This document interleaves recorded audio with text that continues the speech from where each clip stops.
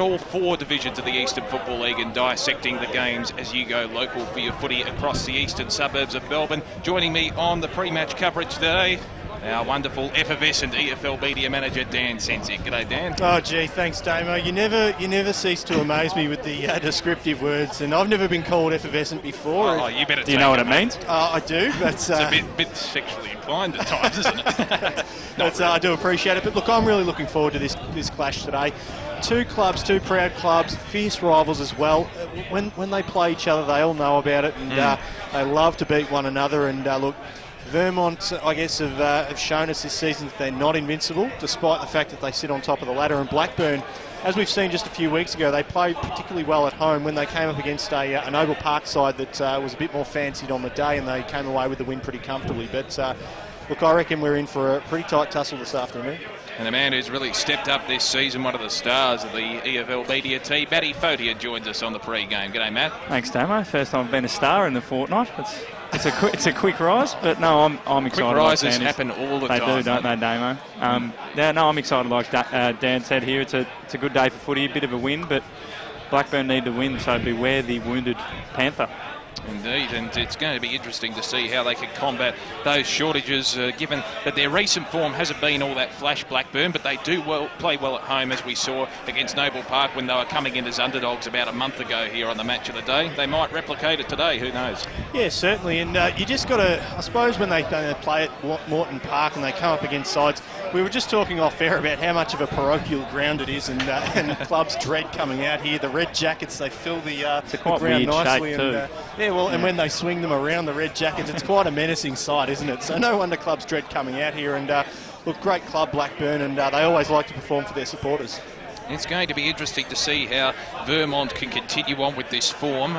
Matt, are you a subscriber to the theory of having the loss just to ease the pressure due to the fact that it's not finals time, and perhaps at least take away that pressure of going through the whole season undefeated, or you think that's absolute nonsense? It depends on it. I think if we look at Knox a couple of weeks ago on the Match of the Day, they were dismantled by Doncaster East, and that looked like it refocused them. If Vermont are able to keep their focus, and as they will do, they're a strong club, that I don't think they have to lose. But it depends. If sides are waning, Vermont don't look like they're waning. They look like they're just a train, like you said, is just going to keep going along. You don't want to flirt with form either, do you? I mean, the loss you need to have. I mean, we've spoken to Dave Madigan a few weeks ago about this, and he said, it's not the ideal preparation, and he was not a subscriber to it as well. So, look, Vermont... He might have been after the game, though. If your form's good enough, your form's good enough, and Vermont's been good enough in each and every one of their games.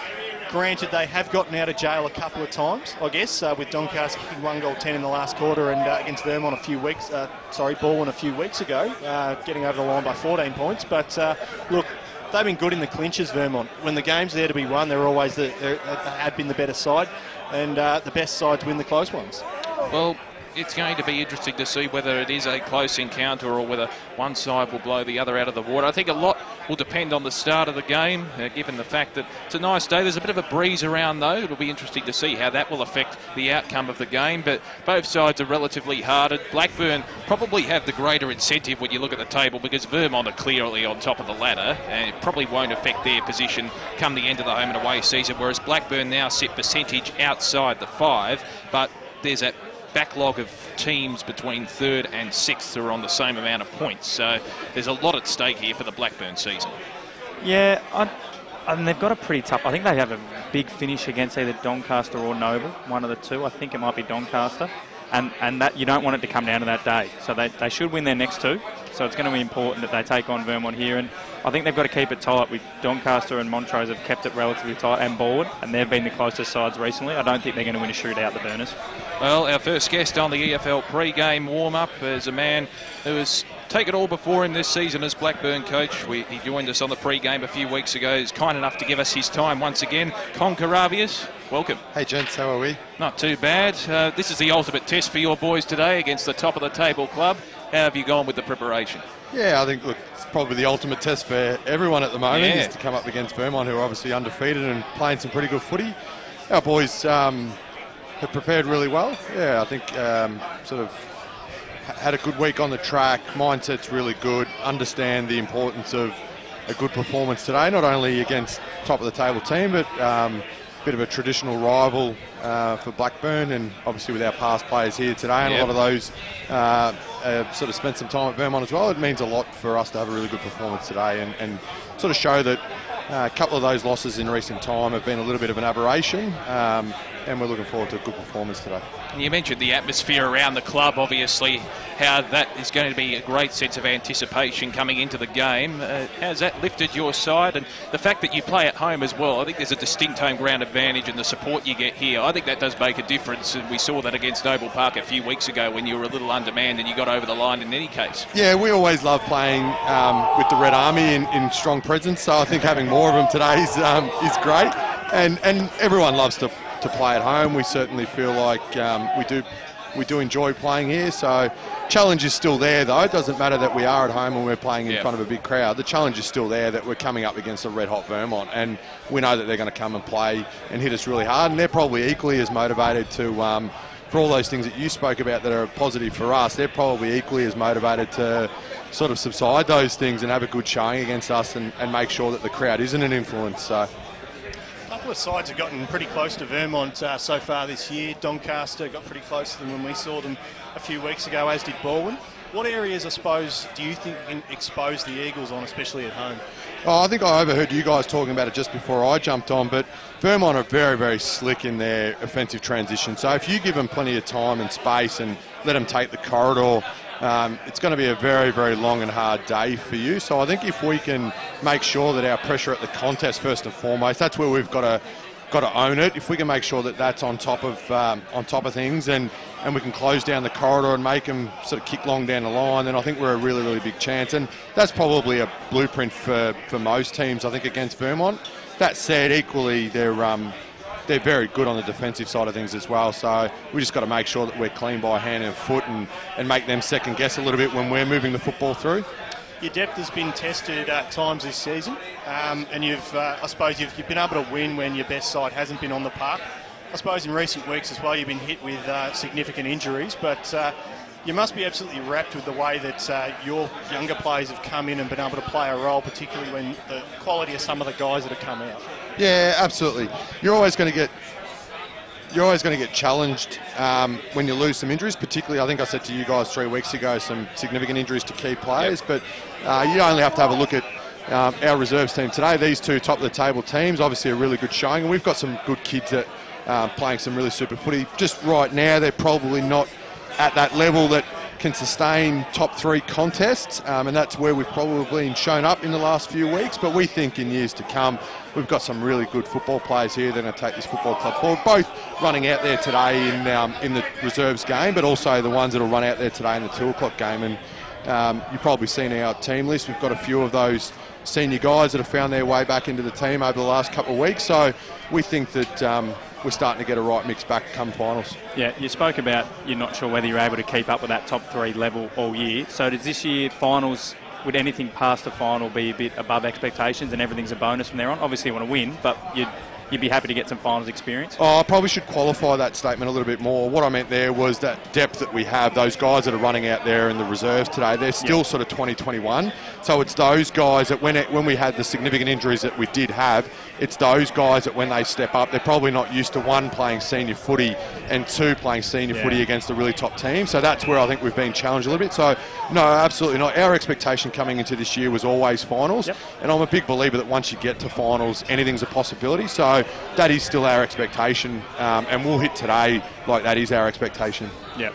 Well, Con, really appreciate your time pre-game. Go and join the boys, and good luck for a big afternoon today. Thanks, gents. Con Caravius joining us, the Blackburn senior coach, and it's going to be a big day, not only for the team, but the football club as well, against their traditional rivals at Vermont. I suppose, in a way, they are geographical neighbours, and they have that sense of rivalry and mirth between the two sides that has carried on for a long, long time, given they're both big clubs with big supporter bases, and I think that's going to be a factor. I think the clubs really get behind their sides, particularly when two sides of these calibres meet. It's going to be interesting, the conditions as well. I've seen during the week on the news that we could be expecting rain, but I can't see it. I just can't see it. I think that was overnight, though. They said rain and hail, but it'd be a sunny day. At least that's what I saw, but you never know. I suppose it's going to be in contrast to what we saw last week as well, with the wind howling and absolute gale. It looks like it's picked up a bit towards that, I guess, Canterbury Road into the ground, but in any case, other than that, perfect conditions for two great sides to go head-to-head. Who are some of the players you're looking forward to seeing? One bloke who really caught my eye last time we were out here was Benny McIntyre, and he was very good again last week. He has that ability to extract the football from various places and really win the football, not only in a contested manner, but manages to find space and reads the play well. Yeah, he's one I'm looking forward to. He's locked in as well. I think he was VFL listed. I think Gus was saying last week that he's committed to Blackburn for the rest of the season, so that's a big win for them. I think for Blackburn as well, Sam Hudson, he's a good player. He's similar age to himself. He'd be 22, 23. He's one of those guys that they're going to probably want to build their future on. There's a core bunch of those blokes, and a lot of them running around out here today in the reserves who, like Con said, they're probably a couple of years away from really being a good young core of players who are about 25, 26. They do have that excellent amount of depth, though. Oh, they do. And make sure you pick up today's Eastern Footballer, because Gus McLeod has named his top 20 players in the Eastern Football League. And does it cause controversy, Dan? It's the toughest job in football, absolutely, I reckon, to pick a top 50, but I reckon he's nailed it. Jake Hammond is named at number 3, and I suppose with a forward like that who can create goals from anywhere inside the arc, why wouldn't you be? Looking forward to seeing him, but as well, I'm looking forward to seeing Lachlan Johns from the Vermont Footy Club, whose Player of the Week made it in this week, and he kicked a ripping goal from the centre circle. Indeed, and we have our second guest today, a man who's synonymous with local football and indeed the Vermont Footy Club, Bernie Deneen. Great to see you, mate. Cheers, gents. Good to be here. Cracking day. Indeed, and gee, it's going to be an interesting one as well, given you're top of the table, and you know, you've probably secured that position in a sense mathematically, but it's always a big test coming up against Blackburn at home, isn't it? Yeah, look, they've always been our local rival. I remember my first year of footy, sort of hearing about it and coming out here for one of my first or second games early on in the year and learning pretty quickly what it was about. It's a great rivalry. It's a really healthy one, and you know, they're really strong in all grades at the moment, as are we. And you know, we've been sort of setting ourselves, I think, as they have in all 3 grades for this one for a few weeks now, and they always have their past players day. So I was had the fortunate situation of being on that side of the bar here last year, because I was about to head overseas. But yeah, it should be a great day. And also, Bertie, I mentioned the strong position the club is in, given that they're undefeated and relatively secure. Is it difficult to maintain the intensity of the club, even at training every week? You seem to have done a very good job in terms of the coaching staff and the players, but is it difficult on a week-to-week basis, given that it's not yet finals, to keep that intensity up? Look, yeah, it's a fair question, because I know it certainly can be. The way the draw is at the moment, knowing that these next 4 games are huge in regard to setting up the competition within the group for players trying to cement their spots and come into spots, obviously that comes into it as well. And you know, Harmon in his first year has brought in a few new things, so look, it is in a good position, but you know, in regards to keeping that motivation, it can be a challenge, but I think it's one that the players are dealing with really well at the moment, and it's a pretty vibrant place to be. And although they want the finals to be here, they know there's some tests between now and then, and today's going to be a massive one of those. Bernie, give us an insight into Harmon and how he likes to coach. I mean, he's a renowned football person, held jobs at Essendon, Collingwood, Northcote Park in the Northern Footy League. Fantastic footy brain. How have you found working with him this year? Yeah, look, I sat down and had a chat with Singer last year when I was back for a couple of weeks around finals time. Once he'd been appointed, and spoke about the involvement, and the vibe I got from him from day dot was someone that was going to be really good for the footy club. He's measured, he's got strong community values, and I think a lot of the way he views footy and where we're going is based around the ethos of the footy club, and they match themselves really well. So he's been great to work with. As you mentioned, he's got a lot of experience and exposure at a high level, and he's introduced the coaching group as well as the playing group and committee to a lot of the modern methods of footy, and you know, he's been great to learn from and work with. And you know, as an assistant, you're not just there moving cones. He's asking for input all the time, and you know, we have some really robust discussion at selection every week. But it's a really respectful, positive environment to work in. So he's been terrific to have on board. I suppose in previous recent seasons, that Vermont has been the hunters, and now you're the hunted, sitting on top of the ladder. How have the boys sort of dealt with that? And I suppose, does it come an added pressure to the coaching staff and the players? Look, it's one, you know, I keep hearing about, you know, do we need to lose a game and that pressure. I think most of the pressure at this level of footy really does come from within the group, and the pressures we've got again are around standards rather than outcomes. So we had games we could have dropped, but we still look at the things we need to do better. We have games where we might have a real day out, but there are things within those games. So I think it's a pretty measured approach across the course of the year. Look, this group still hasn't won a flag, so I think to say at the 100, that might be a moniker that gets put outside. As far as we can see it, we're still a group on the rise and trying to achieve that, and we don't think we've got that status. You know, home and away results are great, but finals where you sort of make your name. So, you know, there are other teams who've performed in that regard within the comp. I think that that have got that right just as much, and it's still one, from our point of view as a club, that we still really need to grab. So, again, I think that's driving the standards of training, and, you know, that's shown for the most part of the year in performances across all the grades. Yeah. Bernie, a couple of coaches have spoken about it, and the last few weeks, the sides that have got closest to knocking you off have been ones that have tried to keep the game really tight. Has Harmit and the group been working on a way to sort of break down sides that are really going to sit back and try to hold it tight? That's interesting, because I sort of wasn't aware of that sort of dialogue outside the club. But, I mean, some of those games, I think that we got off to really good starts, and it was actually our focus late to sort of smother the game and, you know, hear about teams coming home against us. I feel that we've actually been able to slow it down. And when you have that defensive mindset in any level of footy, you see at AFL, if a team, you know, like Doncaster just rolls the dice and comes at you, the practice we've got is, well, we don't want to win, you know, turn a 4-goal win into a 10-goal win at the chance of losing it. So we go defensive. So they might get a couple on you, but I think we've been pretty mature in those games, holding them out. I don't think anyone all year's had a shot on goal to win a game against us, which, you know, I think that sort of looks at the position. So defensive, I think it just sets us up for the brand of footy that finals is going to be. So, no, that hasn't been a focus necessarily. And finally, from me, everyone seems to think they can't really spot out a massive weakness. Would you guys say that you're a bit more of an outside running team, or you like the nitty-gritty? Oh, look, I think the balance we've probably got 35 guys plus that I believe would go close to playing senior footy in most teams across the comp and in metro footy, and most of them have played senior footy at times with us. You know, someone said you got these young guys outside run. You chuck in Adam Parker, Tom Schneider, Lockie Johns, Robbie McComb, Cam Howard. We've got Luke McComb, Matt McKenzie coming through the twos. I mean, you know, I'd back that run against anyone in the comp.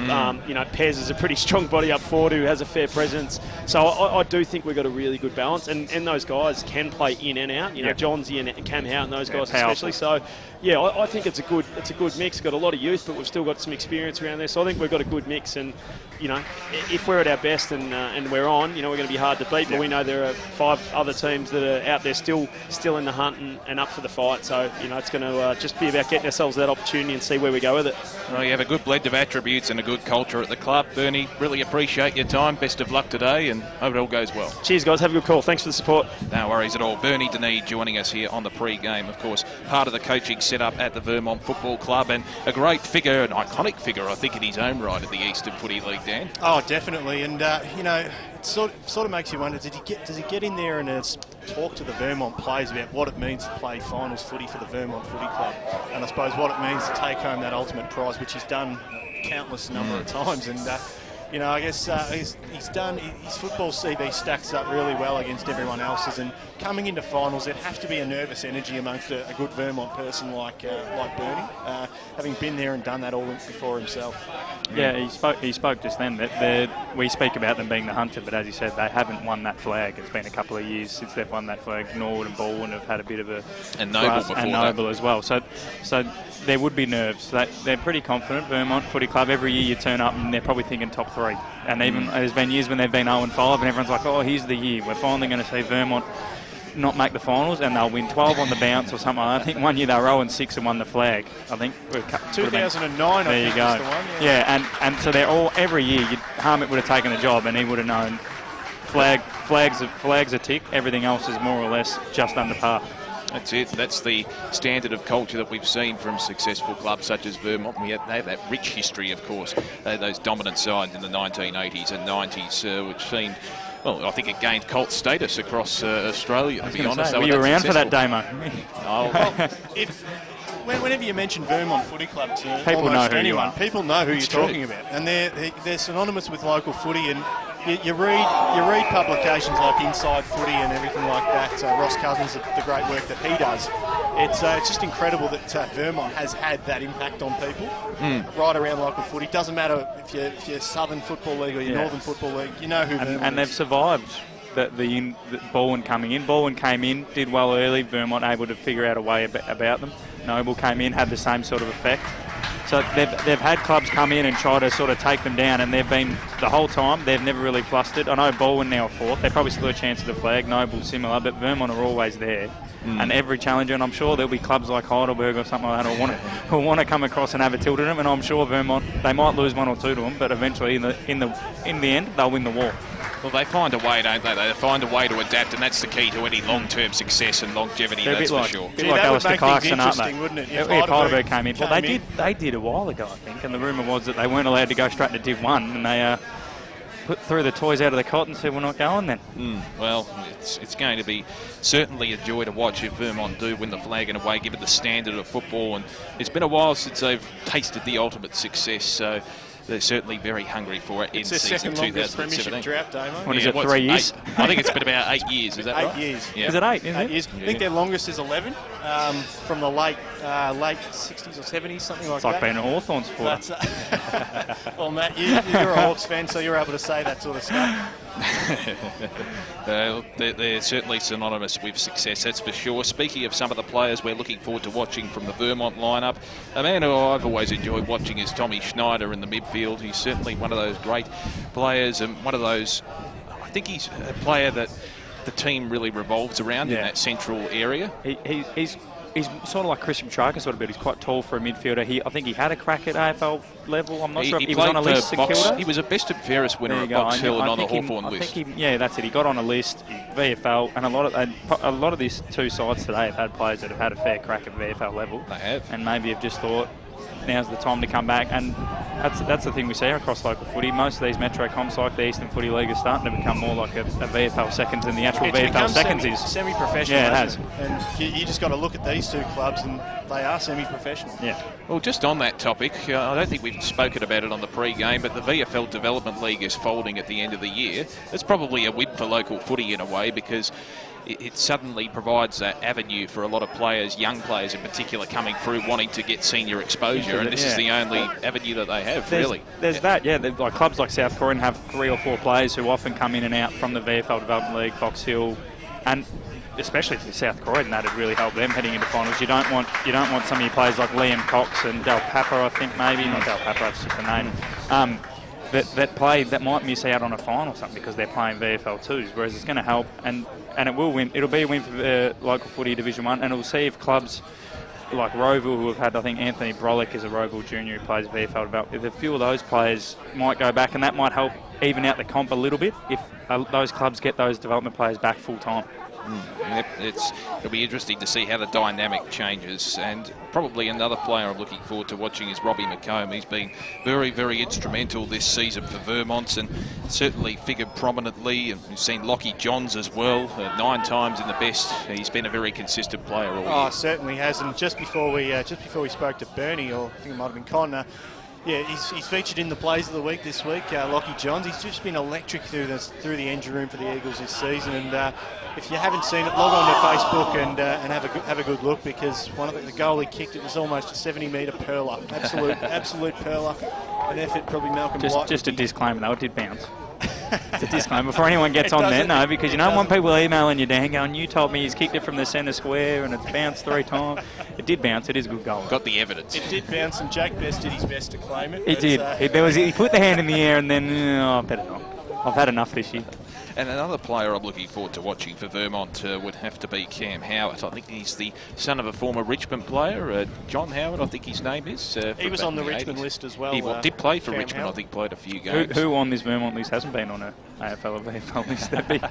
There's quite a few. Well, the quality runs deep, doesn't it? Even Adam Parker, who's switched from Scoresby in recent seasons, he's won a best and fairest at 2 Division 1 clubs. Yeah. Now, it takes a very special player. And we haven't mentioned him.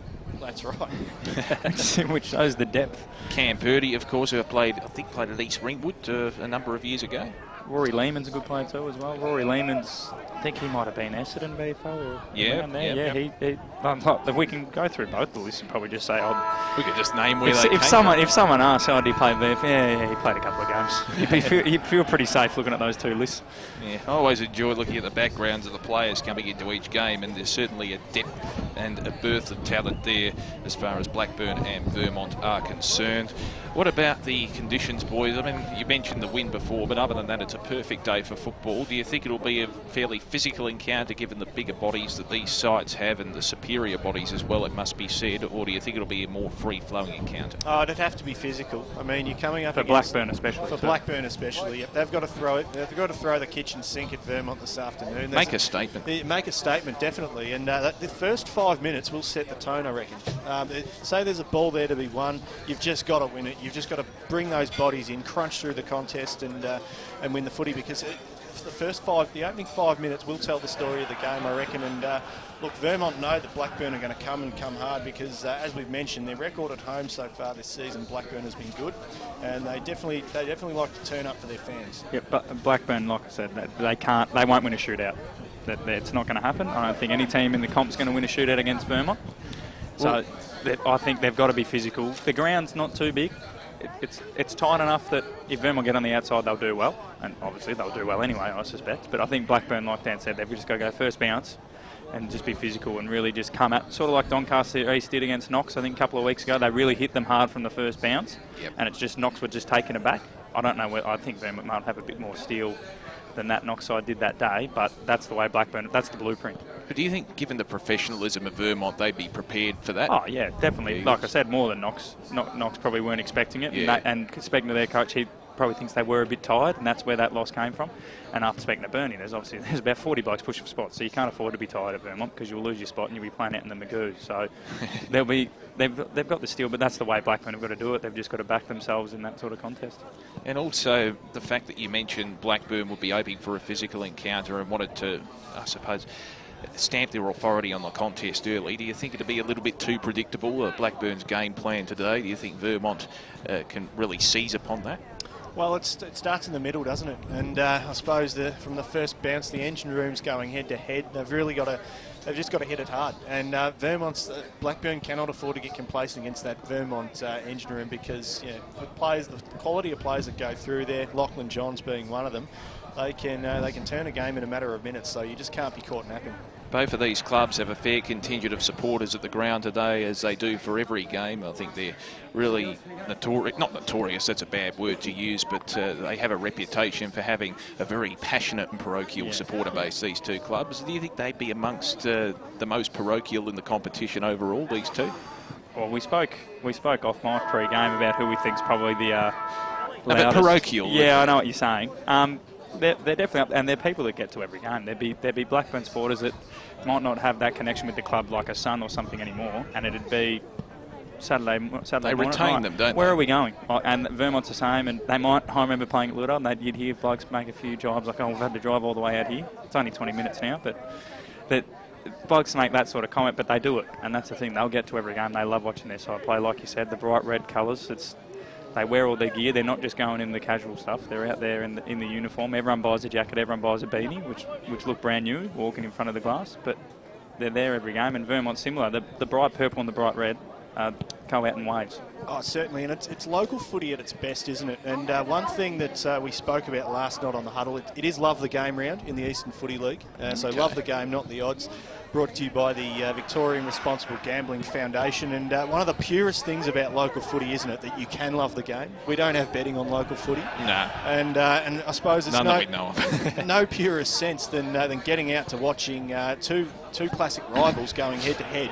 Beautiful conditions on a Saturday afternoon with two sets of supporters out in force. That's it, and I think it really does tap into that demand for the community feeling, and we see that, of course. Probably the AFL has gone into a more business type sense in terms of the way it presents its product, and that's very good too. It's been very successful, but this provides an alternative to local football and really appeals to the fans who want to see it at a community level and have that real tribal element to the game, and I think that's what local footy is very successful at providing. Oh, certainly, and you just wait till we get to the finals as well. Bayswater Oval, 10 deep around the boundary line, and the atmosphere at Div 1 Grand Final day, I suppose, as the 9 News chopper makes its way exactly. and Hitch gets out with the cup. It's just something. It's something of beauty. I think, and that's the thing. You see a lot more blokes nowadays who say, who do you support in the AFL? Who do you support in the footy? And they'll say Vermont or Blackburn, because a lot of blokes, as they get older and older, don't like the way that the AFL's gone a bit more business style. and that's probably been good for the crowds at community footy, because there's a few more blokes who'd rather get the real feel standing around the boundary line. Well, I think the one thing that really defines these two clubs in terms of their attributes is the diversity across the field, and we mentioned the depth, and Blackburn have had to really utilise that depth given the injuries they've had in recent weeks, and Vermont of course have a sensational amount of depth. I mean, we spoke about the list earlier.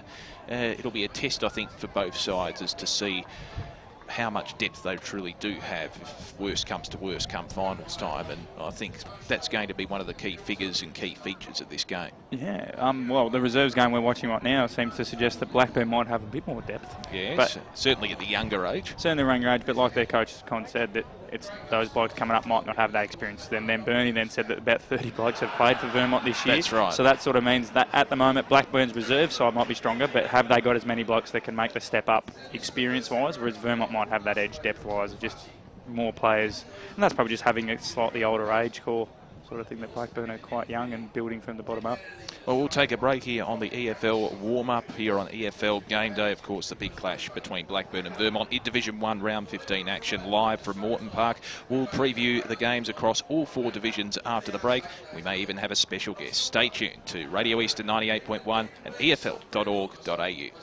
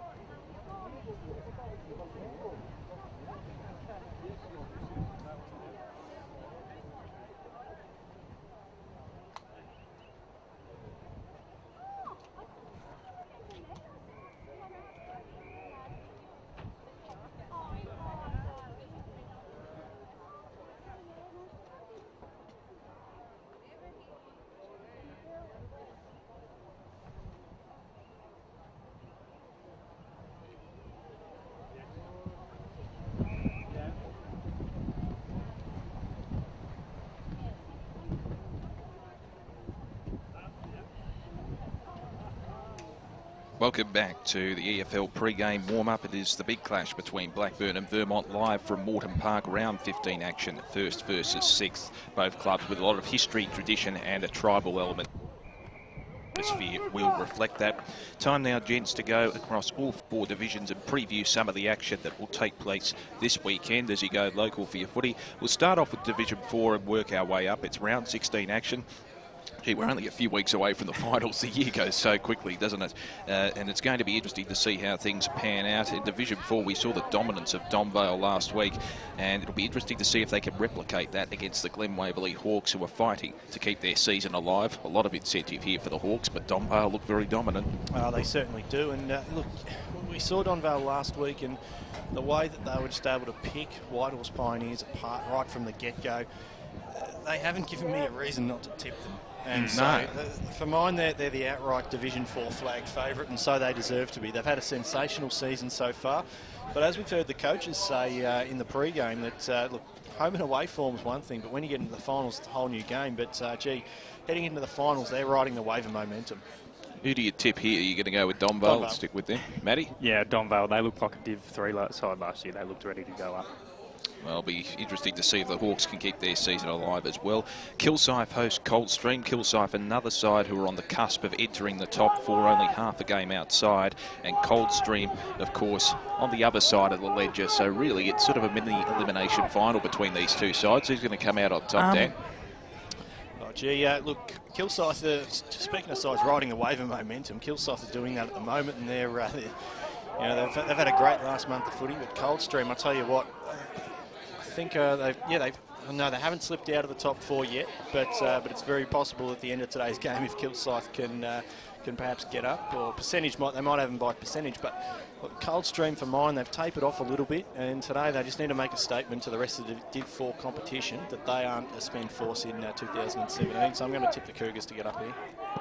Yeah, I think, the Cougars were 5th, and then they jumped back in last week with a good, strong win, I think, over Glen Waverley. And they had, the best part of that was they actually kept Glen Waverley under about 70 or 80 points. Which was really good for them. That they were talking about, Michael Cardamone spoke about how these confident going forwards, they need to be solid defensively. Kilsyth need to win. I reckon if Coldstream get a win, they might have just locked up the top 4. So I'm probably going to go the Cougars, though, still. Coldstream Cougars. I think they're both the Cougars, aren't they? I'm going to go the Coldstream Cougars. Dan's played it safe and just had the Cougars, and can't be wrong. The Cougar clash. It'll be interesting to see how that pans out. Sylvan host Fair Park today. Two of the more disappointing sides in Division 4. Probably playing for pride, these two sides. Do you think Fair Park, with their superior record, will come out on top? Well, we saw these two sides play last time, and I know you did as well. Yeah, I was out there. Yeah. But look, it was an absolute slogfest, and it wasn't the prettiest game you'll ever see. But look, both sides, when they turn it on and when they play good footy, they have been capable of some good wins this season. So it's a real toss of the coin, this one. I'm going to go with Fair Park, but only just. Well, Sylvan knocked off Coldstream a couple of weeks ago. Fair Park almost knocked off Whitehorse. We know they're going not as good as they'd like to be, but that's still a good contest. I'm going to go Sylvan at home. They beat Coldstream at home. I reckon they can beat Fair Park at home. Fair enough. The Whitehorse Pioneers host Nuttawading. The Pioneers will be seething after that big loss to Donvale last week. This is a chance not necessarily to reclaim their perch, but at least solidify their spot within the top 2 as they take on the bottom place Nuttawading. Pioneers by how much? Oh, gee, they need to bounce back, don't they? I think they'll do this one pretty comfortably. 10 goals maybe, but look, Pioneers need to get the win today just to get back on board and build a bit of momentum heading into the finals. I reckon Derek Shaw would take a 1-goal win. Doesn't matter how much today. If they win again, if they win a Coldstream win, that'll lock away the top 4. So then from there they can at least take a deep breath and reset. An important game for Forest Hill as they play away to Surrey Park. Of course, the Zebras are in second spot, hoping to hunt down Donvale and claim that top position by the end of the home and away season. Surrey Park merely playing for pride. Well, a big danger game for the Zebras today, I reckon. Inconsistency has been their problem this season, and I suppose the gap between their best and worst footy's been, I guess, poles apart, which has found them out at times. But yeah, they definitely. We talk about teams needing to build momentum heading into the finals. Their final 3 games, they play Surrey Park today. They've got Sylvan next week, and of course the week after that they come up against the Whitehorse Pioneers. So you'd probably expect them to win 2 of those. But look, great time to be building momentum, and they may as well start this afternoon. I'm going to go the Panthers. I think Surrey Park played their ground really well. It's much bigger than Forest Hill's ground. Yeah. And Surrey Park mathematically still a chance, so you never know. The coach will still be going if we win all these games, and it's a chance to knock off someone they're trying to chase. I think Surrey Park. I don't think Forest Hill are as good as the ladder suggests. Division 3 has been an intriguing and tight season. It always is. I think in seasons past it's always been the tightest division, and 2017 is no exception. And on this occasion, Park Orchards host East Burwood. This is an important game for Park Orchards here because they're only 2% on top of Ringwood in first, separating themselves from second position. They'd have to win today to at least, I suppose, secure themselves in that top position for now anyway. Well, it's a big opportunity for Park Orchards to build on their percentage this afternoon. Yeah. They'll know coming into this it's a bit of a gift 3 weeks out from the finals, so Park Orchards to do this one pretty comfortably. Yeah, it's important for them. They should win, but also Ringwood and Boronia play, so that's second and third play. So they're going to gain on one. They're going to pull further away from one of those 2 teams, and then Heathmont and Scoresby 5th and 6th play each other. So it's a chance for Park Orchards to really pull away from at least 4 of the sides in the hunt.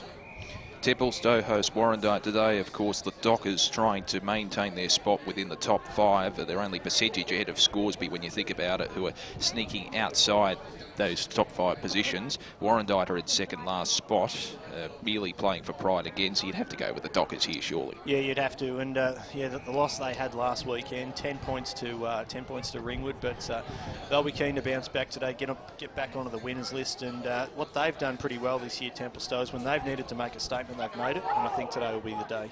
Yeah, they just keep chugging along. Everyone sort of fell in love with Ringwood and Park Orchards at different times. Gone under the radar, haven't they? Have. Then for a side that's been in 3 of the last 4 grannies or something like Unusual. that, they shouldn't be under the radar. And like I said, they've got a chance to gain points on the guys above them and also pull away from that 5th and 6th clash. So they'll win, and it'll be an important win.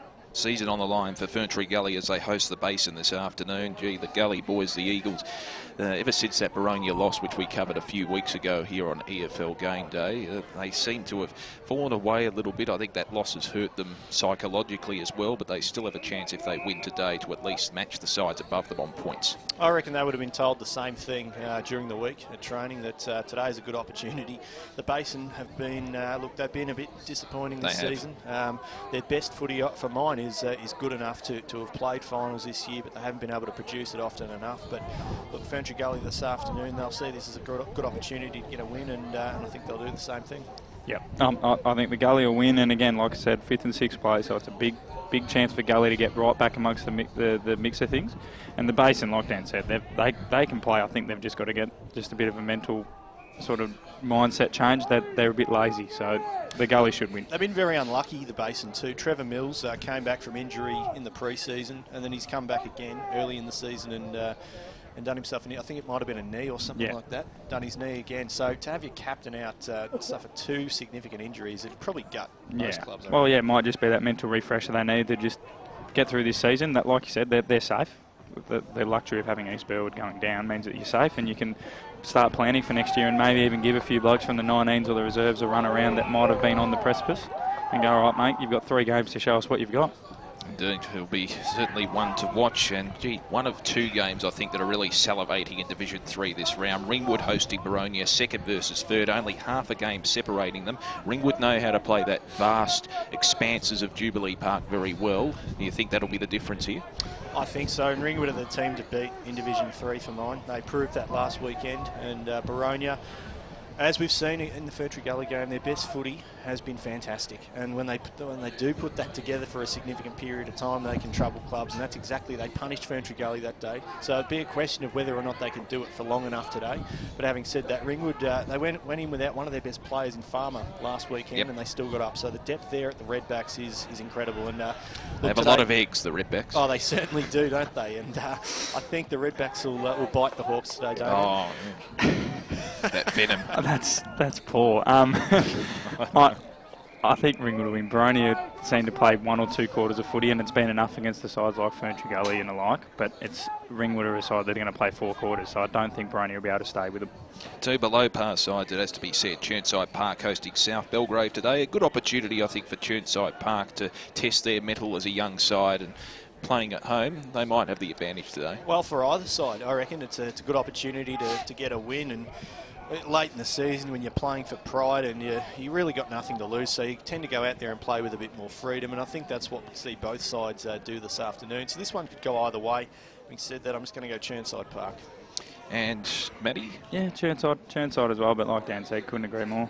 Heathmont hosting Scoresby today. This is the other salivating clash, I reckon, in Division 3. Both sides really bridging that divide on the fence in Division 3 between 5th and 6th position to determine who will sneak into the finals. Only 11% separating them. Heathmont on top at the moment. They have the home ground advantage. But Scoresby, I think, have been relatively good in recent weeks. Who's going to win here? Oh, this is a massive danger game for the Jets this afternoon. Absolutely. Scoresby have won 6 in a row for the first time since about 6 or 7 years. So they're riding a wave of momentum at the moment. And Heathmont, I think, at the very moment are as vulnerable as they've been all season.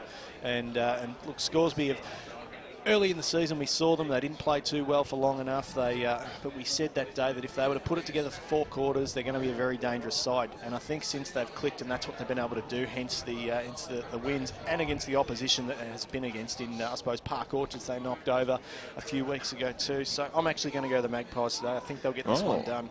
Yeah, I really do. I'm going to agree with Dan. I think Heathmont have been just stumbling in the last few weeks. They got an important win last week against an opposition they should have beaten, and the previous weeks before that they just started stumbling. Injuries have taken their toll. They've got Jake Sheriff back, but I'm going to go the Magpies. They're riding the wave, and they're going to see how they're going to take it right into shore.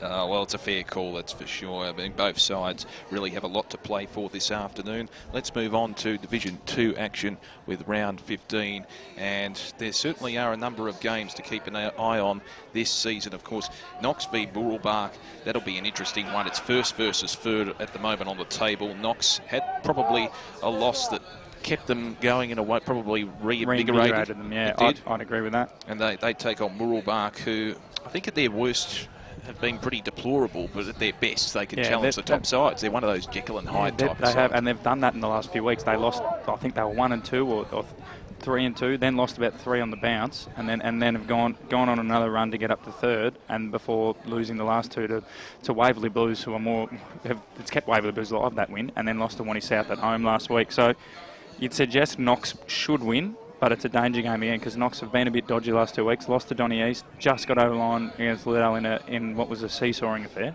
So Burrelbach, it's a good chance for Burrelbach to consolidate their spot in the 4. But I'm going to tip Knox. Oh, come on, Matt. You know the loss you need to have. I wouldn't go into them. They had it 2 weeks ago, mate. They've had their loss. They don't need any more. But yeah, this afternoon it's a good opportunity for Knox. Look, Burrelbach, it's a bit of a danger game. I agree with you, Matt, for Knox, but they definitely have to win this today if they're, I suppose, if they're to stay in touch with the premiership credentials that they've proven to have. It's a danger for Burrelbach too, because their percentage isn't as good as Liddell's. So if they were to lose today, Burrelbach, they drop back to 4th. And then sides like Croydon and Wanturna South and Upper Gully and Mitcham are all still just a game behind them.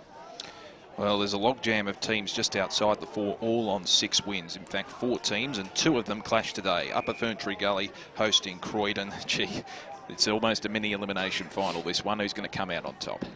Oh, gee, you know, both sides. Upper Ferntree Gully have had a good year by, I suppose, external standards. Internally, it's probably no surprise they've done as well as they have. I reckon they were ready to go up a division, which internally they would have set the expectations and known what's required. But look, Croydon are a very dangerous side. Sometimes you just don't know which one's going to show up. And today could be one of those days. But having said that, I think it's going to be Upper Gully. Yeah, at home, Kings Park's one of those grounds that most teams struggle to play at. It's quite boggy. It's probably that one ground that's still got that 1970s, 80s feel if there's been a bit of rainfall. And Upper Gully, I think 2 weeks ago against Wanty South, it was 3-2 and something like that. If they're going to play that sort of style of footy against Croydon, I think at home, their brand of footy, I think Upper Gully will get the win and keep themselves in the hunt. Yep, and there's certainly a lot on the line, that's for sure. A great incentive for both sides. One team that has really lifted in the last few weeks is Wanturna South. They're hosting Mulgrave this afternoon, who have been very disappointing this season. Can the Wanty South train roll on? Surely you can here. They're keen to give Matty Clark one heck of a send-off, aren't they? And he deserves it after the years of service that he's given the Wanty South Football Club, the premierships and all the good times. I think they'll win this afternoon, Wanturna South. And look, there's an article in the Eastern Footballer this afternoon, today, about how Wanturna South aren't done yet, and they're just sitting outside that top 4.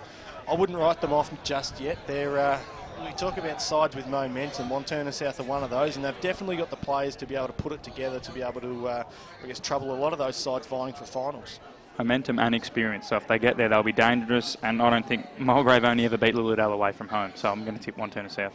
Lilydale host Mitcham this afternoon. Lilydale are keen, pretty much on the fingertips at the moment, scragging on to 4th spot. They take on Mitcham, who have been disappointing, it must be said, this season, although they have come up a division in recent seasons. But they still have a chance here, the Tigers, to sneak into the finals. It'll be a long shot in terms of their percentage, but you never know. And they take on Lilydale. It's going to be another mini-elimination final. Gee, it's a real toss of the coin, this one, isn't it? But one of the big ins, I suppose, for Mitcham has been Jake Parente.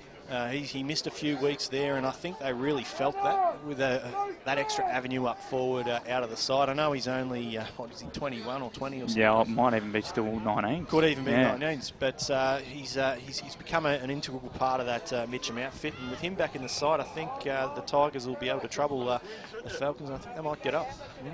Yeah, I'm going to go the other way. I think Mitcham, Lilydale over their bogey team, and Lilydale have beaten them, I think, convincingly the last 3 times they've played them over the last 2 seasons. And I think that Mitcham thing, they should be higher than they are. But I think maybe we just get that false sense of because it's Mitcham, we keep thinking they should be pushing for finals.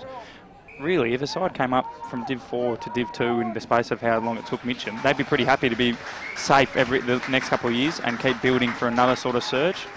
I also think they've been inconsistent, but I think they shouldn't be too disappointed where they are. But saying that, Willowdale to win today.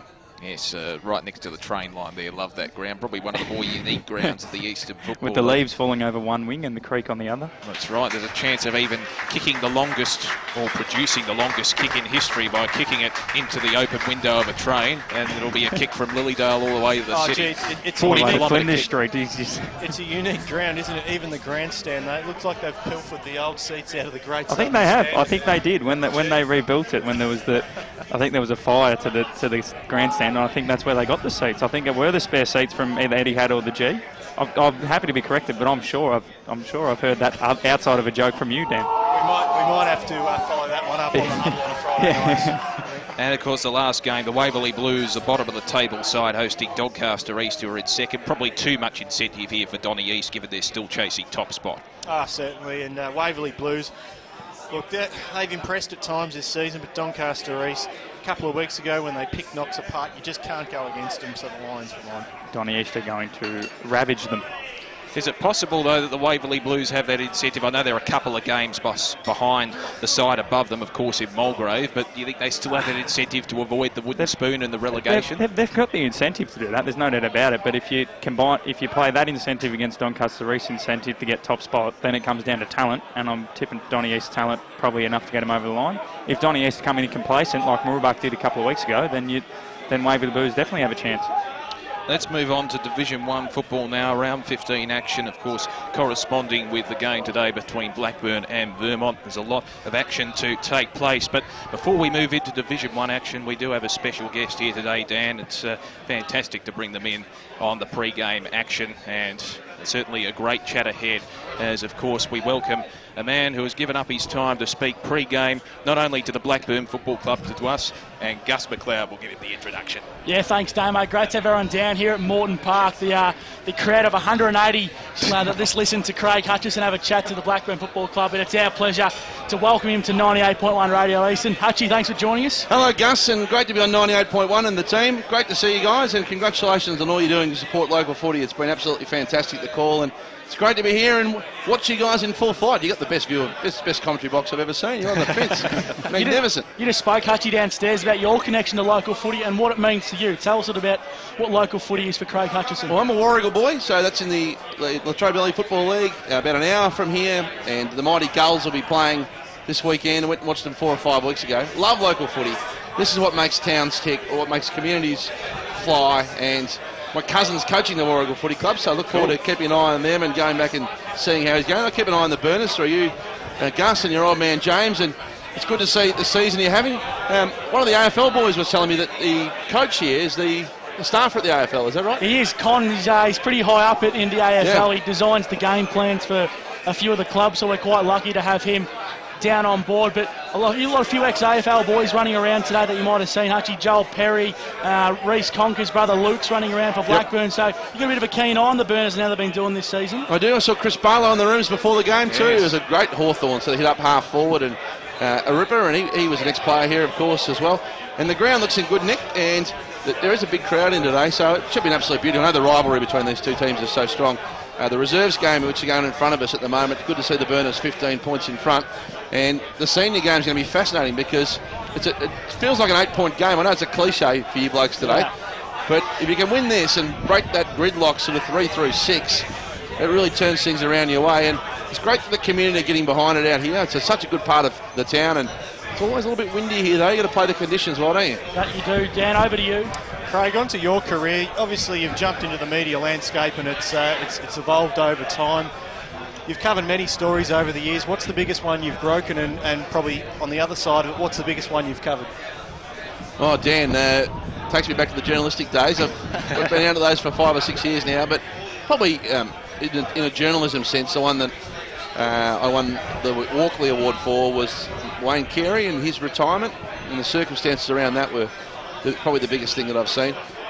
In terms of being personally involved, the biggest story of our lifetime probably is the Essendon Football Club and the dismantlement over 5 years, and that happened post my time, but I just think the impact that had on the game, the changes, the legacy of James Hird and a whole lot more, and the people involved, that was probably the biggest story I've seen. You mentioned your involvement in the Wayne Carey story, and you subsequently worked with him on Footy Classified. Yep. What was it like covering the story and then later going on to work with Doug? Yeah, he's a great character, Wayne, isn't he? He's a beacon to controversy, really good commentator in his own right, but I think just with those things, Dan, you just get on with it. Like, he's a professional, we always get along well. It's never personal, no one likes being talked about, but the professional people understand that it's just a job, it's not how I think he's a good bloke or not a good bloke, and I really enjoyed a brief time working with him. You mentioned local footy and the impact that has on the community, and that's been a big focus of your business as well, branching off into the regional areas. Is that also where you got your start and cut your teeth in the media as well, covering the local footy? Yeah, I started with the Warragul Gazette as a 12-year-old, covering the game, and my old man got me a newspaper column. He wrote it for a year under his own name first, and then pretended it was him, but it was actually me. Ghostwriter. That got me the opportunity to get rolling, and yeah, so I love country footy and I love country media, and regional Australia is sort of where our business began and grew. Our call AFL Nation today going to about 230 odd stations. You can hear it online on aflnation.com.au, and things like what you guys are doing, I reckon it's super cool and really effective, and yeah, it's great fun. You said there you started as a 12-year-old. Does that mean your footy career was put aside pretty early? Oh, I think the lack of abilities, I put my career aside pretty early. No doubt about that. I only played till I was sort of 17. But I had no real ability. So, but I love the media, and I think how lucky are we all, like the three of you boys, to be able to be watching footy, be part of it. It's absolutely magnificent. Do you find the personalities you come across with the different shows you've been on, different radio shows and all that, do you find yourself having to go into a show and go, all right, you've got to play this sort of way today, sort of almost like a player, and sort of adjust to the personalities you're going to face, either you're going to interview or you're going to be on the panel with? I think you want to be yourself as much as you can, but sometimes the show dictates the role you play. A bit like footy. Yeah. Monday nights on Footy Classified, for instance, you can't muck around too much. You've got to be pretty straight. And I generally come across as the argumentative one, or I guess the black hat you might call them in a movie sense, the bad character. Yeah. But where on Saturday mornings I'm more me, and I can have a laugh and take the mickey. So it just depends what gig you got and what role you got. Everyone, well, you've got to have that argumentative character, don't you, Damo? I try to fill that role here. He looks at you as a role model. With that thing in his hand. He looks unpopular. That's good. That's me. Yeah. What about the hair on him? You can hear the 3 wood off that. I know, buddy. Quite the opposite of hairline to yours, Hutchie. Mine goes down, yours goes back. It does too. Yep. Well, Hutchie, really appreciate your time on the pre-game. Enjoy the local footy today, and good luck for the rest of the season on Footy Classified and with your business as well. Thanks very much, boys. Have a fantastic call, and may the best team win, and may that be the Burners. Fantastic. Craig Hutchinson joining us, of course, the boss of Croc Media and a media magnate, and certainly a figure across the football media landscape for a long, long time. Well, boys, time now to focus on Division 1 action, and Noble Park, of course, hosting Doncaster today. Who's going to prevail here, given both these sides are trying to fight for their survival in and basically claim a finals berth in 4th and 5th? Oh, gee, Doncaster last weekend, they got off to a slow start, didn't they? North Ringwood, I think, put through 8 goals in the first quarter. 5 of those were by Charlie Haley. So they can't afford to do that, particularly against the side in Noble Park that we expect to see go deep into the finals. I think the Bulls are going to get a bit of a tune-up this afternoon, and I think they'll do it.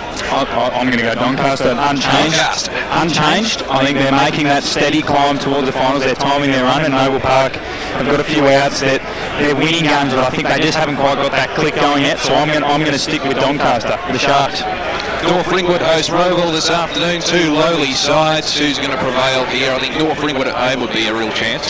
Yeah, having watched a fair bit of the North Ringwood game from last week, which I just spoke about, their opening half an hour of footy was absolutely electric, and their forward line was brilliant. And the way that Charlie Haley was able to sort of position himself, and the way that the engine room was able to pump the ball in that quickly, that the opposition defenders found themselves under that much pressure, and they're capable of doing that. And I think that's the danger for Roval this afternoon, with the North Ringwood midfield being able to get first use of the footy and put those Roval defenders under a fair bit of pressure, Matt. Yeah, well, Roval is still under pressure from Bayswater. They should be safe, but I think they're still under pressure. But I just think North Ringwood, it's at North Ringwood. Combi Reserve is a very, very hard place to go for some of the best sides. As we saw last week, Doncaster got a shock. Norwood a couple of weeks ago got defeated there, so I don't see Roval winning at Combi Reserve at the retarding basin. Well, we move on to our next game, which is probably the other main event alongside today's game in Division 1. That, of course, is South Croydon hosting Balwyn. Probably two sides in contrasting styles in the way they run their clubs. South Croydon probably more community-based, but Balwyn, of course, have a great background in the way they run their clubs. Second versus third, they've been the dominant side in the last few years. Balwyn, South Croydon, hoping to knock them off their perch. Well, we'll hear all about this one from our man Brett Beston, who's out at the kennel this afternoon. So tune in. Sheon Park at 5:15. You'll be able to hear a full wrap of this game from Brett. But I think South Croydon are ripe for this one. I think they'll be able to get it done at home, and I think they're peaking all right towards the business end of the season. Balwyn, I guess we've seen a few cracks in their lineup this year, but we have on the flip side we have seen their best footy, which is still extremely good. But look, I just can't go past South Croydon. I think they've been doing things very well this season, and they deserve the plaudits for it, and that's what they're going to get. Yeah, I think South Croydon as well. I think Balwyn have been good, but they're battling. They haven't got that free-flowing footy to come continuously. Like you said, Dan, it's been bits and pieces all season. They haven't really put it all together. So in South Croydon have been good. Lee Adams has got a nice handball-centric game going, and I think the doggies are good up. Norwood hosting Bayswater. Just quickly, you'd have to go with Norwood here, boys. Norwood. And the last game to preview, of course, East Ringwood hosting Montrose, two lowly sides again, both playing for pride. Ruboys for me, East Ringwood, we saw them play a few weeks back. Yeah, they look good, I reckon, East Ringwood again. So that wraps us up as far as the preview and the EFL pre-game segment is concerned. And when we return after the break, the match of the day between Blackburn and Vermont, first versus sixth on the Division 1 table. It should be a cracking encounter, a big crowd here. Make sure you stay tuned either on 98.1 Radio Eastern or streaming live on efl.org.au. It's important to tell our loved ones how much they mean to us, so don't wait till tomorrow. Say it now. During hashtag Say It Now Week, Tobin Brothers Funerals is encouraging you to tell loved ones what an inspiration they are and how much they mean to you. Say it now. Say it now. How you really feeling? What's there in your heart right now? Hashtag Say It Now Week, August 14 to 20. Tobin Brothers Funerals, celebrating lives. Program sponsor.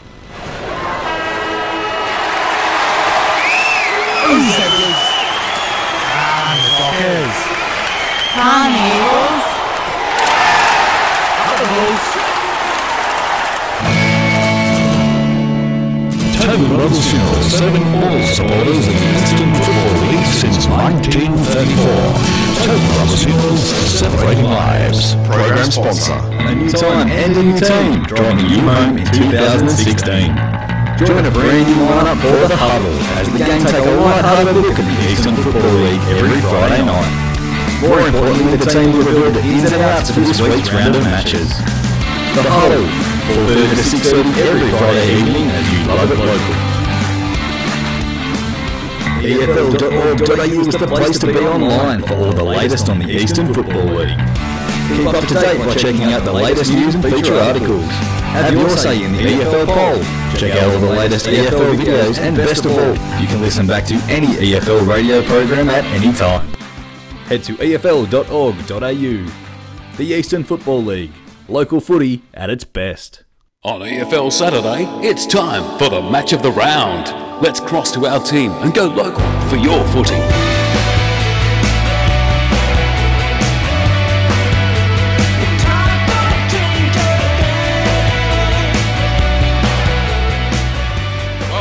To EFL Game Day. We're here at the match of the day, round 15 action between Blackburn and Vermont, of course, who are fighting for a solidification of their spot in the top 5, and it's going to be interesting to see whether the Burners can knock Vermont off their perch. Of course, the Eagles have gone through the season thus far undefeated. Time to introduce our call team for this afternoon. Firstly, let's head to Grant Soupy Campbell for some Choose Tap match stats. Good afternoon, Damo, and going to be a very interesting day and a very big day for Blackburn. I think that the question is, can they bring the same kind of intensity and quality that they showed against Noble Park when we did that radio game? If they play like that today, I reckon they're a huge chance of getting over Vermont. But it'll be interesting to see Vermont also, because this is the first time I've seen them this year. They're obviously a much improved side, so I'll be interested to see what players have made the jump up this season and made the big increase in the reason why they're atop the table. Yes, and we'll be looking forward to your impressive match stats throughout the day, and also our two callers, fantastic contributors to the EFL media team. Gav Casey's been a regular for many years. I'm not sure how long, but it'll be over a decade. It's great to have you on board, Gav. Thanks, Damo. It's great to be here because the last time I was at Blackburn was Anzac Day, and they had a great victory over Baldwin just before they got going. So it's great to see Blackburn again because they're actually outside the 5 at the moment. Yes, and they'll be happy to get back in there. That's correct. They're in 6th spot. Just outside the 5, but of course it could all change today if they pull off an upset and prevail against Vermont. And a great man who, of course, is probably the voice of ice hockey in this nation, Steve White, has joined us to provide some of his great dulcet tones. G'day, Steve. Yeah, thanks, mate. And well, I was just watching the Rezzies there. That was Vermont Rezzies' first defeat of the season. Obviously, Blackburn and Vermont on undefeated record. So maybe it'd be a little bit prophetic in terms of Blackburn's chances here later. I mean, if you look at their run home, they've arguably got the tougher of the 2 draws, plus they're fighting it out with Donny for that last spot at the moment. So pivotal clash here for the Burners. And it's going to be interesting, the conditions as well, how the wind will affect proceedings today. Of course, the wind not as gusty as it was last week when we were out at Don Vale and there were gale force winds, but it certainly will play a factor today given how strong that breeze is across the ground. And we'll hear more from our boundary riders as they assume position throughout the afternoon and keep us up to date with what's happening at ground level. And it'll be interesting to see the positional changes as well, where some of those key players will line up. Boys, we're going to get a quick tip from each of you. Gav? Well, I'd like to think that Blackburn could get the upset, but my head's telling me that Vermont will be too good. With Blackburn suffering injuries to key players in recent times, they're not in great form. So on form, I'm going to tip Vermont. Yep, I'm going with Gav. I think that's a fair assessment. What about you, Dan Sensic? Vermont for mine. And Grant Campbell. Vermont by 15 points. There you go. You've got a margin bet from the great Soupy. So we're all set for proceedings here. Blackburn hosting Vermont. It's going to be a great clash, hopefully a tight one. Let's head across to Gav Casey for the start of the game. Siren signals the start of this big clash here at Blackburn. And the Rucks go out at Blackburn winning the first tap as they go left of the screen to the scoreboard end. No clear winner out of that first ball up, so the umpire will have to come in. Interesting ruckman going forward. Whale Buxton, he doesn't often take the first bounce, but he's going to get involved in the ruck. But Castricum took the ruck duties for Vermont. He got his front position, and down at ground level, Perry was trying to work his way through the pack for Vermont, but he couldn't do so. So it'll be another ball up. He was closely checked by Xavier Murphy. Oh, that was Johns actually that time. Another ball up will come in as the ball does not clear where it's balled up. Pretty much just goes straight to the ground, and all those on-ballers get on top of it. Quick kick forward's been smothered, but Blackburn might be able to break here at half forward. Hand pass dribbles forward, another hand pass in congestion's been mopped up by Johns, and John feeds it back to his teammate and Carey from the half back loads up a long kick on the outer wing, and Purdy just tumbles into it but couldn't take it on his chest, and it's bounced off out of bounds. Interesting that Luke Conker has come in as a late in for Blackburn, and he's lining up on McCafferty inside forward 50, so that's definitely one to watch. Yeah, some late changes. Hanley, Grierson and Campazano, the casualties. All 3 listed emergencies. Conker, Bathy and Cruz into the fray. As that one forced back over the boundary line, we'll have take 2 of that ball up. Also, Dan Reid comes into the side for Vermont. Is the only change for Bailey Hotka, the admission. So we shall see how those personnel changes affect, if they do at all, respective sides. In comes the boundary throw in. Talmanello wins the tap down. In hard there is Thorpe for Blackburn, but it's mopped up now here by the danger man Ellis. Goes in towards half forward. In by foot there is Crocker. Gathers the ball in. He's chased there by Parker, but chased over the boundary line, and we'll have yet another boundary throw in. Yeah, it'll be certainly in the favour of Blackburn here to maintain this physical type of game where it's at ground level. I think they thrive in those conditions more so than Vermont, but Vermont do have big bodies. So Whale Buxton to Talmanello. Talmanello again with the tap down. Comes out now here to Faulkner, trying to bust his way through as that's over the boundary line again. But free kick given now to the way of Vermont. Schneider. Let's have a look here on the replay. We can see... Oh, well, holding the ball. Textbook dropping the ball. Okay. May look like he got him up high, but Schneider take the first set shot of the game and chance to get the Eagles in front on the scoreboard. You line up from about 50 out on the tightest of angles. And a chance now here to get the 6 on the board. The kick is pretty good. He's got it. It's through. 6 points on the board. Vermont, first goal of the game. Schneider gets them up. It's 1-6 straight to Vermont. Blackburn yet to score. 2:56 gone on the Bendigo Bank scoreboard. Well, Damo, we spoke about this in the pre-game. The first 5 minutes are going to set the tone, and we said the pressure would tell the story. Well, Vermont have just effected a tackle inside forward 50 that's resulted in a goal. That's the sort of tempo they'll want to keep up, and that's the sort of tempo that Blackburn needs to match. And Schneider's influence has to be nullified here. He's a very good player, very consistent player. He's a player Blackburn have to watch.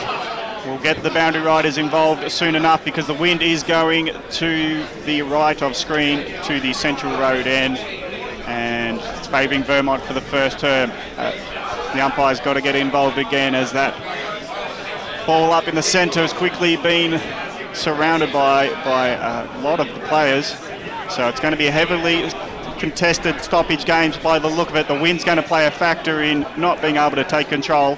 And we'll go boundary side for some comments on the conditions. The conditions are very strong, winds going towards the Burwood side of the ground, but the ground conditions are in excellent condition. Thank you. So it's at half forward for Blackburn, but they just can't squeeze a hand pass to an open player. So again, it's Carey off half back, but he's been tackled and Blackburn hold it into their area, looking to get their first score on the board as we pass 4 minutes in this first term. So the umpire is going to probably get RSI injuries from balling it up so much. He's at centre half forward. Can Vermont break through McComb? Spoons a hand pass forward, but again they can't get out of. Now it's a holding the ball decision going against Mendez as he didn't get clear on the wing. So Blackburn doing nicely in tight. They'll just long kick into the forward line. Late getting there would be Conker, but he couldn't get to the contest, and Vermont take a saving mark, and it's a short pass to McCafferty in the opposite pocket. So the kick up towards centre wing, and that's taken there by Crocker, looking for options downfield. And he's got one. Well, I thought at least he had one, and that one was dropped, gathered in there by Fagan there for Blackburn, and they take control of the ball, kick down there towards a vacant half-forward flank. Conker may have been pushed in the back, play on, says the umpire. It's heavily called. Is it Conker now trying to get in there for Blackburn, almost holding his man there in Davidson, and Davidson dragged over the line there by Conker. And they were actually going at it before the first bounce, so I think that's a storyline we should keep our eye on as the afternoon progresses. And another boundary thrown right in front of our commentary position here in the forward pocket for Blackburn. The ball comes in, one down now, applying the tackle there was Reed, and he wins himself a ball up. And just about 15 metres inside the 50 here for Blackburn. That was great persistence before by Conker and gained some valuable meterage for his side. So in comes the Rucks, knocked out there. The tap in towards centre, and towards full forward, a mark taken there by Lehman. And he'll go back and reset now here for Vermont. Just goes in short into the forward pocket, finds his man there in Davidson. He tries to go out, turn the centre, and we got an infringement off the ball, I believe. Throw in. Oh, boundary throw in. I mean, he got a little too casual there with his... He stepped out when he's kicking. Stepped out, yeah. So, 6:14 gone, still one straight here to Vermont. Blackburn yet to score, and they'll be looking to here off this boundary throw in. Uncharacteristic error here in the forward pocket. In comes the throw, knocked down there by Cruz, tried to soccer it off the ground as well, couldn't clear the danger, neither can Vermont. Wrapped up there was McComb for Vermont, and a ball up. And stoppage as being the fixture here so far of this first quarter, Gav. Yes, it looks like it's going to be one of those days with Baffy doing a lot of work around the ground, but it's Castricum winning the body work. It comes back to Baffy, quick kick to the goal square. Nice punch by Lehman to ground level, but it's a contest for the ball at the top of the square. And Vermont hold up nicely. Conker picks it up and gets himself out of the pack, but kicks it straight up in the air. Defensive punch from Perry, clears it by 30, but still Blackburn have got possession. They look to load up from the top of the arc. Tominello gets a feeding hand pass. Now a short pass in the pocket, just overdone. And Blackburn can't keep it in hand. And thankfully for Vermont, Davidson picks it up and takes it out of bounds. Gee, Joel Perry's playing deep in the Vermont defence there, and it's really shone through in the opening 7 or so minutes of this game. To be able to affect the spoil and I guess stand tall at the contest, it's really holding the Vermont defence in good stead. The taller Tominello gets the front, wins the tap for Blackburn. There might be a holding decision after that ruck contest, and it's off the ball to Blackburn, so they'll load up from 50 metres with the free kick. As Brucey just likes to get in the lollies while we're in the middle of things. He's got his insulin on standby, I'm sure. So it's Blackburn from outside 50. Long kick to the goal square. With the wind, it'll hold up, and the defence does nicely with Castricum getting on the last line to tap it over for a minor score. And that's Blackburn's first score at the 8-minute mark. They trail by 5 points with Vermont the only goal. So to bring it back in now, Lockie John, second in the goal scoring race this season for Vermont. Nice kick. That finds Schneider here on the half-back flank here for Vermont, assessing his options upfield. And nothing but contested options, that being this one in towards the half-forward line, takes a bounce onto the ball now. Here come Blackburn, hands up now, finds Macaulay. He moves it out now here to centre half-back and across the wing in the direction there of Jake Hammond, who's got a bit of time and space, but 2 Vermont players to deal with. Turns and spears it in now towards the centre half-forward line, gathered in there by Lehman, and quick hands now here finds McCafferty. Got to hurry as the pressure was coming in. Nice mark on the deck taken there by Callum Mendes, and he'll take it back now here from the centre half back. Shocking kick goes up there towards the half forward line, take it in by hand there by Wale Buxton, gets the hands out over the top now here to Sam Wadley, kicks this one now in towards the forward pocket, taking a mark there was Crocker, and a great mark taken in the forward pocket, and he will line up from opposite where Schneider kicked the first for possibly Vermont's second goal of the afternoon. He's one of 6 ins for Vermont after they defeated Montrose last week. He had a slight injury concern, but he's come straight back in. And what a way to make your statement, coming right back into the game, as we've got a change on the ground here as Dawson comes on now here for Blackburn. But coming in now is Crocker, lining up from about 30 out. He's just sprayed that to the right, and just the minor score there for Vermont. They are 1-1-7. They lead Blackburn 1 behind, 9:38 gone in the first term. Damo, Vermont so far have been a lot cleaner going forward, haven't they? Blackburn, I suppose, have bombed it inside forward 50, whereas Vermont have just been able to hit up a target. Yeah, agree. So it's Blackburn. They just go to the pocket, broadcast side, grandstand side. They go long to half forward now with the kick. Just a spilt ball, but it's mopped up by Hammond. He's a long way from goals. He has to mop up his fierce hand pass. He does so, and he spears the pass in nicely to Harkins, who he tried to before, but he's had a couple of miss kicks. Now it's Baffy looking to get onto it as Hammond goes towards the goal square looking to take that mark, but he's got 4 Vermont Eagles around him. Now the bodywork goes as the contest is about 30 out. Ground level, it might be rode by Reed. He just can't pick it up under pressure. He's bumped off it by Reed. Now Blackburn get involved again, holding the ball decision as Blackburn try to get a kick towards goal. And Vermont just soak up a lot of pressure. Nicely done by Howard. We'll see a lot of him today. One of the top midfielders in the EFL. His kick is beautiful to the wing, and he's got a runner in Wadley. So Wadley from the out wing takes it long, and he puts a tumble punt, but it just went off the boot. Screw F, and I reckon the wind's got a bit on the drop of the ball to the foot even, and it's gone to the left flank and out of bounds around near that left post. Gee, the tackling pressure of Vermont early on in this game, the opening 11 minutes, has been superior to that of the Panthers. Just annoyed that Cam Howard's had quite the haircut and the facial hair addition in the last month, so kudos to him. Here's Talmanello with the tap down against Purdy. Purdy wins it. Ball goes into the deck, and out now here for Blackburn, trying to clear the half-back line. In there for Vermont is Mendes. Commits solidly there by Macaulay, and we will get a ball up after a fracas and a half there. Or will we? Yes, we do. Finally get the umpire's whistle, and a ball up just on the half-forward flank here for Vermont. Tomanello getting the better of the ruck contest so far. He wins that one again. Ball on the deck, picked up now here by Thorpe for Blackburn, and he peels off and kicks this one up towards the centre square. Great mark taken there. Well, it wasn't 15. Play on. Here's Carey. Gets a hand pass now back now here to I believe that was Johnson in, and while taking the mark, well, I thought it was taking him. I was actually spoiled over the line. We'll get a boundary throw in the forward pocket. Almost crossed the wrong person off my list there for this afternoon. It was Hotke who was under the mission. Here comes the boundary throw in. Run down there by Tomanello, the two-handed tap. Blackburn trying to clear this one out. They do so. Kick comes in towards Perry there for Vermont, and he takes the mark here on the centre wing in front of the interchange commentary side here at Blackburn. 1-1-7-1 the score if you've just tuned in. The kick now in towards full forward. Fires up, and, well, maybe an infringement. Play on. Oh, well, we got a free. We do have a free kick. And Vermont getting the free. I did see that was Wadley there that was pushed. well, that's a costly start now here to Blackburn.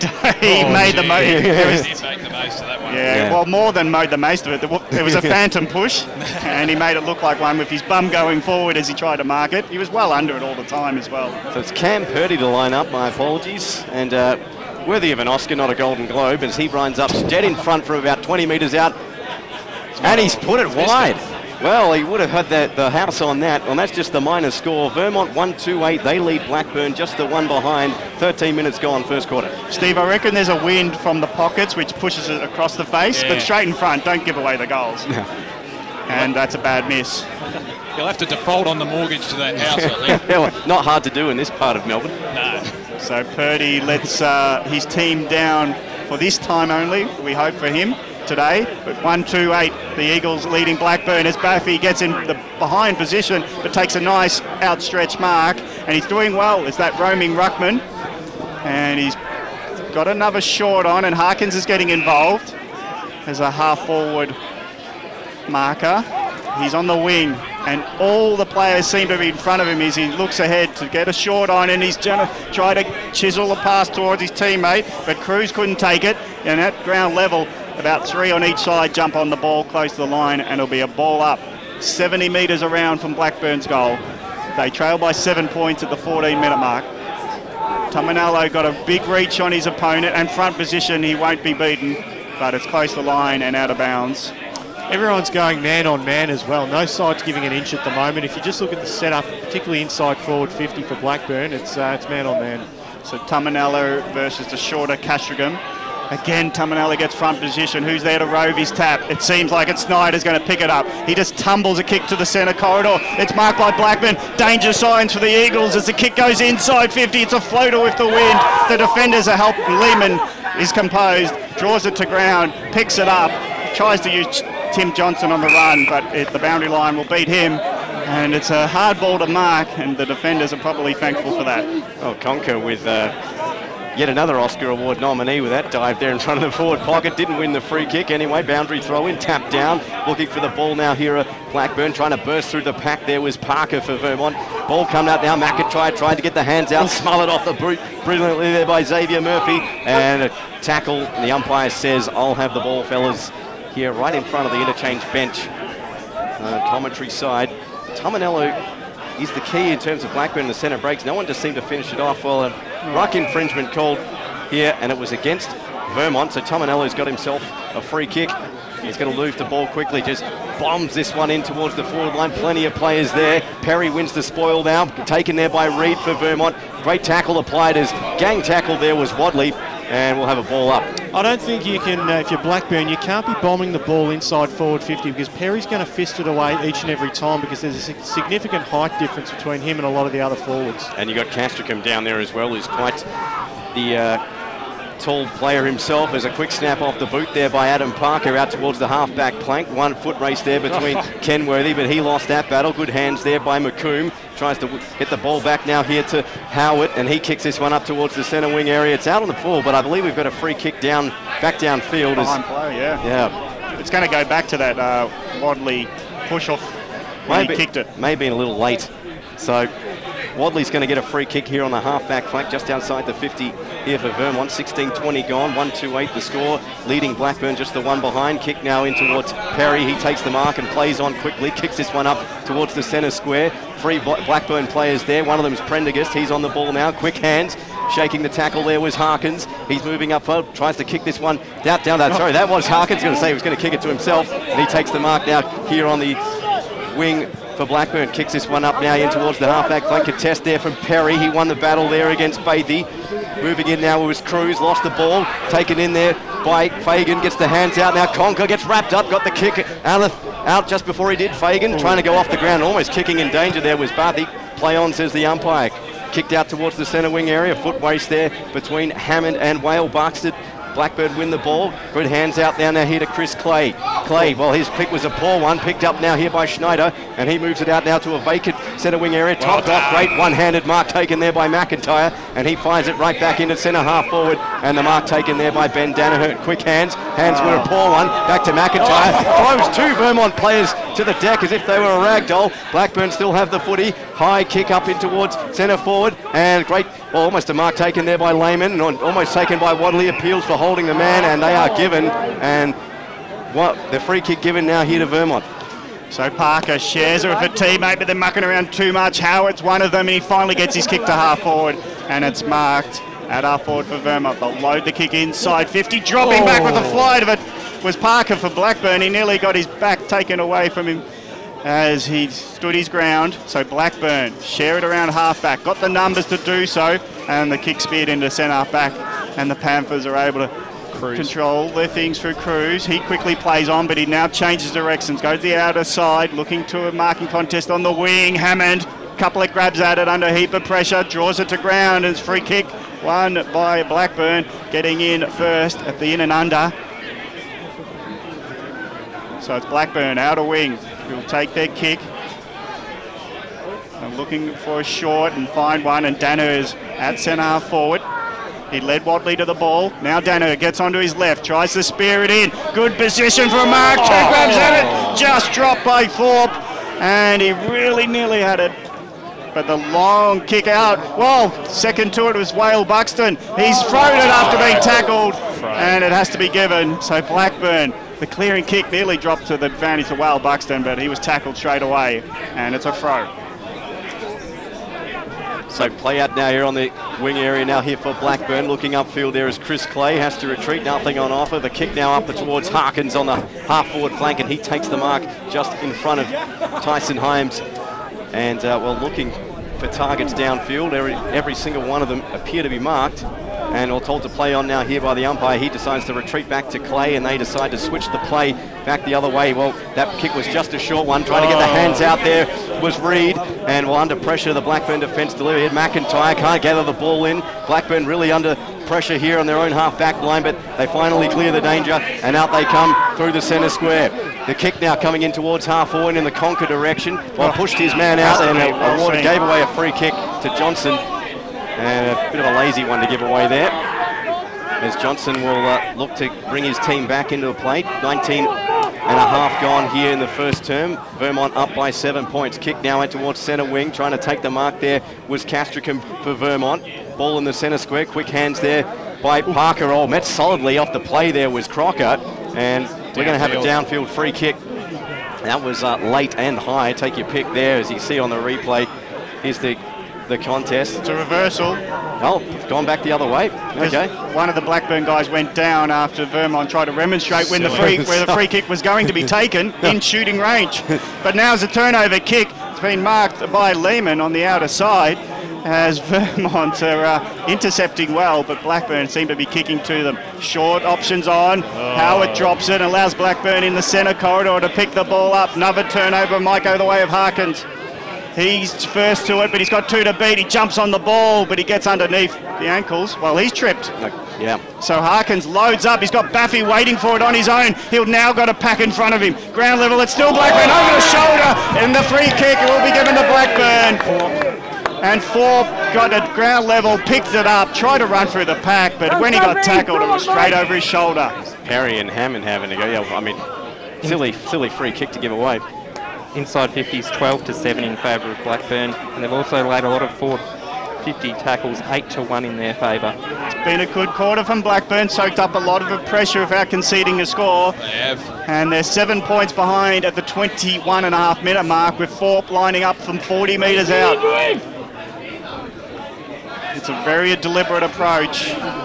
No angle to consider. It's only the wind potentially as the fights go on around the 50. The kick drifts off to the right, never comes through the middle, and it's another minor score. Well, they've done all the hard work there, Blackburn, and in that passage of play, they actually had two men in the middle. Sam Hudson was one of them, and they would have been away. They did that the hard way, and what the shame's been for Blackburn so far is they've been so good up the ground, but their delivery inside forward 50 hasn't been great, and their execution inside 50 hasn't been great either.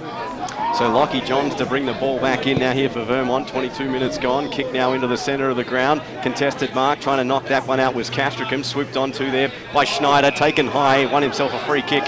And he'll go back and reset now here for the Eagles. He kicks across ground in the direction there of Carey. Takes the mark uncontested and decides to settle things down. Carey at centre half forward. No Pagans paddock here today, though. Well, we'll look for Glenn Jakovic there to come into the lineup for Blackburn. It's a blood rule here. Oh, blood rule, yeah, coming off the ground. Cross boundary side, maybe we can get an update on that shortly. But going to back himself here is Carey. From about 55 out, I'd say. Straight, or maybe a 5-degree angle to the right. But as we see, as Gav has pointed out, that breeze could play the factor. In comes Carey, the kick is long, and it's just to the right, actually about 2 metres, and just the minor score. Vermont 1-3-9, they lead Blackburn 2 behinds, 23 minutes gone on the Bendigo Bank scoreboard. We'll head boundary side, I think, in a moment. There's a report down there. I think you can hear the conversation as our boundary rider's probably just trying to figure out what's going on. So the kick out for Blackburn's a wobbler off the boot. No one could mark that, yet that's a finger breaker, really. So it's at half forward for Vermont. They might be able to spoon it out wide. And it's in the hands of Johns. Loads up. He puts it to the right post. Never comes just inside it. And it's another miss to the right. Vermont 1-4-10, leading by 8 points as we tick towards 24 minutes first term.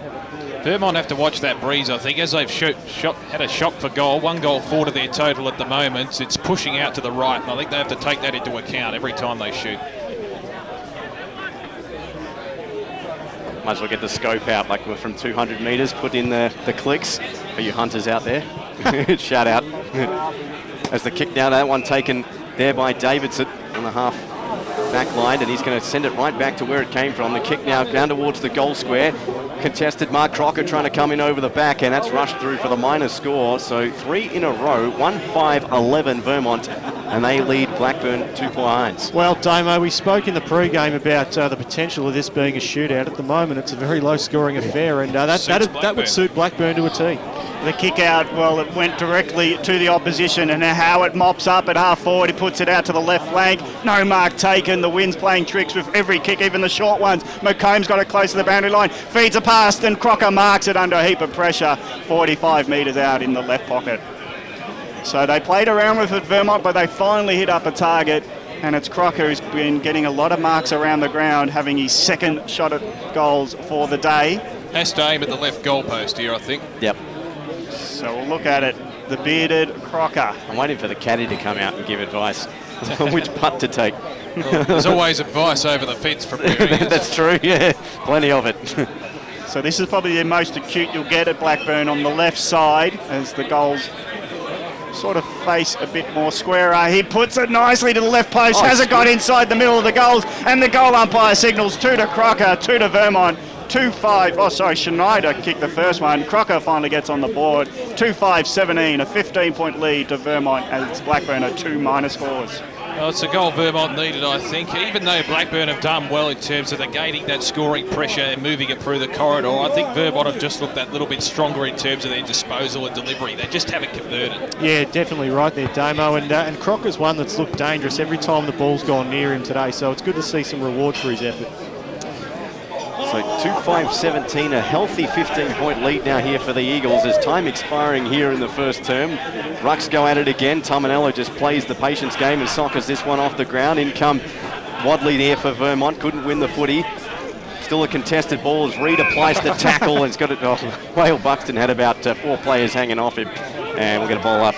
The old big school kid running away with them all hanging on to him. So Whale Buxton wins the tap. Tominello takes it straight off him, tries to get the hands out, and players dive on. We'll have yet another ball up. The interesting, Whale Buxton gives out about 2-3 inches in height to Tominello.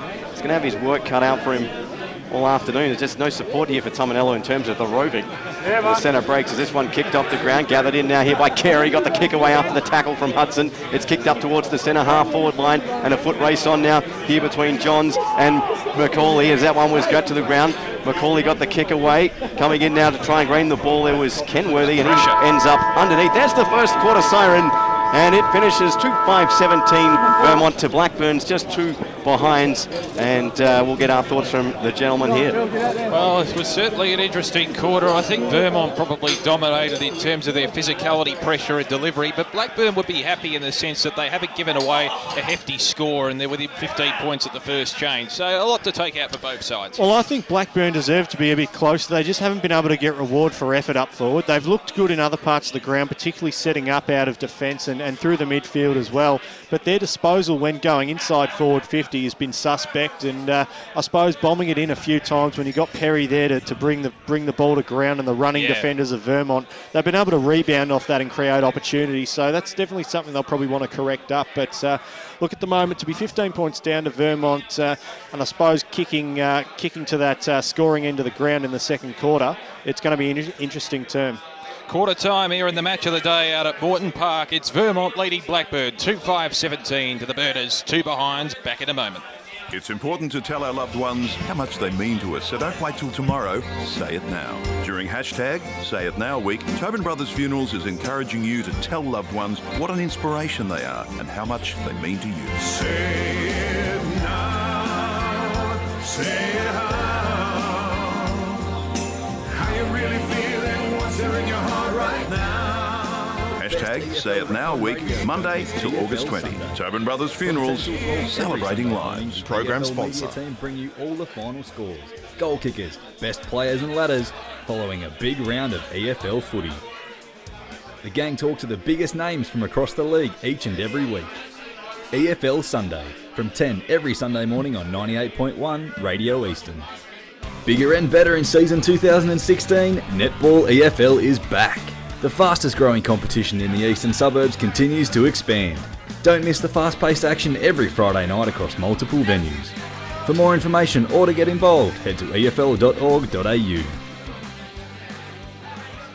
Never miss out on the latest information on the Eastern Football League through the league's social media channels. Live updates, information and scores through the league's Twitter account. EFL Saturday Game Day continues. Let's head back and go local for your footy. Radio Eastern 98.1, Barry Cots here in EFL Game Day Score Centre here at Moreton Park in Blackburn. The big clash between Blackburn and Vermont. It's quarter time and it's Vermont just in front, 2-5-17 to Blackburn, 2 behinds, 2 points. Let's check some progress scores from other games in EFL football today. Firstly to Division 1 and Bourne and South Croydon. At South Croydon, it's Bourne 3-1-19 to South Croydon 1-8-14. So a bit of inaccurate kicking there on the part of South Croydon, but certainly well in the game. Looking at some Division 2 scores, and I can tell you that Knox and Mooroolbark, it's Knox 4-2-26 to Mooroolbark 1-1-7. Waverley Blues and Doncaster East 3 goals straight to Waverley Blues, 1 goal straight, 6 points. And also in Division 2, Wanturna South Mulgrave, Wanturna South 4-2-26 to Mulgrave, 1 behind, 1 point in that game. So some interesting games there. Let's turn to see if there's anything happening in Division 3. Got some scores coming up at all. Not to this stage. Well, actually, we got a Ringwood score. Ringwood 1 behind, 1 point. Baronia 6 behind, 6 points. So definitely the wind is having a dramatic effect on today's game. Blustery northerly winds out here at Blackburn this afternoon. And let's see if we've got something for Division 4 games. Yes, Donvale and Glenwaverley Hawks.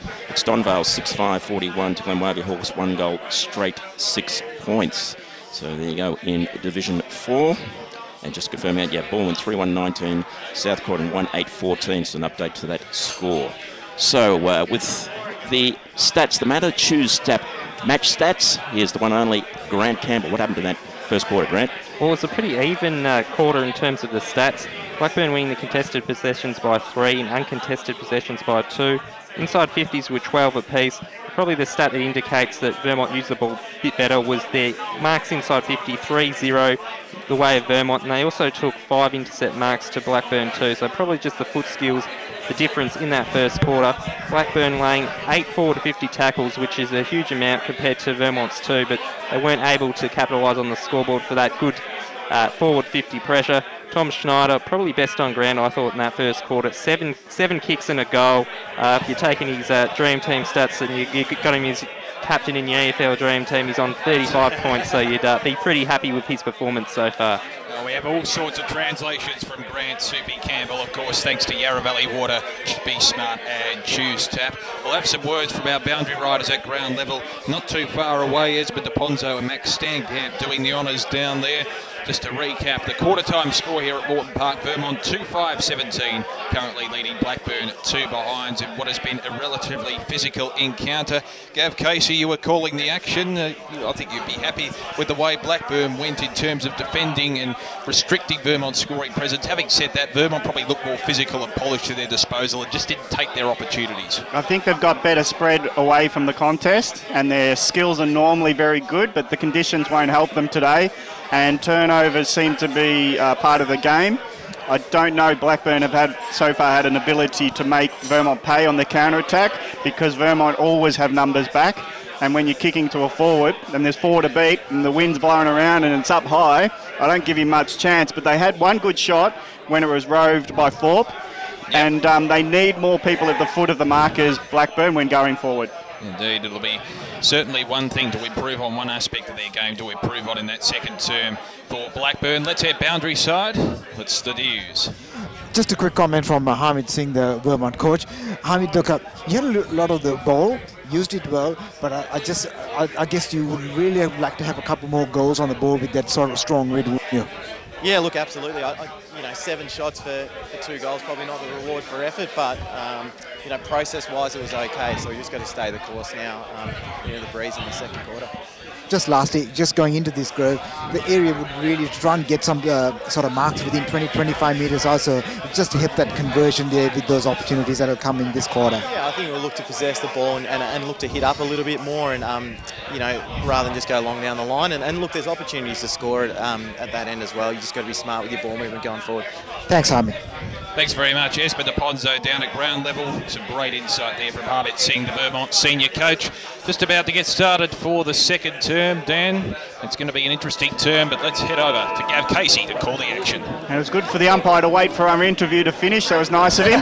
So the ball is the game's underway again, and it's another free kick, this time going to Blackburn just outside of the contest, and Cruz grabs it from just behind the centre circle. A lot of options, but they all seem to be marked. Long kick, gets it towards Hammond. The fist comes over the top from the Vermont defenders and hits the ground, where it's Vermont to clean it up. Wadley, under a heap of pressure, has time to look at his options further up, but he just still tumbles it forward where Parker gets in the way. He goes into the corridor, hits his target, finds his teammate in Clay. Clay hands it over, it bobbles off the fingers, and Macaulay has to go back to Clay, and Tominello takes the mark just as the defence was coming on top of him. So from the centre square, he loads up this kick, goes long as he can. Not really deliberate, but more hopeful, and coming over the top was Perry, just as he usually does, reads it well, takes the mark, and his kick spots up the opposition, and Prendergast seemed to be the only one he was passing towards, because he really wasn't marked by anyone, and he takes the mark in the pocket. Oh, do you think he called the wrong name, or maybe went colourblind for a second? Who knows? Have to be, because it seemed like out of the 3 people in the vicinity, 2 of them being Vermont, he speared the ball into Prendergast's stomach, and he was maybe surprised but very thankful. And from the pocket, he'll have to put it towards the left post, and it swings away and misses. Another minor score, Blackburn 3 points, and it's Max on boundary line to talk about Blackburn's first huddle.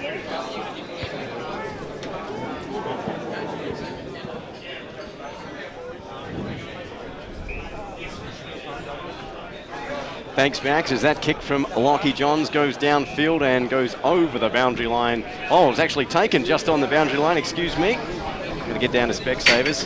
Pick those contact lenses up finally. This one taken here by McIntyre. Brings the ball right back into play up towards the half-forward line. Plenty of flyers there for Vermont. Whale Buxton couldn't gather it in. It's hands quickly out there by Vermont. It's trying to shake a couple of tackles there as Harkins, and I think he's going to get a free kick there for being held. I was holding the ball the other way. Well, it could have gone either way. I'm going to get out of my armchair as the umpire. This one moved back out here to the half-forward line and down in the direction of Cam Purdy, and he takes a great mark just inside the boundary line on the half-forward flank now here for Vermont. 2.5 gone now on the clock in this second term. Vermont in front by 14 points. The kick comes up towards the half-forward line. Whale Buxton and Tominello both there, and that one's forced over the boundary line. Out on on the the full, and the diving Macaulay couldn't prevent that. And he's going to bring it back in now here for Blackburn. Options upfield, not many of them. Been told to play on now here by the umpire. Kicks this one up towards the centre wing and a good solid mark. And it looked like he's done a hammy too, as Jake Hammond. It was like a horse's breaking down the way he galloped then. Let's hope he doesn't get put down as a result. And here's one now here taken by Reed on the half-back line now here for Vermont. They switch the play now here through McCafferty. Decides to pull up, goes downfield in the direction there of Johnson. And he takes the mark just inside the forward pocket boundary line here for Vermont. 3 minutes gone here, second term. Kick now up towards the centre wing area. Whale Buxton, the intended target. Fist there from Tominello. Unable to gather it there was Ellis. And he's in a foot race. Tackled strongly there inside the centre square. And we'll get a ball up.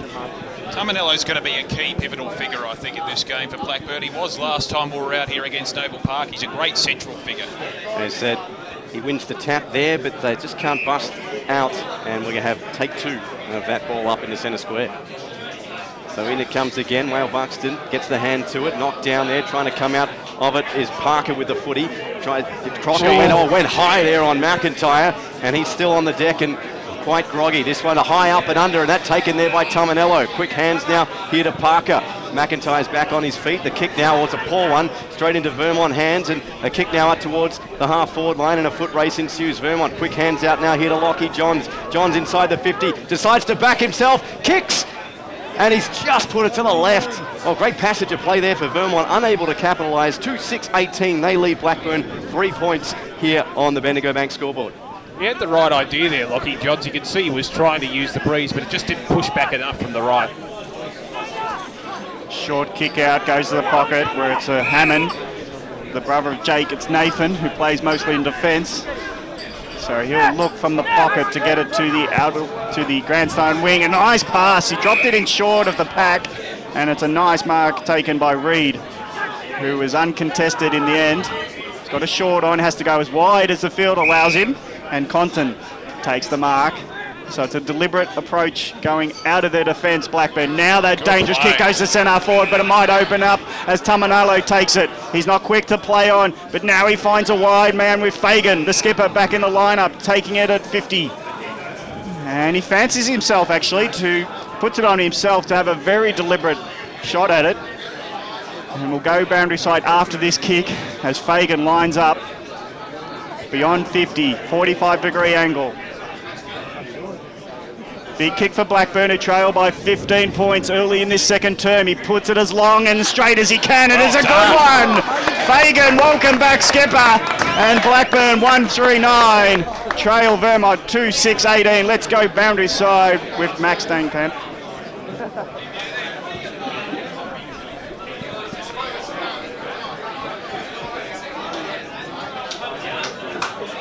Well, that was one of the very few plays of the day for Blackburn so far that they've actually lowered their eyes and spotted up a target. And look what happens, they kick a goal. Other times they've just bombed it in forward 50 and hoped for the best. But yeah, more deliberate approach. And if you're going to kick it to anyone, it may as well be Fagan because he's a fantastic shot on goal. So Hammond getting some treatment. We'll see how that loss affects Blackburn. And tackled strongly there was McComb. Couldn't get rid of the footy in time, and we will have a ball up just there on that cricket pitch out the centre of the ground. It's important Blackburn impose their physical presence on the Vermont midfielders because they're the most dangerous component of this game. Trying to win the footy there is Danaher, and well, he's pretty well contained, and we'll have another ball up.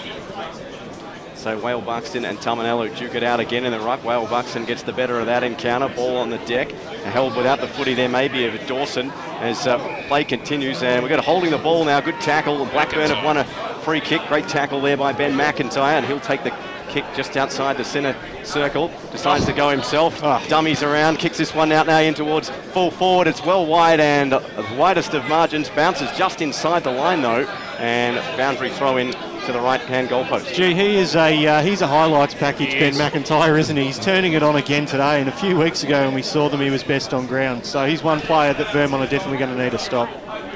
So boundary throw in here to the right as Whale Buxton goes up, but the ball comes short. That Breeze again playing havoc there with even the boundary throw in, and that one kicked down towards the centre. Out on the full, and almost an insurance job for that four-wheel drive there on the wing.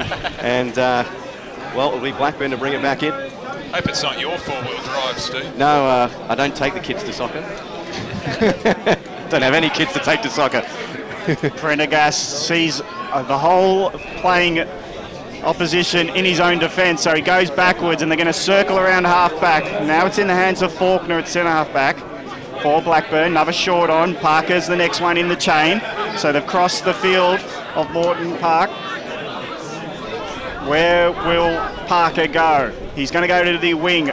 So they've gone complete opposite side now in the hands of Dawson.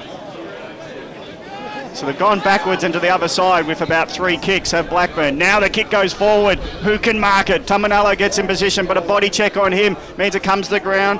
We're sharing it out with Schneider. Now it's been tackled. Is Perry, as there wasn't much room to move for Vermont with all the Blackburn players, including Xavier Murphy being one of the tacklers.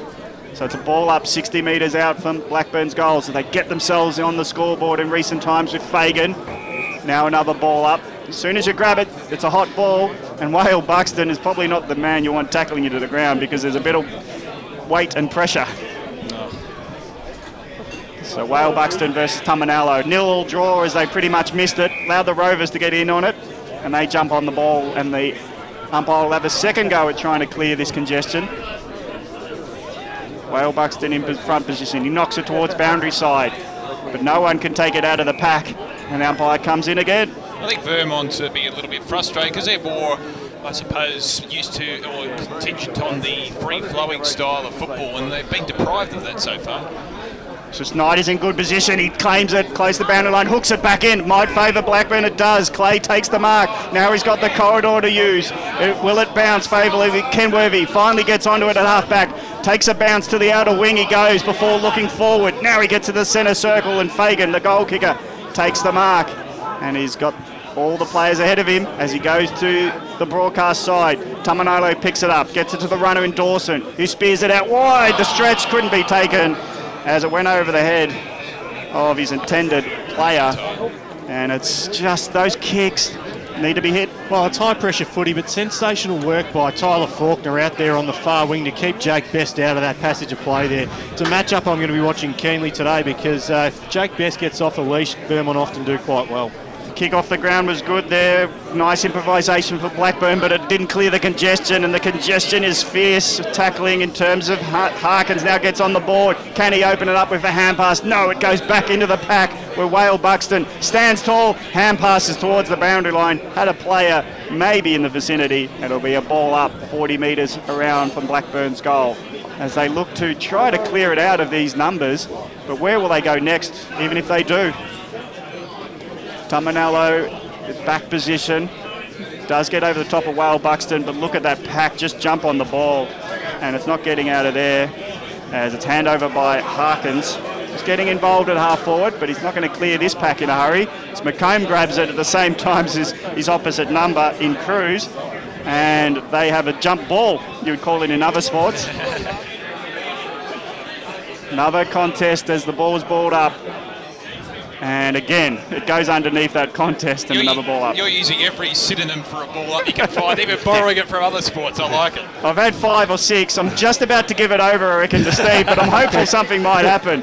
And it's not going to, because again, the hand pass doesn't clear congestion. Players jump on, another ball up. Okay, well, you've expended the synonyms, and I'll expend mine then. The score 139 to 26-18. Vermont in control, 9 points, 11.5 gone here, second term, and yet another log jam there on the half forward flank. The kicker high up and under here to centre half forward as Conker's there for Blackburn, but Vermont beat them to it. The hands out now into the forward pocket, and Vermont trying to bust out of their own forward black 50. The kick now is all up their head. Tyler Faulkner, great grab. Going in hard with the footy though with Schneider. He's hurt too. Yeah, both of them appear to be too. That's going to be a corky, and hopefully not a concussion there to Schneider. Great courage by both players there. Absolutely. Is that kick there from Faulkner in towards the direction. Great mark taken there by Perry. And away come Vermont down the far side. Here's Wadley with a bit of time and space to assess his options upfield. Kicks now in the direction there of Lehman. Couldn't get the footy. Football won there by Macaulay. Diving in harder, both Blackburn and Vermont. Hands out now there from Fagan. The kick and the hands, now here to Murphy. Murphy now tries to centre the footy, and it's all Blackburn here in the centre of the ground. Here's McIntyre. Plenty of time and space. Bombs this one up towards the full forward line and over the forward line for a minor score. It's 1-4-10 Blackburn. They trail Vermont by 8, 2-6-18, 12 and a half gone here, second term. We mentioned pre-match, Dan. Blackburn wanted to prevent a shootout. They've done that so far. Yeah, they definitely have, but gee, it could have been a lot different if Vermont had a kick straight. Oh, absolutely. And players keen to back themselves from 50-60 out at that end. Why wouldn't you with that kind of breeze? As this one moved out to the half-back flank, players pile in there. McComb goes to the deck, gathered in now here by Castricum now for Vermont. Nice hip and shoulder applied there from Mitch Dawson, and he's taken over the boundary line. We'll get a boundary throw in. So, great afternoon of footy. Blackburn, a pivotal matchup for them against the top-paced side. They played Doncaster the last week, who are just above them on the EFL ladder as the boundary throw in comes. Strong tackle applied there by Fagan. And we'll have yet another ball up in the Gav Casey zone. I'm going to dub that there for this game. It's the Bermuda Triangle. Balls go missing there. As this one down now here by Vermont. Unable to clear there was Howard. And again, wrapped up. We'll have yet another free kick given. He was sick of it like me. Pat Conton, it's going to be awarded now here to Murphy. His kick now in towards the centre half forward line. Blux fly at it. Good fist there from Perry. It's moved out now all the way to the half back line, but Blackburn with plenty of time and space. Maybe taken high there was Hudson. And the ball comes out and kicked right back in towards the forward pocket, but well over the boundary line. Out of bounds on the full, Vermont to bring it back in. Just, boys, on the outer side, it seems like it gets blown out across the boundary line. So is it, in general, a right to left to the outer side, or is it just a fluky wind on that outer side? There you go. That's the word from the boundary line, right to left. I think it's just turbulent around that area in general. So it's Vermont who get the chance to kick it out of the defence. So Hammond might get involved in Blackburn. Big fly! And it's a big mark by Lehman. Used his opponent as a step ladder, and what a good grab that was. Darren Lehman couldn't take that, but Rory could. Buff wouldn't get off the ground, would he? But he's no buff. Well, he's no buff head anyway. And it's now kicked out wide as Croc. It's shared out through the players. And it's Davidson who's got it. Got a short on, and they're composed. Vermont, and Purdy's got it. Because they know if they go forward, it's a contest. So they're happy to keep it in hand. No shorts now on. So the kick will go down the outer wing. We're in good position. Howard, he didn't take the mark. He went the punch. He didn't know that it was probably only a hands in the area. But we'll go with some stats on the outer side. Inside 50s this quarter, Blackburn lead at 10-2. So really getting the ball inside 50, but not manufacturing much on the scoreboard. Gee, that's massive, isn't it? Boundary throw in outer wing. It's, again, huge contest for the ball. You can hear the wind in the effects mic, actually. Yes. So that means it's picking it up. Either that or Esmond's just blowing into it. He's struggling for breath. Well, I don't think sitting down on the boundary would be running too far, so it can't be Esmond. As the kick by Danaher, loads it up from the middle. Big punch in over the top late. Means the ball comes to the ground, so Blackburn with Baffy had to come in late with the punch. And at least creates a stoppage. You're trying to keep your coffee warm. That's the explanation I'm giving. So boundary throw in now inside. Tap one down there by Castricum. Trying to keep it in there was McComb. Getting there first was Cruz, but couldn't get the kick away in time. Boundary throw in will ensue. I don't think it's ventured past the halfway line of the field in general at the Vermont's half of the ground, or their attacking half of the ground. So Blackburn have done well to block it. They just have to capitalise and get the score on the board. And 16 and a half gone here in the second to score again is trying to burst through the pack now here at Vermont. McComb got wrapped up, almost dropped the footy. Trying to get the hands out there was Macaulay, and that one will be yet another ball up. 41 k's per hour. 41 k's per hour. It's lucky you're not playing golf this weekend, Gav. Yes. Imagine how it would be on Cape Shank. Here's McComb now. Tries to get the kick out. Danaher gathers it in. We've had a whistle, though, and a free kick. You can't see who this was going the way of. I believe it's going the way of Blackburn. There's a bit of jostling and sling tackle. It's a Vermont kick, I think. Yep. And the 25. Vermont kick, yeah, and 25 to boot. Hamburger with a lot. Not better than the one at Blackburn on offer. I have to say kudos to the chef. Great feed before the game. BWS gave that burger a 10 out of 10. He never gives a 10 out of 10. The burgers are better at Blackburn. Oh, dear. There you go. Dan Senzic has coined the phrase. He's got a copyright suit just after the game, I'm sure. But so Vermont, 17:40 gone here, second term. They lead by 8 points, and they go in short now here to Lockie Johns, who's made the move up from full-back of where he was in the first quarter. Centres this one in and finds his teammate there in McCafferty. McCafferty plays on, goes up now here to Carey with a bit of space there on Danaher, and he stops and props and plays on now. Short kick in towards McComb. McComb now looking for a target downfield. The lead there of Purdy. Couldn't win the footy over there. Macaulay. Hands comes out, taken by Harkins for Blackburn. He gets a hand pass back now here to Faulkner. Evades a couple of tacklers and kicks it straight back up now here to the centre wing. Cruz is there for Blackburn. Fits the ball down. Prendergast couldn't do much with it. Lehman's got it now here for Vermont, and they come out across the half-back line. The intended target over here there was Mendez. He wins the footy, gets tackled for his trouble. It's gathered in now here by Murphy for Blackburn. He goes in short. Great vision there to spot Prendergast, but he couldn't do much with it. And Vermont get out of jail for their back line. The kick there from Perry, and Vermont, well, escape a certain scoring chance, and just kept inside there. Davidson that was on that occasion. And this one to bring back here by Cam Howard. He kicks us down now here towards centre wing, looking there for Adam Parker on the far side. Ball bounces over his head, hands there inside as Vermont's trying to break out here to the centre wing. Tough tackle applied there by Content. And a free kick given. It was a bit high, and Parker's going to win himself a free. It's about 70 metres from goal on the far side with about, well, you said a 41k breeze, but going the wrong way. Here's Tomanello now, wins the tap down. All rove brilliantly here by Vermont as they try and break back in. The kick is a grubber. It's going, and it's going across the line, touched. And, well, brilliant effort there. Didn't see who the player was, excuse me, but that's just the minor score. I think it was Lachlan Johns. Lockie Johns, thank you very much. 2-7-19. They lead Blackburn 1-4-10. So Clay was on the last line just as the ball was curving around into the goal square. Clay was there, but not allowed to play on straight away because the umpire hadn't signalled for the score, which reads Vermont 2-7-19, leading by 9 over Blackburn 1-4-10. 20 minutes gone, second term, with Blackburn going to the Central Road end with the wind behind them, but it's not truly helping them. Kick into the corridor is dangerous, but Hammond helps out. Jake Hammond loads it up. Would like to kick it to himself, really, but the ball is now in the forward line. A lot of pressure on Vermont. Now the quick grub it forward in the goal square, bumped off just as Blackburn were going to have a shot. Picked up again. Conker gets involved, whereas Baffy was knocked over the ball as he saw an open goal. And he was, in his rush, he was knocked off his kick. Conker couldn't help him, and it's a ball up, 10 metres out. Vermont's scampering to save the goal.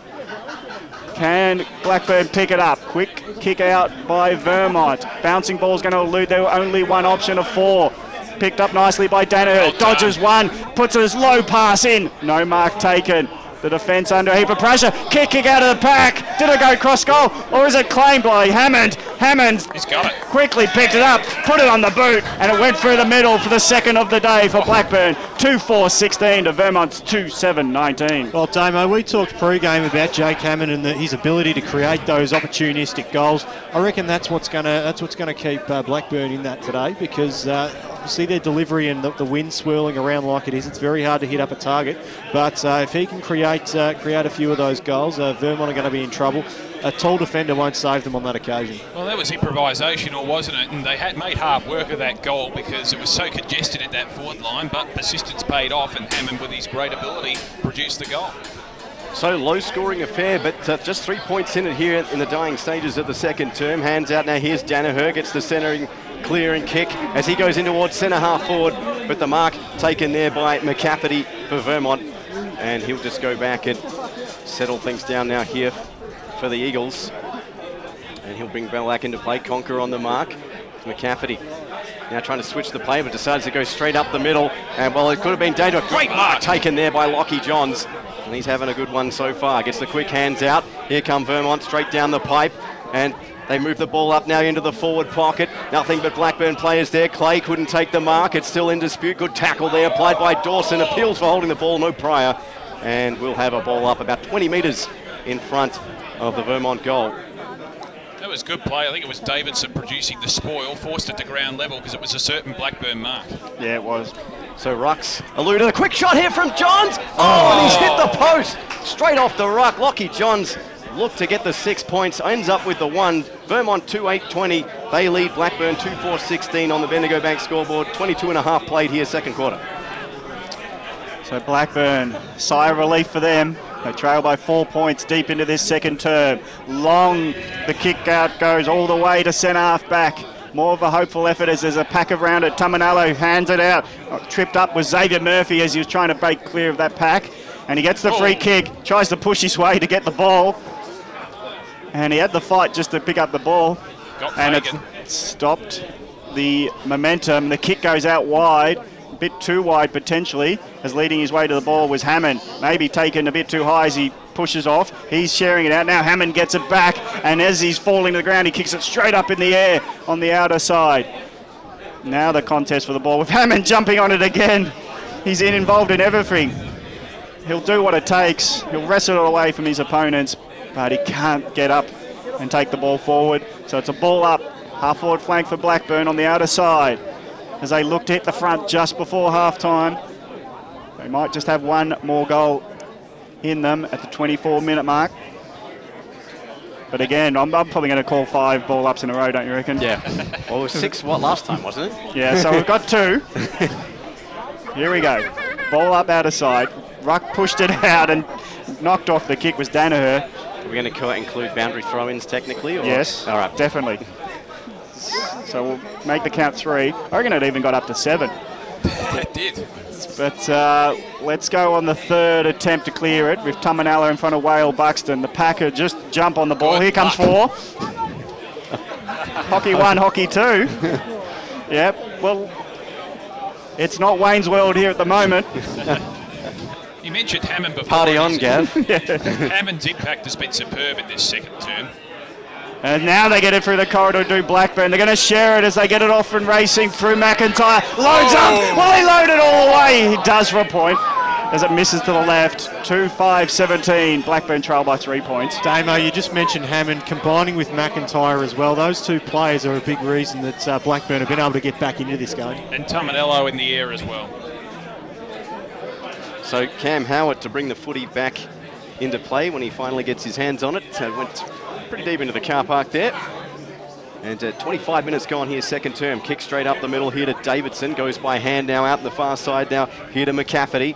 McCafferty now kicks this one up towards the centre wing area. The intended target there is Purdy. Flying also there for Vermont was Crocker. Couldn't win the footy down. Foot race ensues between Vermont and Blackburn players and has moved out into the forward line and gathered in beautifully there by Wadley. Hands off and shocker of a kick there from Schneider. Much to the chagrin of the Blackburn faithful. Clay breaks a tackle and puts it out on the full. And Vermont, well, a free kick in a place they'd like this late in the term. They don't want Whale Buxton to have it. No. Pushed as he kicked it. So just inside the 50 on the tightest of angles. And I'm not sure who's wearing 35. It's not on any of our lists. There's that one. Well, doesn't matter. It's gone straight out on the full. So anything you can do, I can do better. As Clay gets a reprieve there, and he's... oh, that's going to be a free. It has to be. Silly play by Reid. Just as I said that, Reid gives away a free kick. Tell him about it, but don't knock him over. The umpires are always watching for that sort of stuff. Tell him about it, but don't knock him over. Simple rule. So as we go down to boundary side, Esmond, a sponsor. 35 is James Crickus. He's had a number change. Oh, okay. Thanks very much. Let us know. Instead of 62. Okay. So Crickus is going to get a reprieve after putting it straight out on the full. He's going to back himself this time and a chance for Vermont to draw further in front. The kick is a better one, but it's crossed the face the other way. That matters not. There goes the siren to end the first half. And at the end of it, Vermont 2-8-20. They lead Blackburn 2-5-17. 3-point diff margin as well. We get a few more hereafter. It's going to be on here between Vermont and players coming from everywhere. Well, no punches being thrown, but plenty of jumper punches and a bit more of that. We've got a real melee. I think it was started from a push and shove, and because it's half-time, no free kicks can be given. But let's just wrap it up before we go to our first break. It is Vermont 2-8-20 leading Blackburn 2-5-17 as we go to half-time break. You're tuned to Radio Eastern 98.1 where it's heating up. It's important to tell our loved ones how much they mean to us, so don't wait till tomorrow.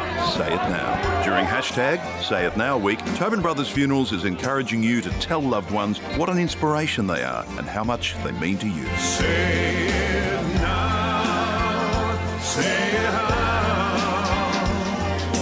how you really feeling, what's there in your heart right now. Hashtag Say It Now week, August 14 to 20. Tobin Brothers Funerals, celebrating lives. Program sponsor. For the best EFL rap on radio, don't miss EFL Sunday. From 10 till 12 every Sunday morning, the EFL media team bring you all the final scores, goal kickers, best players and ladders, following a big round of EFL footy. The gang talk to the biggest names from across the league each and every week. EFL Sunday, from 10 every Sunday morning on 98.1 Radio Eastern. Nothing better than a companion to keep you up to date with all the latest when you're at the footy. Better still, one that fits in your back pocket. The Eastern Footballer is a must-read. Never miss out all the latest information on the Eastern Football League, feature articles and social media channels. Live updates, your copy this weekend as you love it local Twitter account. The Eastern Football League.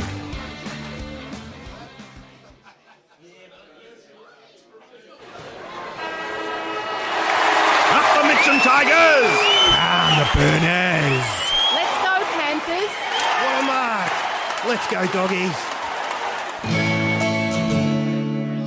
Tobin Brothers Funerals, serving all supporters in the Eastern Football League since 1934. Tobin Brothers Funerals, celebrating lives. Program sponsor. EFL Saturday Game Day continues. Let's head back and go local for your footy. Radio Eastern 98.1 Barricades here in the EFL Game Day Centre. It's half-time here at Morton Park at Blackburn, and a very close game indeed.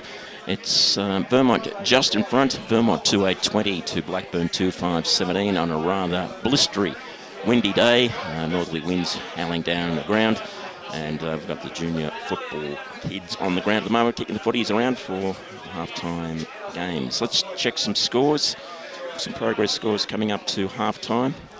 And firstly, South Croydon and Bourne. It's a Bourne 6-3-39 to South Croydon 2-8-20. East Ringwood and Montrose. East Ringwood 3-1-19 to Montrose 2-2-14.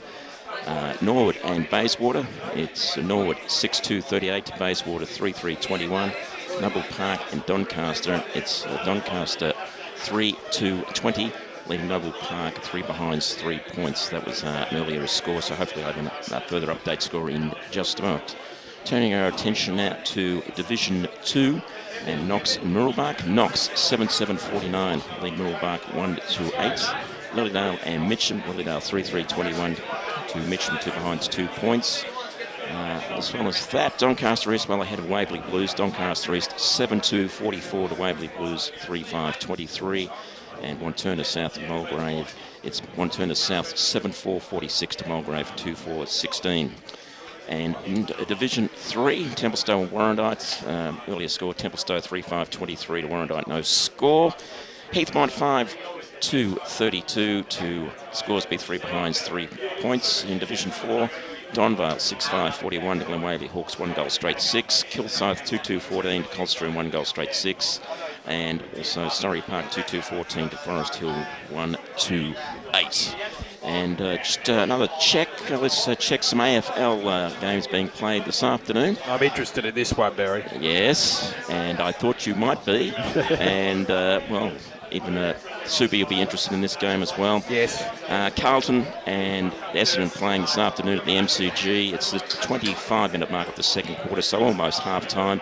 And it's Essendon at 5-8-38, leading Carlton at 4-4-28. So only 10 points difference there. So you'd be happy with that, wouldn't you, so far? Well, given Essendon dominated at the start, I would be. I think the Blues have come back, particularly in that second term. Yes, and another game today up at Canberra at the University of New South Wales, Canberra Oval. There you go. Damo. 2 in 1. Yes, right. And it's half-time between GWS and Melbourne, and it's GWS 10-7-67, leading Melbourne 5-1-31. Now with the Choose Tap stats that matter, here's Grant Campbell to sum up that first half. In the second quarter, pretty even again on the stat sheet, apart from the one obvious stat that really stood out. Blackburn 16 inside 50s to Vermont 6. Blackburn taking 2 marks inside 50 to 0 for the quarter. Contested possessions, Vermont won 30-25. Uncontested possessions, 38 apiece. A lot more kicking than handballing. Blackburn with 47 kicks and only 16 handballs. Vermont with 45 kicks and 23 handballs.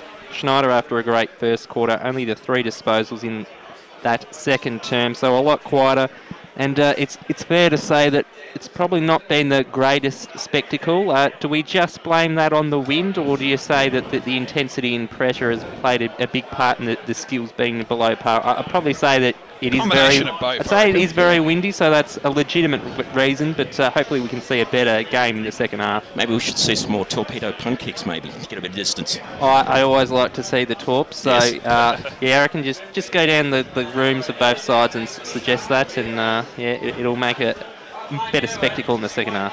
Damo, the intensity, how do you sum up the intensity of the first half? Oh, it's certainly been intense, and I'd have to say it's played on Blackburn's terms. Even though Vermont are a more physical side, Blackburn seem to have nullified Vermont's free-flowing game, and as a result, Blackburn have done what they have aimed to do at the pre-game, and that is to prevent a shootout, because Vermont are a high-scoring side, and yet Blackburn have held Vermont to 2 goals for an entire half. I'm not sure if that's been done this year. So the game has been held on Blackburn's terms, very intense, very physical, and not a lot of scoring. And Vermont probably haven't taken their opportunities in front of goal. Vermont probably didn't have a lot of play in their forward half in that second term. Blackburn utilised the breeze. Even though they didn't hit the front, they did manage to conjure a couple of goals, and it's a relatively even contest at this point, and we're seeing Vermont tested like we haven't seen all that much this season.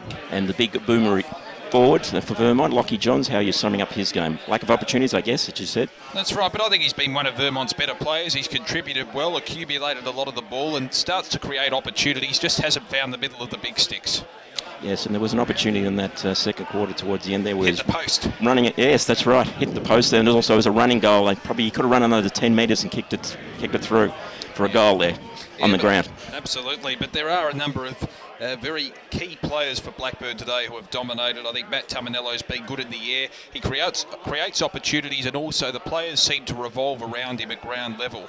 He presents an opportunity in the middle and is a central figure in that corridor, and Blackburn have been doing well to move it through the corridor, but they've also orchestrated a number of opportunities by chipping the play around instead of just bombing in hope, and that was a contrast to what they did in the first quarter, where they just kicked it inside 50. I still think they need a lot more space in their forward half, because inside their forward 50 they don't have a lot of opportunities. It's very congested. They've been forced to score a goal out of nothing, whereas Vermont have been a bit more strategic. They just haven't taken their opportunities. So I think Blackburn have some things to work on, some attributes to work on, but I think they'd be pretty happy in that first half considering the calibre of the Vermont side.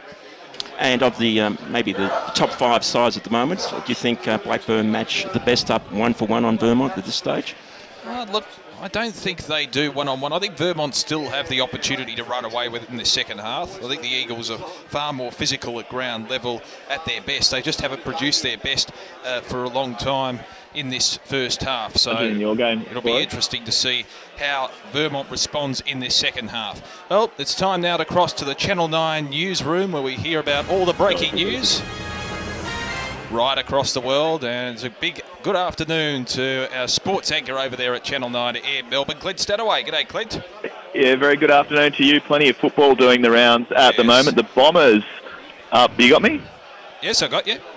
You got me. Good stuff. The Bombers doing it okay at the moment over the Blues. The MCG out by 10 points, but Zach Merritt in a fair bit of trouble. A striking incident perhaps to answer. Also, Orazio Fantasia limping off with a pretty severe hamstring injury in that match. So up in Canberra, meanwhile, the nation's capital, the Demons in a world of pain over the Giants. The lead in that match, some 30 points at half-time.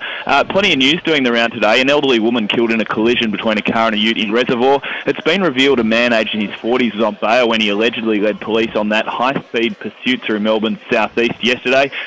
We're in for tighter security checks at all airports for domestic flights after that alleged terror plot was foiled by police.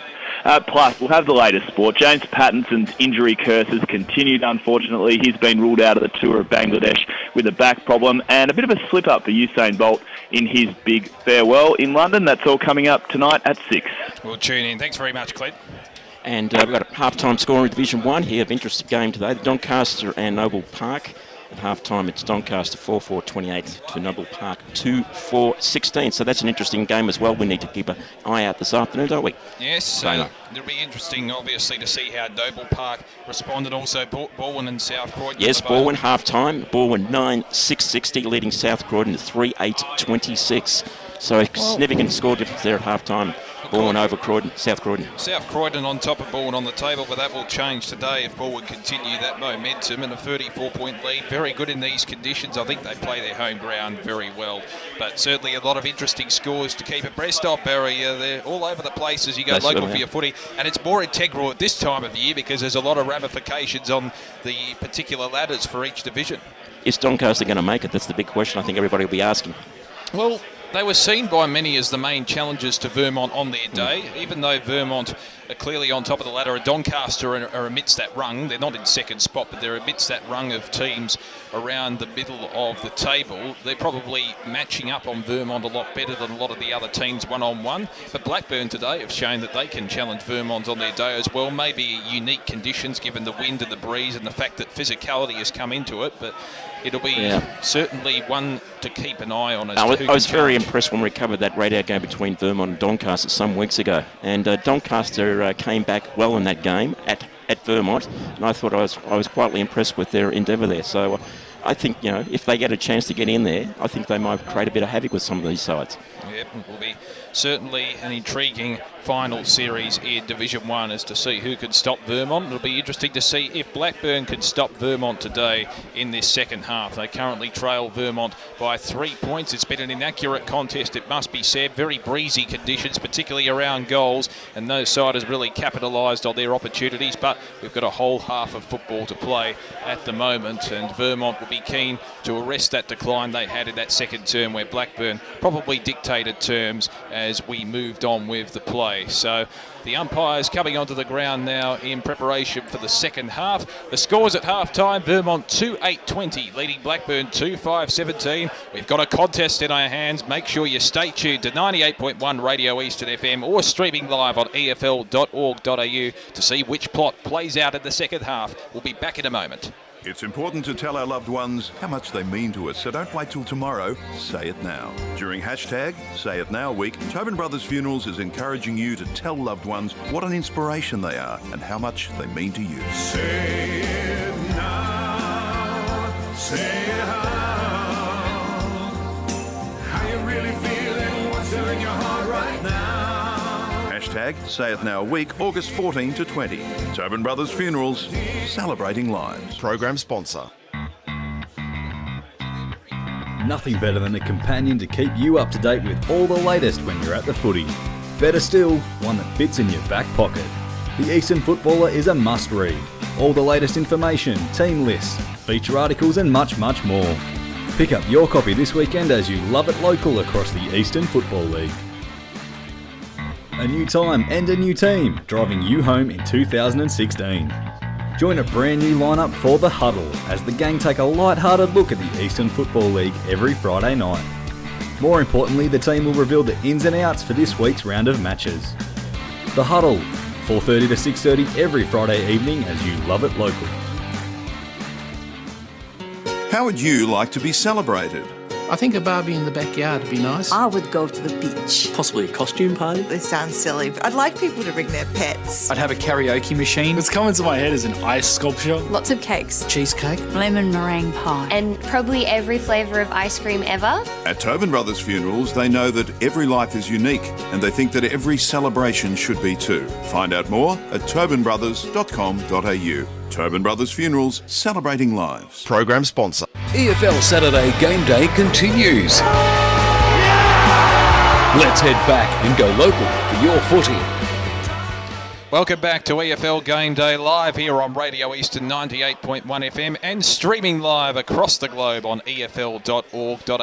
It's Division 1 action, round 15. We're getting towards the pointy end of the home and away season as finals loom and spring looms.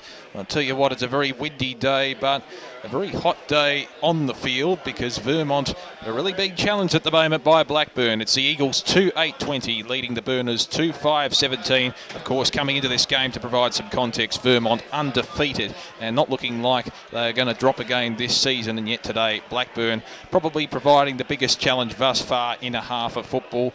To determine whether that intensity continues, we'll have to see what plays out. But Dan Sensick, we've got a game on our hands. We've chosen the right day to choose Vermont and Blackburn, haven't we? We certainly have, but obviously the rivalry this afternoon, you can just sense that it's absolutely... it's bubbling over, and I better turn my mic on. The rivalry is absolutely bubbling over, and we saw that just before half-time with, I suppose, with a few tempers flaring, a bit of a how do you do, but... Look, this third quarter, the opening 5 minutes are going to be all crucial. We said that about the opening 5 minutes of the first quarter. It was because it was so physical and Vermont couldn't get on top. Blackburn played on their terms, I think. I think, though, in the second quarter that what has happened is that Vermont has gotten on top and they've dictated the play. They've absolutely come back into it, and they've dictated around, controlled the tempo, chipped around a bit, and they've had more possession of the footy. But Blackburn, as Grant alluded to earlier on, have had more inside 50s that quarter.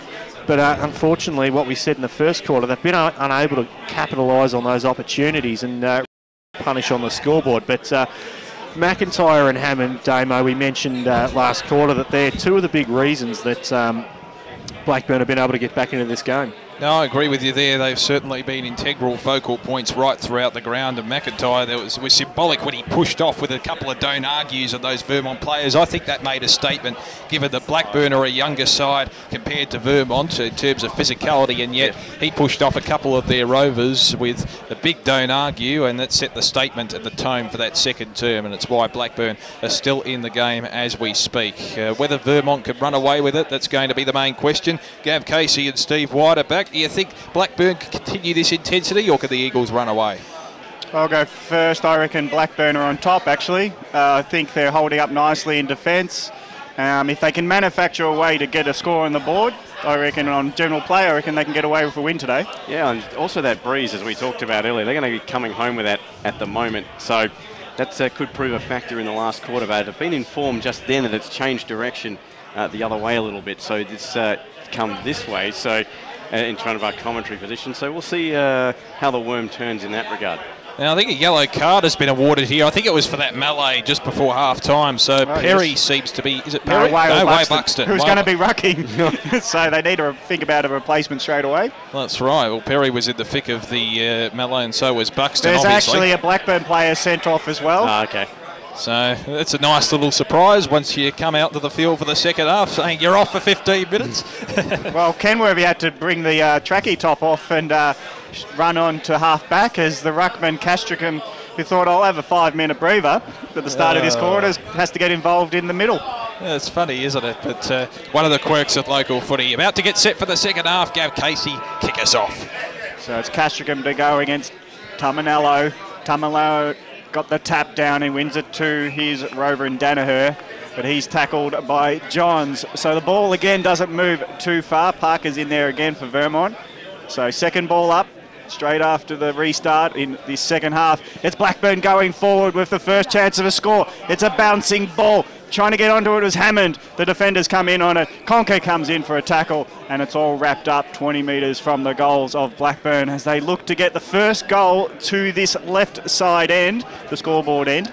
Good afternoon to Wayne Brasher in New York as well, who's tweeted in. He's enjoying the game.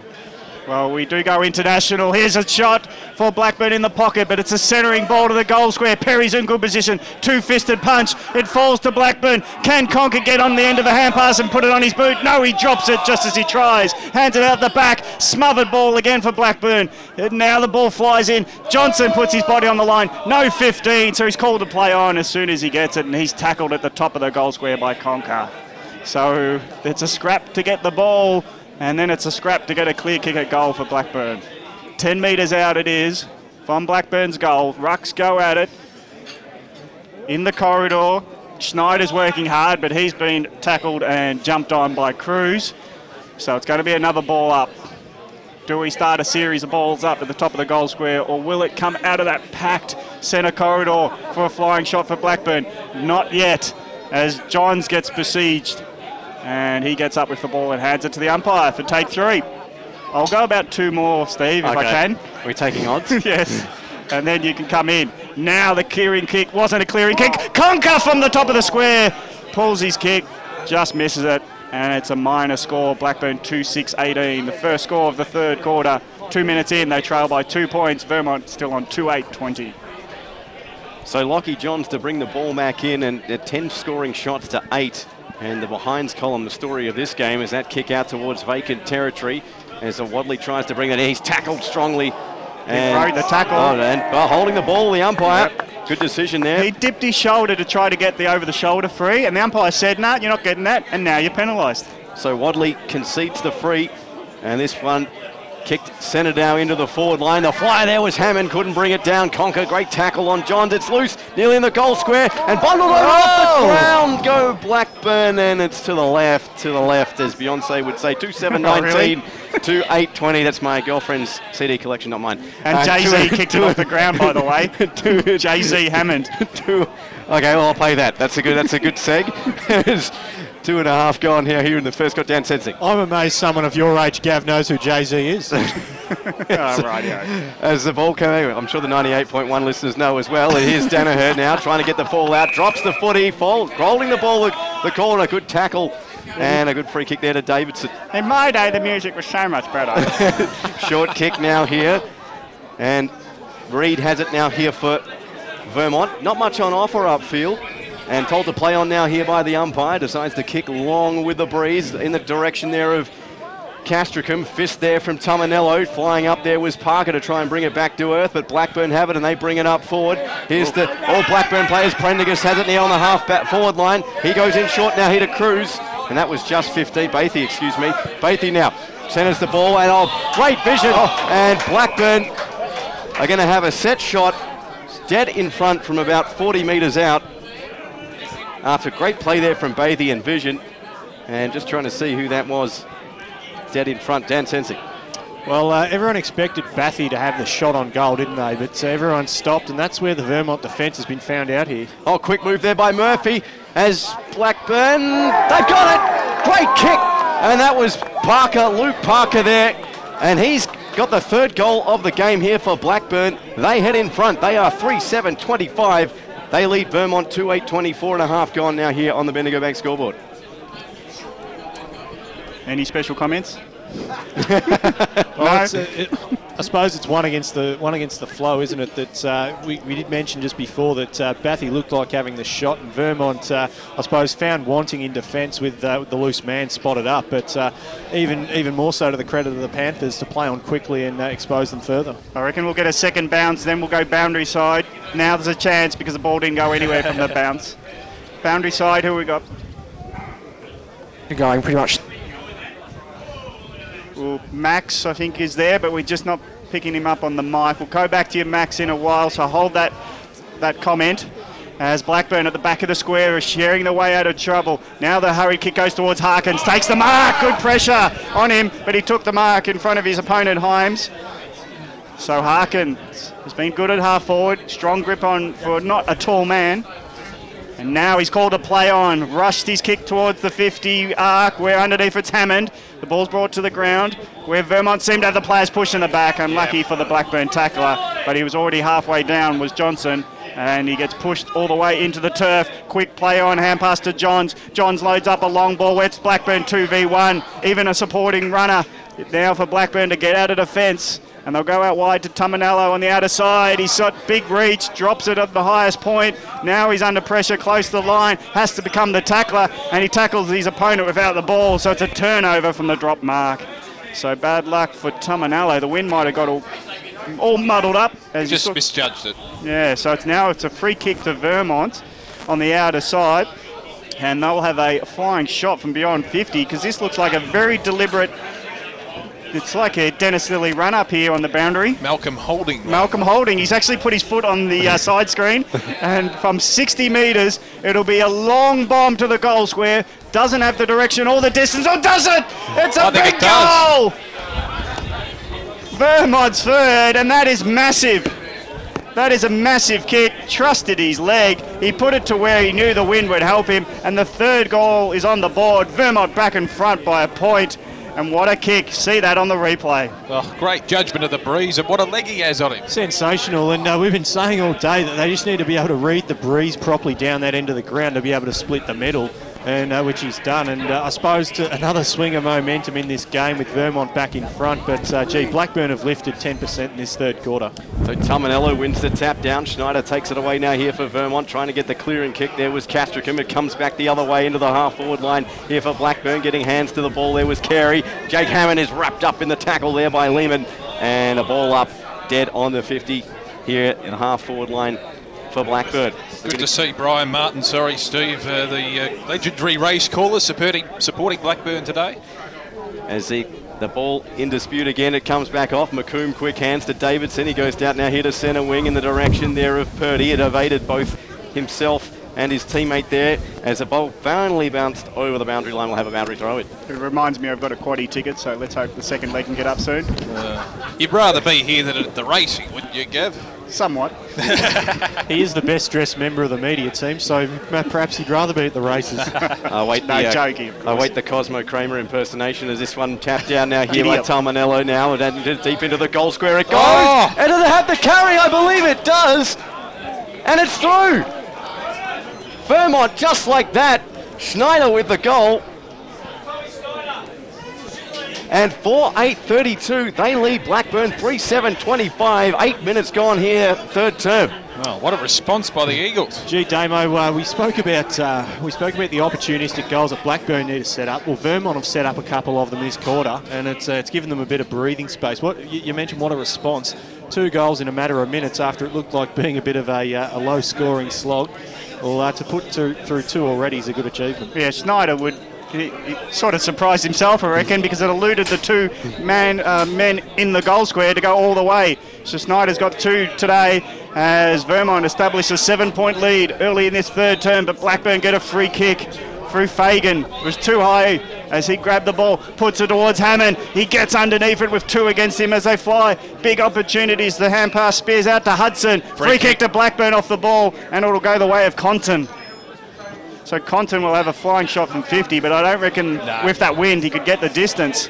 It is really, I reckon we'll go boundary side again soon, just to, if their feel of it, that it's a bigger wind going to the Central Road end.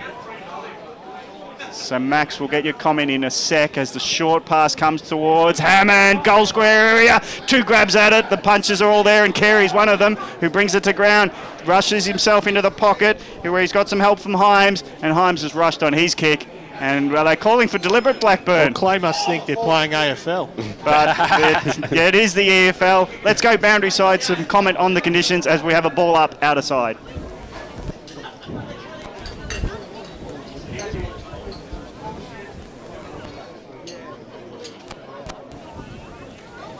Thanks, Max. We can hear it in your mic there as it's picked up considerably. 10 minutes gone here, third term, and it's 7 points the margin in favour of Vermont as the boundary throw-in comes down. Tominello wins the battle there against Castricum, and Castricum gets tackled by the aforementioned Tominello, and we'll have a ball up. So good crowd in here this afternoon as the tap comes down. Blackburn, long kick now out towards the half-forward line. A battle and taking the mark down there. I think that was Hammond. No, Bathy. Bathy, excuse me. And he goes in short there to lead a Prendergast, and he's on the tightest of angles, about 40 metres in front of the scoreboard end, Dan Tensek. Well, Damo, in high-pressure footy like it's been today, sometimes it just pays to get it on the boot as quick as you can. It does, but they need to have more direction here. Blackburn are being forced wide in their forward entries. That's why they're having a shot on goal from a very acute angle here. So Prendergast going to line up, goes, checks sidewall, decides to center the ball instead. Whether intentionally or not, it's another question as that one goes to the deck. Hammond's in there for Blackburn, trying to bust his way out of a gang tackle, and we'll have a ball up. Too congested in the forward line too for Blackburn, a number of players, and they've struggled to improvise and get a kick-on goal out of these scrimmages. As Bathy wins the tap down, comes straight into the hands now of Schneider, and he goes check side now into the lead there of McCafferty, but the boundary line beats him, and we'll get a ball up. Right in front of the scoreboard there. Look at that contingent of Blackburn supporters in front of the beer tent. The red jackets. Yeah, the red blazers. See if we can see Gus McLeod down Blazers. there. I don't think Gus would be down in that end. 2+3 for him. As this one now moved out the boundary throw in. Bathy right off the boot. It pops straight up, high up and under. Players fly. Perry gets the punch out of all of them. And it's going to go over the boundary line again. Joel Perry once again. That's Golden Fist Award. Yeah. Yep. Have to nominate that, I think. He's doing his best Brian Lake impersonation today. He's been absolutely fantastic all day. Yeah. So a bit next. 12 minutes gone here, third term. In comes the throw. Castricum wins the tap, but Blackburn win the footy. Smothered off the ground. The ball goes onto the deck, trying to bust a couple of tackles. There is Danaher. Quick hands out now. Here come Blackburn. Here comes the kick. Touched on the line there by Lehman. The saving grace. And just the minor score off the kick there from Compton. And just 1 point there in it for Blackburn. They trail 3-9-27, Vermont 4-8-32 on the Bendigo Bank scoreboard. No, the scoreboard. I think it's behind, eh? Yeah, they're so quick. 3-8-26. It's a goal the difference. Yeah. As Howard found Lehman under a heap of pressure, but Lehman stood up to take the mark from the kick out. Speaking of pressure, great call by the goal umpire. Was in the perfect position. Oh, yeah.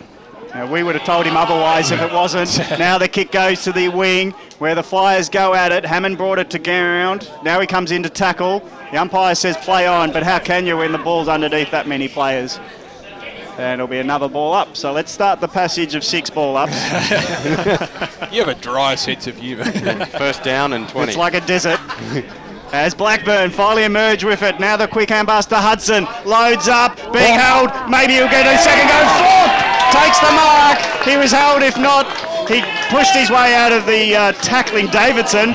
And he took the mark on the chest, 20 metres out directly in front. We'll have a tied ball game if he kicks truly. Well, he missed from a similar position in the first term. It'll be interesting to see if he can capitalise here. We might get some stats after this kick. Thanks, Grant. As this to look to be the tying kick at 32 apiece. Thorpe straight in front. 25 metres out. Deliberate approach. Makes the goal umpire work too much, and he's missed to the left. 27 plays 32. Vermont still in the lead. 14 minutes gone, third term. Massive let off there for Vermont. It's twice in that game he's missed. Twice he's missed from the same position, and some of these shots in a game like this, may come back to haunt the Burners. Inside 57-2 this score in favour of Blackburn. Thanks, Soupy, as that one goes down here to the centre square. And, well, I thought that the mark was paid, but not according to the umpire. And we'll have a ball up. So 14 and a half clicks gone here in the third term. Talmanello doing the ruck work again, wins the tap, grabbed there by Mendez. He gets grabbed in turn, and the footy grabbed there by Schneider. As this one moved out now into the centre wing area. Hudson there in a foot race there with Hyams, and the ball forced over the boundary line. Will have yet another boundary throw in. Well, Blackburn certainly are holding their own. If you take out those 5 minutes where Vermont kicked a couple of goals and strung them together, they'd probably be very happy with this position.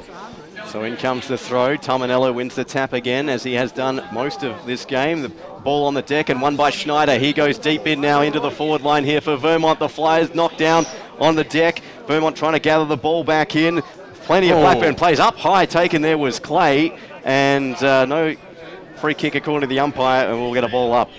I think he probably disguised it in the sense that he was tackled hard and put the arm at the face. Hand passed back into himself. So Talmanello wins the tap again. Blackburn trying to bust out there through Macaulay. Tackled hard there was Best. Ball on the deck as Macaulay had a quick snap there from Ellis. Couldn't get boot to ball. And, well, we're going to have yet another ball up as the tackle applied there by Luke Parker. Gee, if Vermont can string one in here, it'll be massive because the player's been, as Soupy mentioned with those stats, up Blackburn's end. So in comes the tap, it's loose, a clearing kick there from Parker, goes off the deck but straight down the throat there of Hyams, and he takes it about 55 out here for Vermont with 15:45 gone here, third term. Can back himself here. And I think you're exactly right, he's going to do exactly that, and why wouldn't you with this breeze? Right post, you reckon? I think you go with the left post. Seems to be going for left. Yeah. Well, He's going to go with a 7-iron at least. So here comes Holmes. Kick it through the middle. He's going to line up from 55. The kick, it's coming back. Good one. And it is good. Vermont have taken the 6 points. Great effort there. 5-8-38. They lead Blackburn 3-9-27. 16 and a half gone. Quarter 3 here. Yes, a couple of people just pointing out it was at the right goalpost there. That width really seems to change. It's confusing you. No, I reckon you got it wrong from the start. In the first quarter, it went from left to right. Now it's gone from right to left. Yeah, whatever. No, we'll believe you. If it makes you feel better anyway. Yeah. No, I think that horse is bolted a long time ago. Great goal from Himes. He set up the wall to take the clearing kick mark at 50, and then he knew he got the journey, put it right post, went through the middle. As now Vermont lead by 11. Did a lot of defending to make sure they've got this lead, and they've converted their opportunities. Ball's gone from the centre to the outer, to the wing, half forward for Vermont. But again, we'll have another ball up. Half back for Blackburn. Tamanalo gets good position. Taps to his rover. Nicely kicked forward by Murphy. Murphy finds a teammate. Blackburn will want to play on quickly. They've got one-on-ones to look at. Hammond on the bounce. Doesn't quite get to his lead. He picks himself up with the ball, but he gets tackled by 2. And Davidson gets it, spears it into set half back, and they're off to the races now. It's off to Reed. Reed's got a pass, but Best hasn't seen much of it. Drops the mark. He's still got some help. Best tries to get involved again, but the numbers are with Blackburn to clear it temporarily at least. Hands off from Reed. Now have Hammond at half forward, takes a chest mark, 52 metres out, wind in his face, he's got a pass in the pocket, Conker, no, very good stretching mark, well done by his opposite number, and it's Himes, the goal kicker, taking a saving mark deep in defence.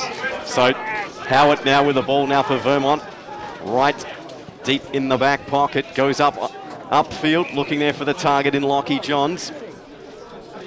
And the ball moved back up now to the centre wing area. Spoil from behind on McCafferty's attempt to mark the footy. In goes Schneider now here for Vermont. The guy goes by hand now here to Purdy. Purdy lines up. Got it. And he's put it through.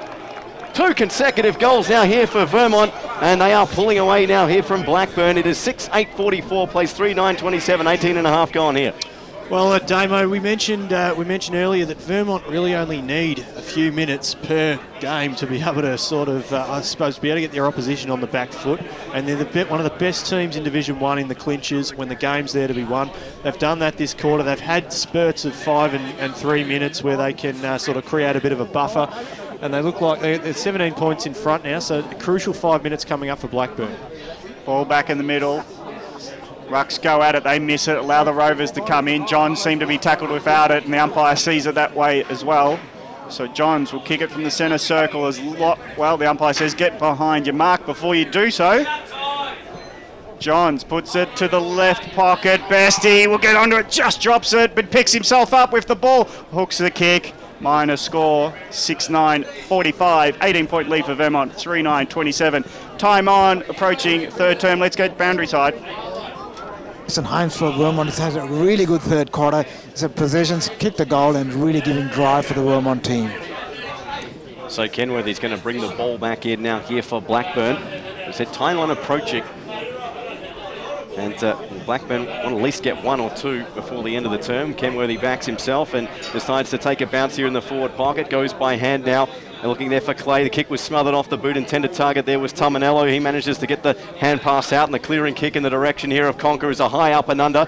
Got pushed out, but play continues. Good shake there from Bathy. His kick was smothered off the boot there by Macaulay. And away comes, Johnson, there for Vermont. Here's Davidson now with a bit of time and space. He goes by hand now here to Johns. His kick is a long one, and it is just to the right of one. And that's just a minor score. Vermont on the attack, 6-10-46. They lead Blackburn 3-9-27. It was that left to right wind that got involved again. Exactly right, you see what I mean? No, it hit the left post as the wind took it across face. So Blackburn bring the ball back in, long kick in the direction of Hammond. Almost took the mark and ball it to the deck, and we'll get a ball up as almost a Kimura there. Watching the UFC for a second. Where does that come from? Do not know what you're talking about. Just had to get his step over with the left foot. And anyway, here's a knockdown from Whale Buxted. grab now here. Hand pass out now in the direction of Murphy. He gets shepherded out of the play as the ball now on the deck. McCauley trying to get through and forced out over the boundary line. And free kick. Free kick, eh? Yeah, Blackburn. Okay. Yeah, holding off the ball. Holding off the ball, the call, and a good pivotal free kick here for Blackburn to start some momentum upfield with 21-15 gone here in the third term. The kick is a high floater, plenty of players flying there. Perry almost took the mark instead of punching it as he usually does. Hands out now, come. Vermont now here through Wadley. His centering kick is cut off and beautifully read there by Thorpe.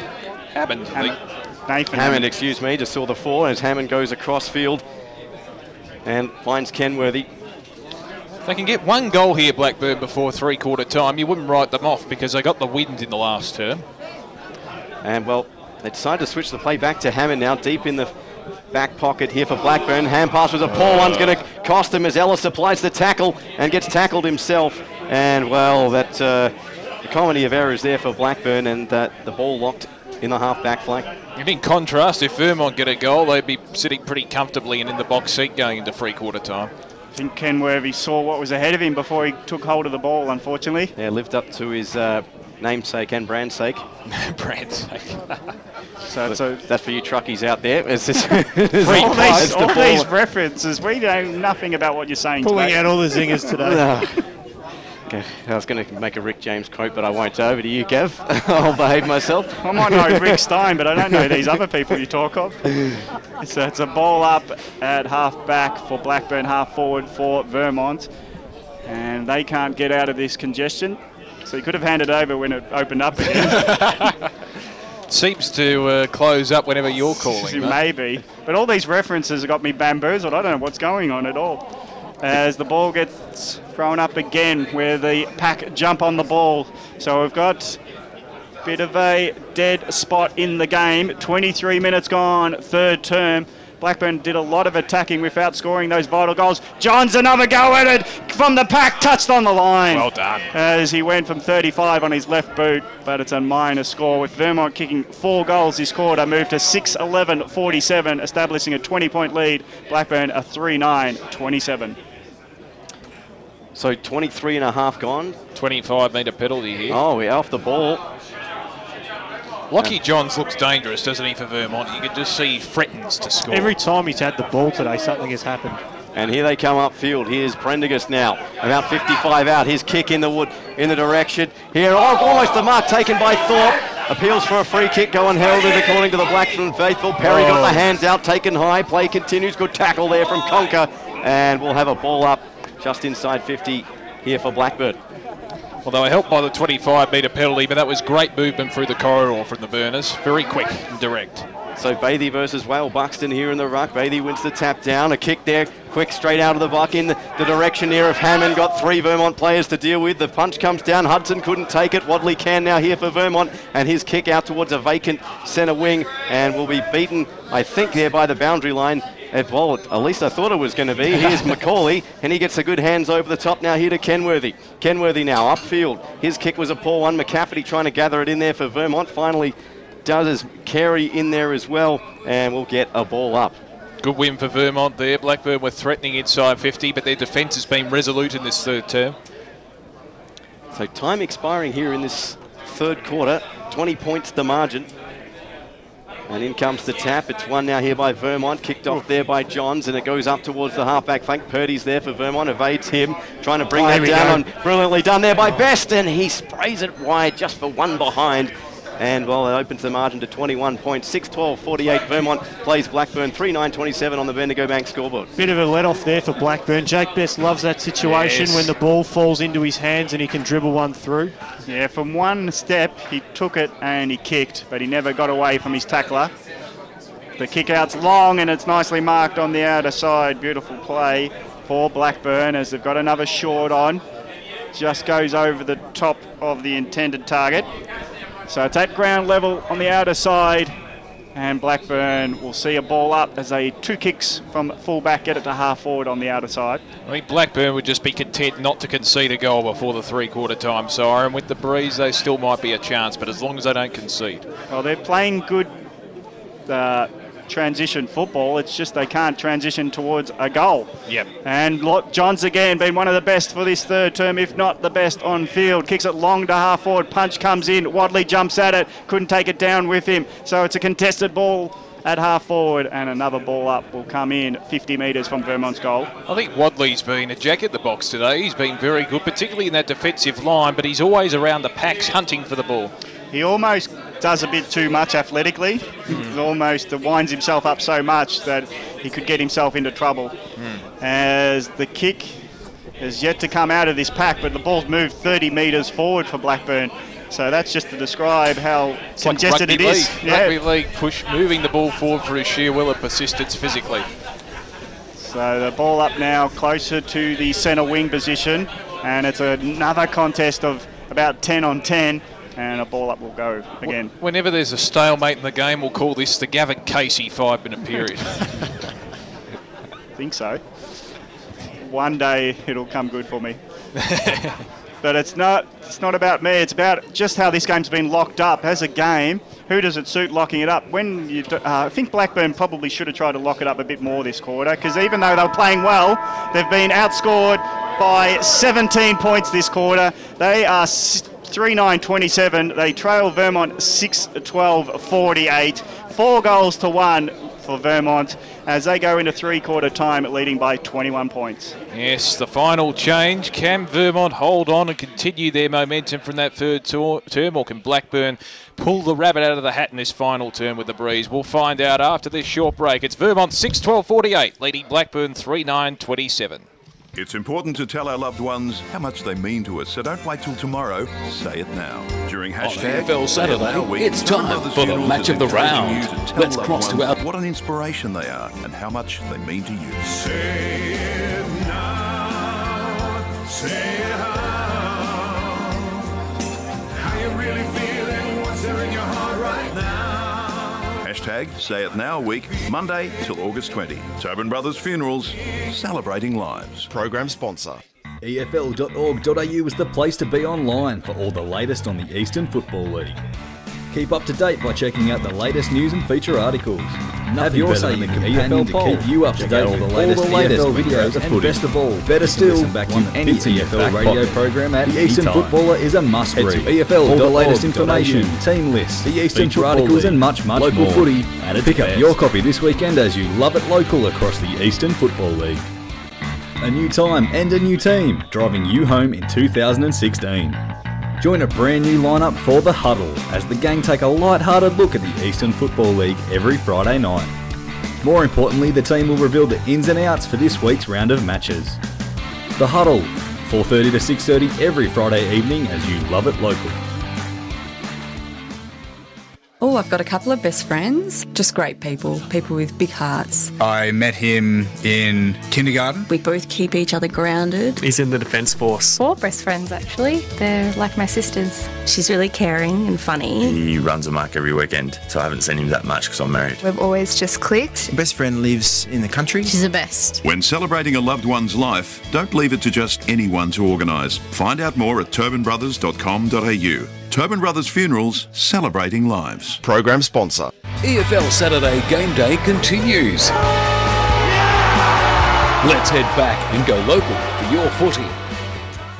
Radio Eastern 98.1. Maricots here in the EFL Game Day Score Centre. It's three-quarter time here at Blackburn, and it's Vermont 48 leading Blackburn 27. So an interesting last quarter coming up. Let's take some look at some scores.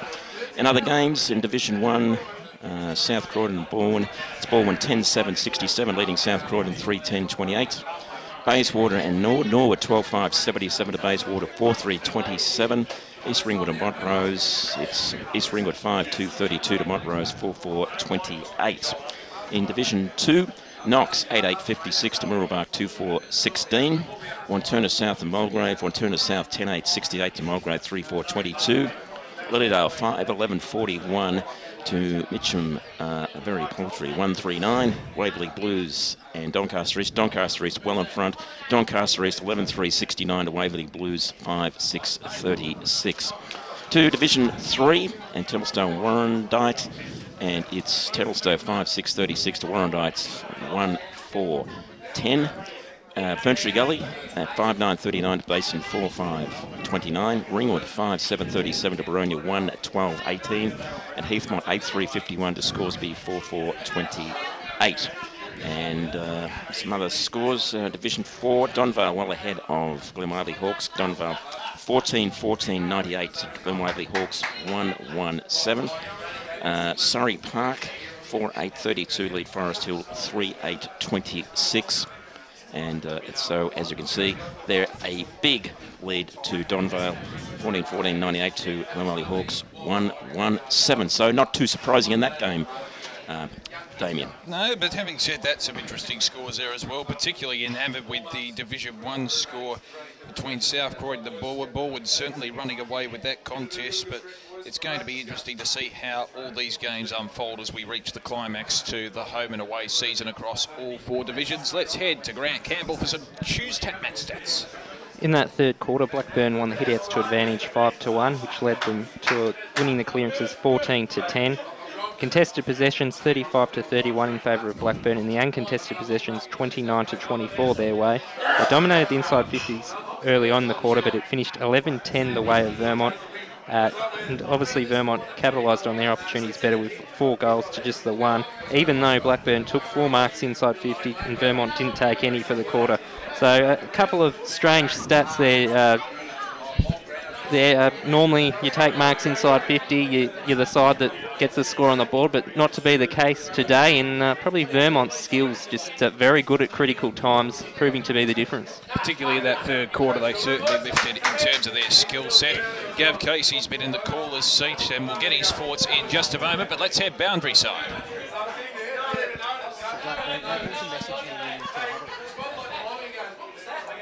Just got to finish this last quarter. Obviously, really strong. Can't rely on the breeze. So I think if we can take care of the contest first and foremost, win the football, use it well, and hopefully keep on to Been changing much up this last quarter, or a bit more of the same this emergence? I think much of the same. Look, we think we've played some pretty good footy. They've had the win. They've been able to capitalise with it a little bit. Don't really want to change too much up. I think we've just got to continue to do what we've been doing. Perfect. Thanks, mate. Good luck. That's Max Stankamp down on the boundary line where Blackburn coach Con Caravius be pretty cautious ahead of this final term. Having said that, the Burners have got the wind. They do trail though by 21 points, 6-12-48. Vermont to Blackburn 3-9-27. A big quarter coming up in the context of the season, particularly as far as Blackburn are concerned. Gav Casey. Definitely, they'll need this one. They played Doncaster the last round, got 2 winnable games in the next 2 weeks, but they wouldn't want to drop a game on the opposition. Well, they're 6-3 ahead of them. Yeah. So I think they've got the win in them today if they could just find a way to go get the ball through the middle of the sticks, obviously. Yeah. They're having enough shots at goal. And Esmond, what have you got on the boundary line? Yeah, just a very quick one from the Vermont camp at 3/4 time. It's just really movement of the ball. Just make sure that we get possession of it and look for each other and really be smart with the football when it comes in the last term. Parker wins the first centre clearance, gets it long into the forward 50, held it out to his best, and he gets the free kick, played for it, put his arms out, but he was tackled by Clay and gives away the free kick. Izzy just outside of his range. It'll take his best from Jake. An obvious one, Jeez, I know. Gav. Groaning. He's scraping the bottom of the barrel here. Well, I would have said it anyway. But it's Jake Best putting it to the goal line. And see the wind bring it back to 10 metres out. It held up that much as it got towards the goal line. Over the top, Schneider couldn't get the kick over his shoulder through the middle, but it's still bobbling around. Big opportunity. Purdy gets tackled as he had a shot from the left pocket, and he couldn't bend it through because he's been knocked over and out of bounds. Sensational work there by McCauley, wasn't it? He's dived across at the last second. It's just desperation that Blackburn need if they're to get back into this game. Johns again grabs it, but he's taken down. He's been held. The umpire said he dropped it as soon as he got tackled, and then he got pulled to the ground, says the umpire without the ball, and Johns will take a lucky free kick. Well, he deserves a goal, Johns. He's been fantastic today, absolutely brilliant, and would be the icing on the cake to what's gone pretty close to being a best on-ground performance, I reckon. I think that's one of the umpires. I see it, and I'll just give it, but really, it was just there, if at all. Johns. From 20 metres out, he's seen these opponents miss from that position, but he makes no mistake and extends the lead out to 27. 54 plays 27 early in the 4th term. Well, he has deserved a goal, as you said, Dan, right throughout the afternoon. He's been threatening. A couple of bounces didn't go his way in that third quarter, but, gee, he is a damaging player. He's probably been the best on the ground at this point. I think so. Certainly has, and a contender for our Tobin Brothers Player of the Day, gents. Yes, no funeral for him, though. Is he not a dead cert, though? not a dead cert. Going to knock this one off before it gets out of control. Here's Tamanelli. He's got the pun there in that one as well. As this with that one kicked out there by Cruz. He goes in towards the forward line, but strong mark taken there by Carey. He switches the play out now wide now here to Himes, and he takes the mark on the half-back flank outer side here for Vermont. There's 2.5 gone now here in the third term. Vermont with the first score of the quarter, and they're off to the start they wanted. Here's Perry now, deep in his own pocket, decides to go right back to where it came from. And the mark taken out there by Himes as he's going to bring it back in here for Vermont. Told to play on now here by the umpire. A kick now up towards the centre wing, a congested centre wing at that. Vale, Buxton and Ellis there for the Vermont. Neither of them could win the footy. Footy on the deck as in goes Johns there for Vermont. And umpire says, I'll have it. I think just seeing the conversion by Johns takes me back to Forbes' miss from a similar position. Did it twice. Yeah, twice. They would have been in front halfway through the third term. Now they find themselves 27 points down. And that one kicked out on the full, and we've got a player down. I believe that's Cruz. He looks to be okay, though. He's favouring his wrist, his left wrist, and he should be all right, though. So Vermont to bring the ball back in. 3.5 gone, 3-9-27 trailing Vermont are Blackburn, who are 7-12-54. Here comes the kick now up towards centre wing, high up and under. Plenty of players under it. One of them there was Ellis, and paid the mark in the end. And if you hold raffle ticket E88, you've won it here at Blackburn. Ripping meat tray as well, might I add. Public service announcement. Here come Vermont now in the direction there. Akrakis couldn't take the mark. Good spoil from behind there from Dawson. The ball on the deck and out into the pocket. Clay's there for Blackburn. Vermont now trying to get it through Davidson, holding the ball, the call, and a good tackle there by Clay.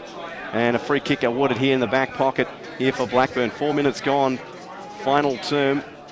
And Clay, well, Vermont doing a good job of clogging up the half-back line as he doesn't really have much to kick to. Might go short here to Hammond on the near side. Decides to play on here and gets his kick up now here towards the half-forward line. Vermont players are plenty there. And one of them there was Whale Buxton. Couldn't bring the ball down. Ball comes out now here to Hyams. Hyams, short kick there in the direction there of Howard. He takes the mark. Howard moves in. The shot on goal. It might trickle through the goal square. It does! What a goal there. That's a contender for the Fibro goal of the game. That's 8-12-60, playing Blackburn 3-9-27, 4.5 gone here, final term. Damo, we talk about players that deserve a goal. Howard's had a good day today, and that off-a step has been absolutely brilliant. And he did his ankle doing it. Yeah, he's in trouble here. Howard. He looks in a lot of discomfort. Yeah, so that's a costly goal as you've ever seen one, I think. As soon as he kicked it, I reckon he landed awkwardly. And he's run himself into a bit of trouble with that ankle. We don't see that often, though. It's quite innocuous as you kick the ball and land after you kick the ball, unless you've been pelted to the ground to your ankle. Rucks go at it. Blackburn need this centre clearance, but they can't clear the centre circle until it's picked up by McIntyre. And he gets the bouncing ball towards a leading player.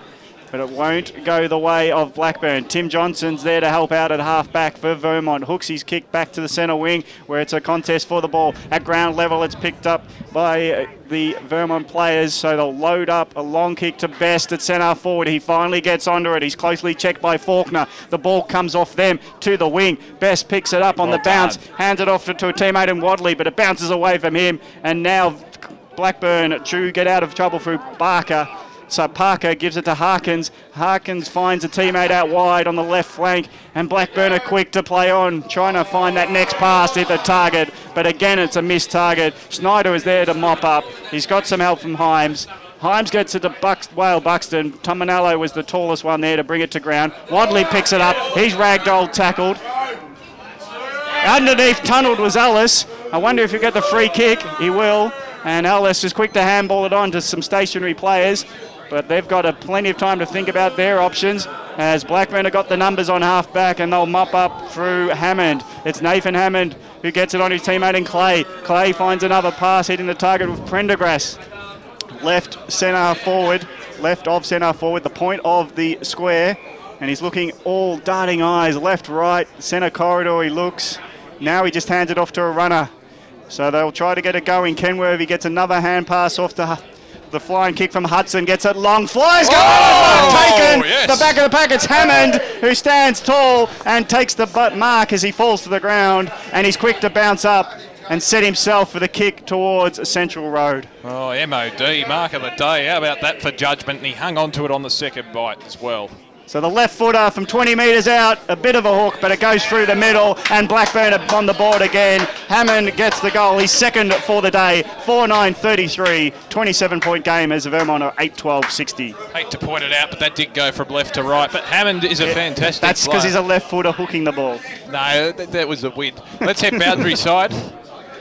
Just at three-quarter time, Tom Schneider from the Vermont said, he just addressed the team and said, let's get the first 2 goals and put Blackburn away. They've got 2 goals, but Jake Hammond has just replied back with 1 now. Still a long way to come back, though, for the Birders. Thanks for that, Esmond. I'll get Gav Casey and Damo to touch gloves and go back to their corners. Here's Tamanello, wins the tap down now. McComb gets the kick out and then towards the direction here of Purdy. Couldn't win the footy. Ball in dispute as Macaulay in there as well, and we'll have a bounce here at centre half forward. I don't think I'll win that bout, just quiet. Oh, you got the reach, mate. You just got to keep your distance. As we go back down boundary side to Max. Cam Howard, after that last goal's come off, he's iced up. He looks like he's done for the day there, boys. Thanks, Max, as that one moved in there looking for Best. He tried to burst his way through. Vermont trying to lock it in. Quick hands there from Ellis and hands there from Schneider. This opens up to Best, breaks the tackle, has a shot on goal, and he's hit the post. Well deserved a goal, and well, he's going to get a free kick. Silly there from Parker. And Best might get the goal he deserved. Dan Sensick. Very undisciplined play there, but there's no need to do that, is there? He's missed the goal. Just get on with it. You're 28 points down. Yeah. He's got to get moving. Well, as Gav said earlier, let them know about it, but no need for physicality like that. And he's got the 25. It's just a certainty now. And well, this a gimme 6 points. Yeah. Seven points. Yeah. It's a downfield because the kick out was being taken, so Best doesn't get the kick actually. Yeah. Looks a bit spewing. I reckon we could kick this one. So the margin, Creek is going to take it from dead in front and taking his time about it. Well, just told to play on now here by the umpire. And he puts this one into next week. And then adds to 9-13-67. They lead Blackburn 4-9-33, nearly halfway mark of this 4th term. Oh, gee, well, that was a classic 7-point play right there. So, you know, we touch on the undisciplined play by Blackburn there. Any hope they had of a resurgence has just gone out the window. Yeah, and once again, I think just the disposal of Vermont has been far superior, hasn't it? When you talk about hitting your targets, we've seen in a couple of passages of play recently, Blackburn haven't been able to make that transition. Someone's been sent off. No, blood rule. Okay, jumped the gun. Andrew Ellis coming off. Yeah. But yeah, Blackburn just haven't been able to hit their targets as they make the transition out of defence, and I think it's cost them. Vermont have been far more polished with their disposal, particularly in the second half. So Mitchell Dawson goes off for Blackburn with the blood rule. His replacement comes back on, the man that gave away the penalty. Not much of a punishment. Yeah, Parker sheepishly comes back and says, "Hi guys." Yeah, it's back in the middle. Chance for the clearance. Blackburn bounces the ball, eludes them. Best runs at it with leading the way Faulkner for Blackburn. So he runs his way out of defence and long bomb from half back to half forward. Doesn't suit Blackburn. Vermont have got the numbers through Crocker to pick it up, but he's been tackled to the ground and not penalised for holding the ball because he had no prior.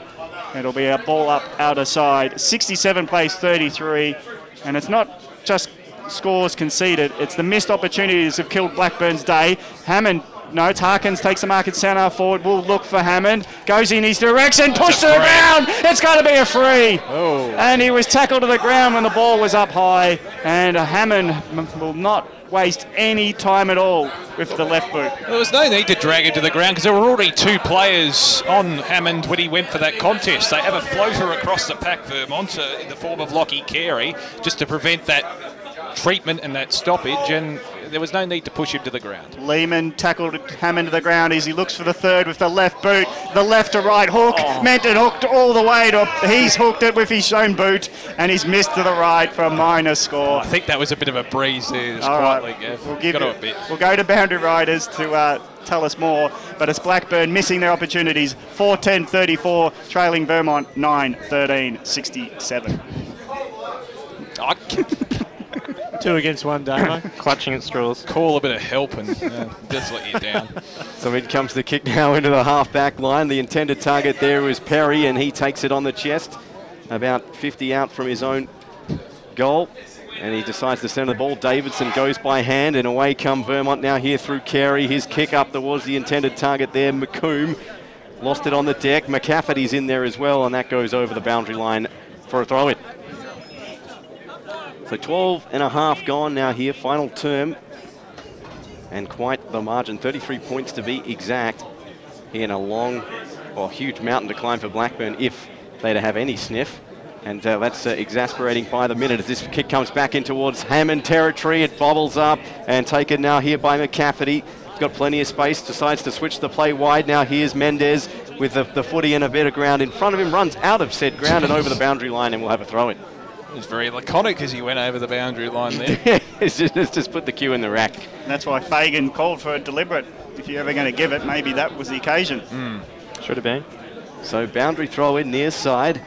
And doing the ruck again there is Tominello. Couldn't win the tap down. Whale Buxton digs at it on the deck, and trying to burst through there was McComb. He's wrapped up, and we'll have yet another ball up.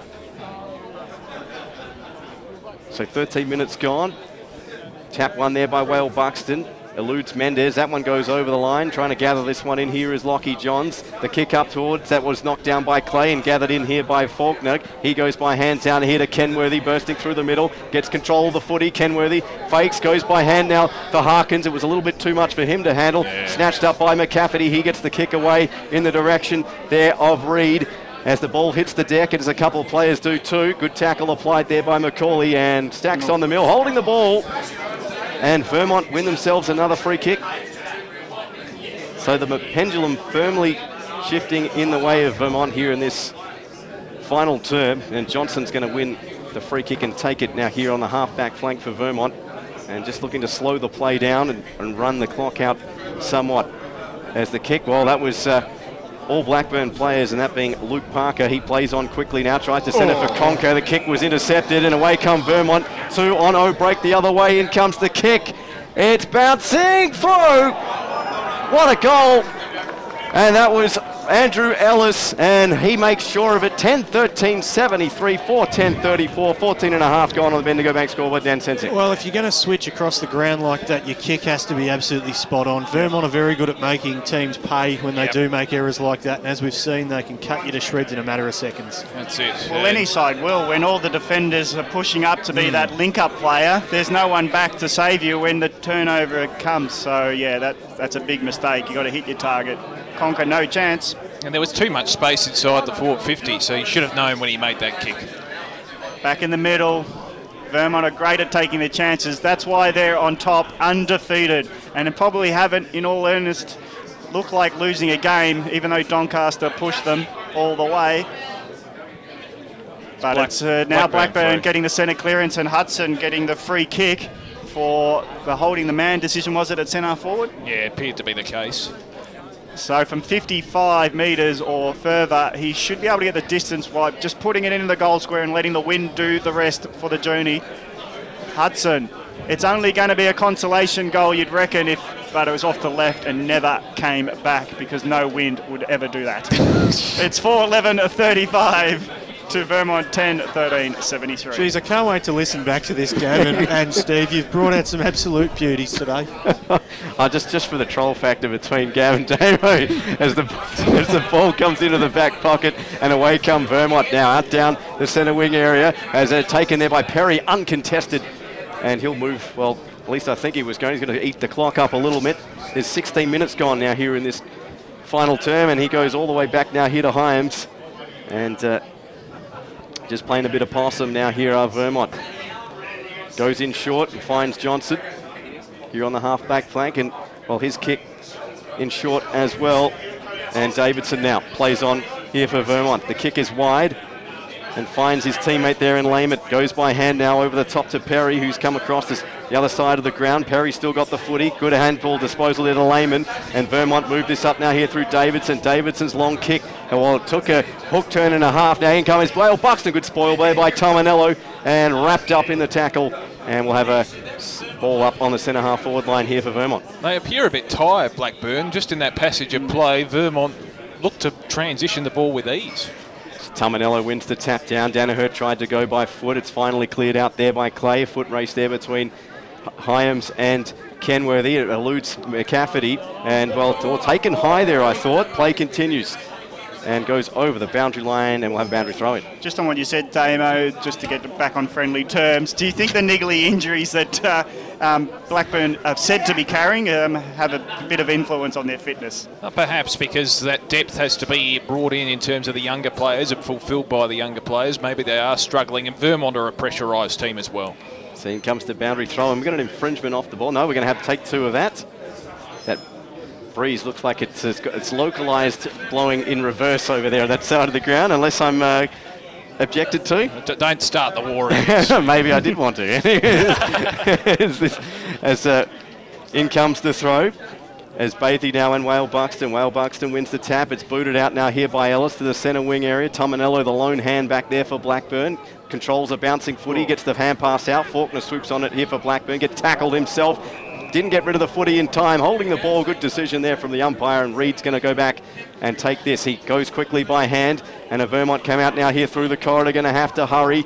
Ellis now with the footy, check side kick all the way across here to Crocker with Thorpe right on his tail, eludes that tackle. Crocker goes in short there, and we're going to late bump there, and as he was going to the bench too, Bathy had a bit of a hit and run, leaving the scene of an accident, and here comes the footy in deep, and all by himself is Parker, and he's going to line up from about 40 metres out, about a 5-degree angle, and maybe got Vermont's 11th goal. Don't worry, Gus McLeod will get his licence details for us. I think the umpire is going to award a yellow card here. He's followed him off the field.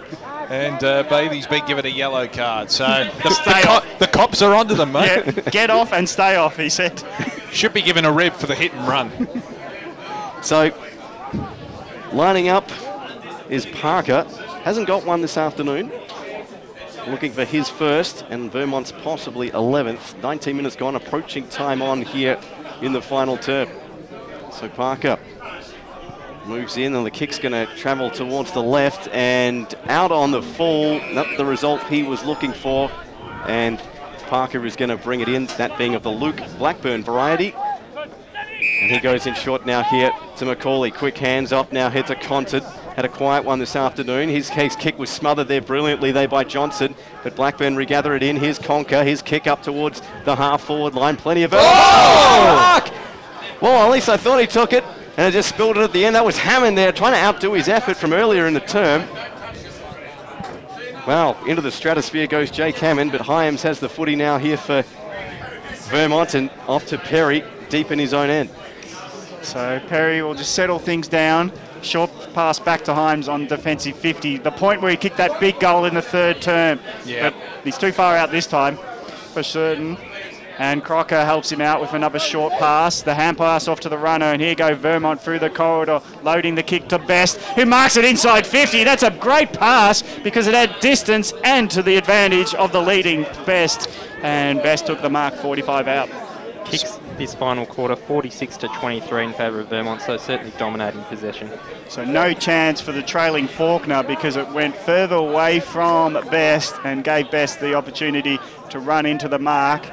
So from 50 it'll test him on distance. No, it won't, but he misses to the left. Gee, Jake Best is one that has absolutely tried his guts out all day. He runs, he chases, he tackles. Hasn't got the goals to his name, but he's done himself pretty proud today. The wind might have just dropped off a bit, but it is now Vermont 10-14, 74, leading by 39. Blackburn 4-11-35.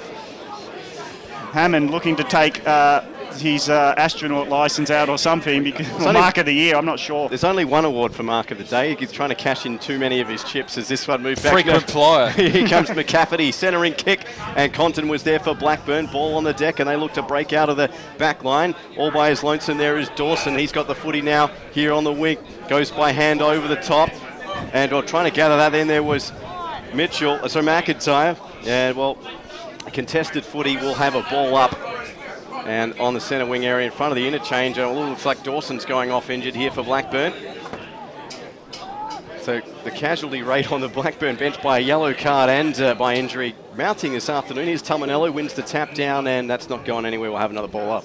Just for anyone listening who's interested, Carlton leading Essendon by 4 points, 7 into the final term. A lot of people are interested, especially right next to us, aren't they, Steve? Exactly right. Here's Tominello.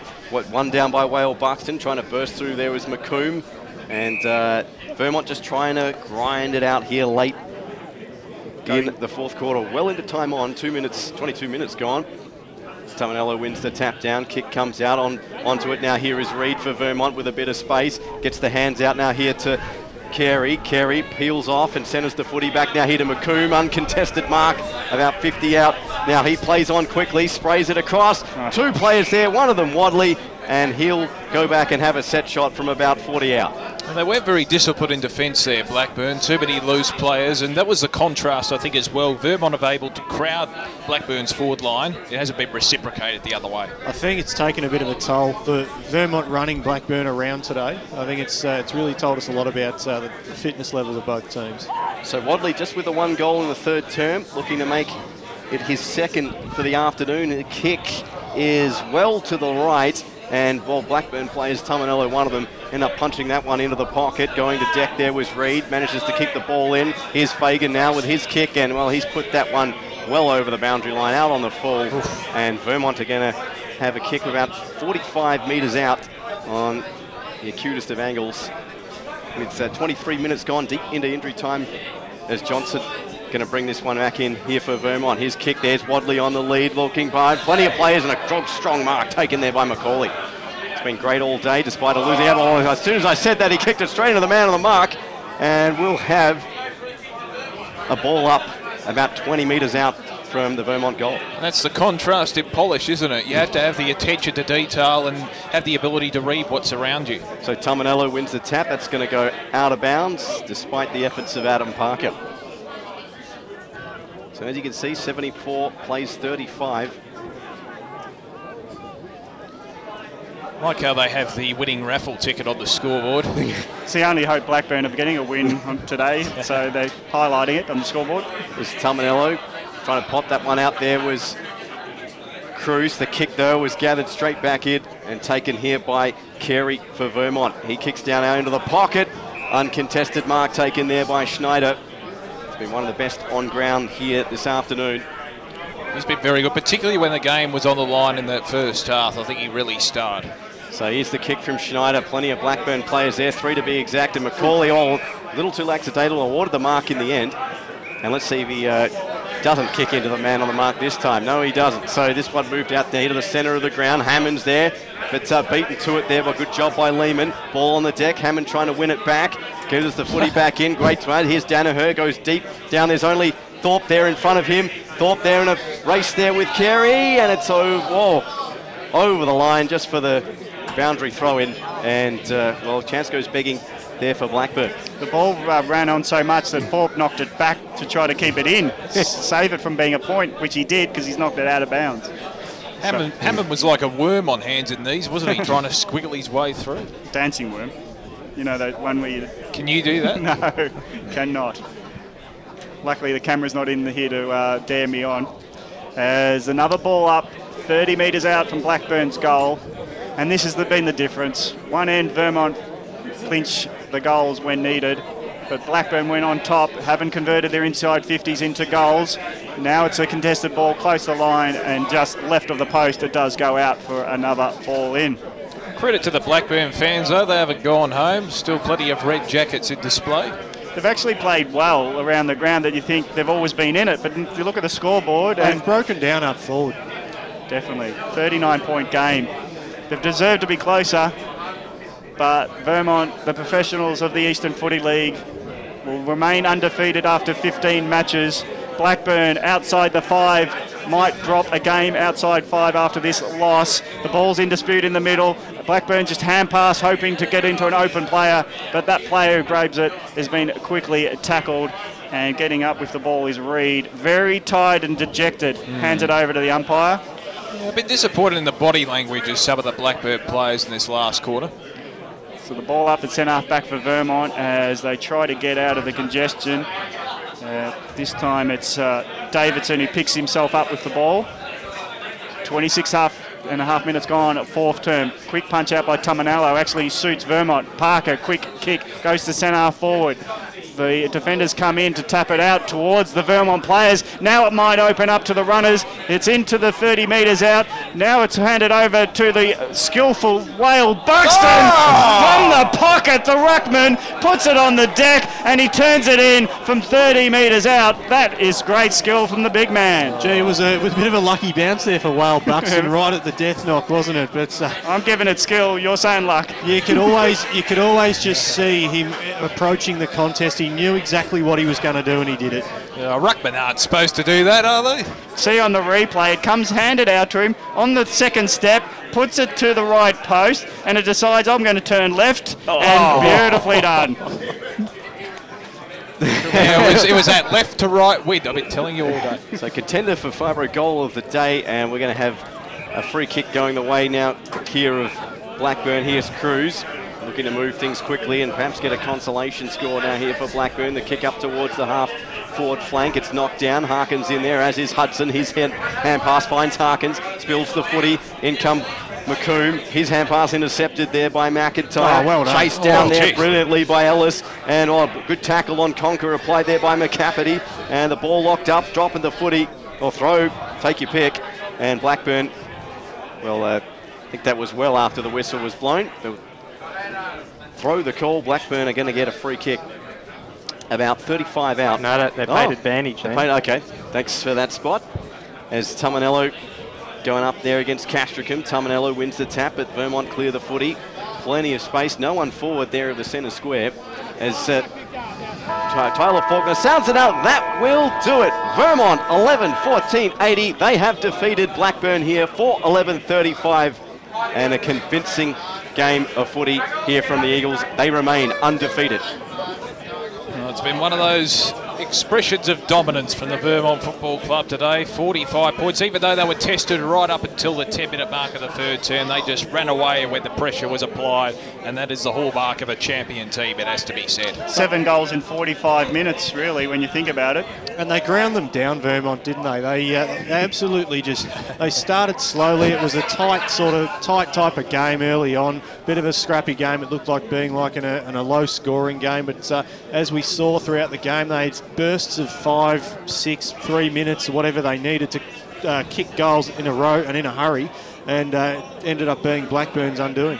Yes, certainly was, and just a couple of final scores that are coming through. Baldwin had defeated South Croydon by 7 goals, and Ringwood defeating Baronia, I believe, by 20 points. Baronia's final score, 1 goal, 15-21, so very inaccurate. Slightly inaccurate, yeah. At least they got one on the board, a Mark Arceri type result there, if you know football history. I was actually listening to the radio hoping that goal would never happen. Yeah, typical dog supporters. Thank you. But fantastic win here to Vermont. They had a number of star players, didn't they? I like the work of Robbie McComb. He was fantastic. Lockie Johns was brilliant, particularly when the game was on the line early in that third quarter. He was the catalyst for their big move in that particular premiership quarter, it must be said. And I the standouts. Tom Schneider was very good at the first half. Joel Perry with that golden fist. There are a number of star players there for Vermont. I'd have to say McCafferty and Carey across the half-back line with stellar as well. They just repelled basically everything Blackburn had, and they contained Hammond pretty well as well, I thought. What about Cam Howard before he got injured? He was a very good player as well, and it'll be interesting to see the ramifications of that injury.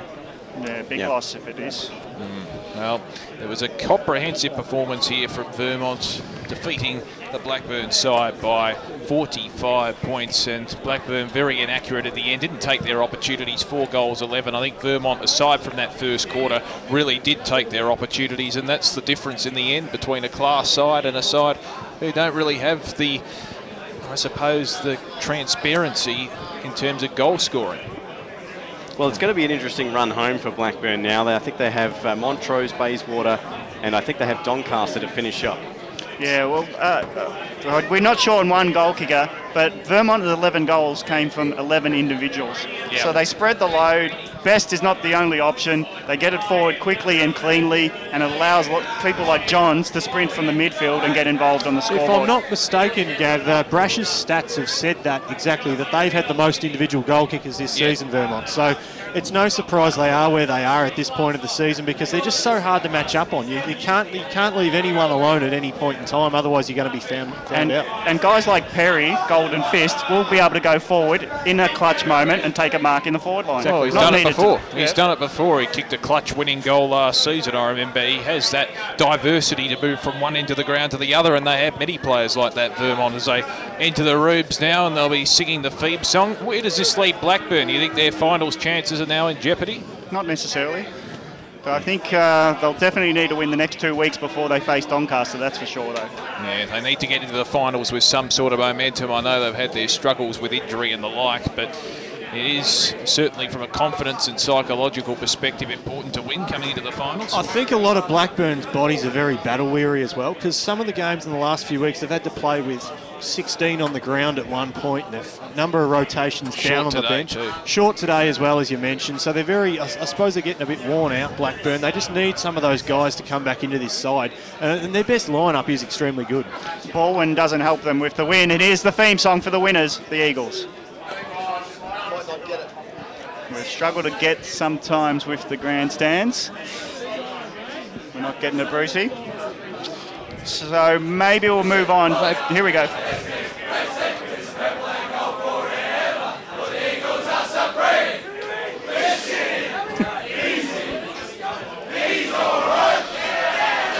Who do they name? I'm not sure. They always, I like that at the footy clubs. They name one person in the circle and they say, how is he? He's all right.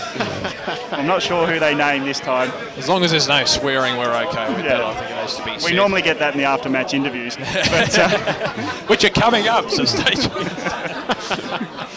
Yes, the ramifications of results around the grounds as we'll get the stats for this match. The big result here for Vermont, keeping undefeated.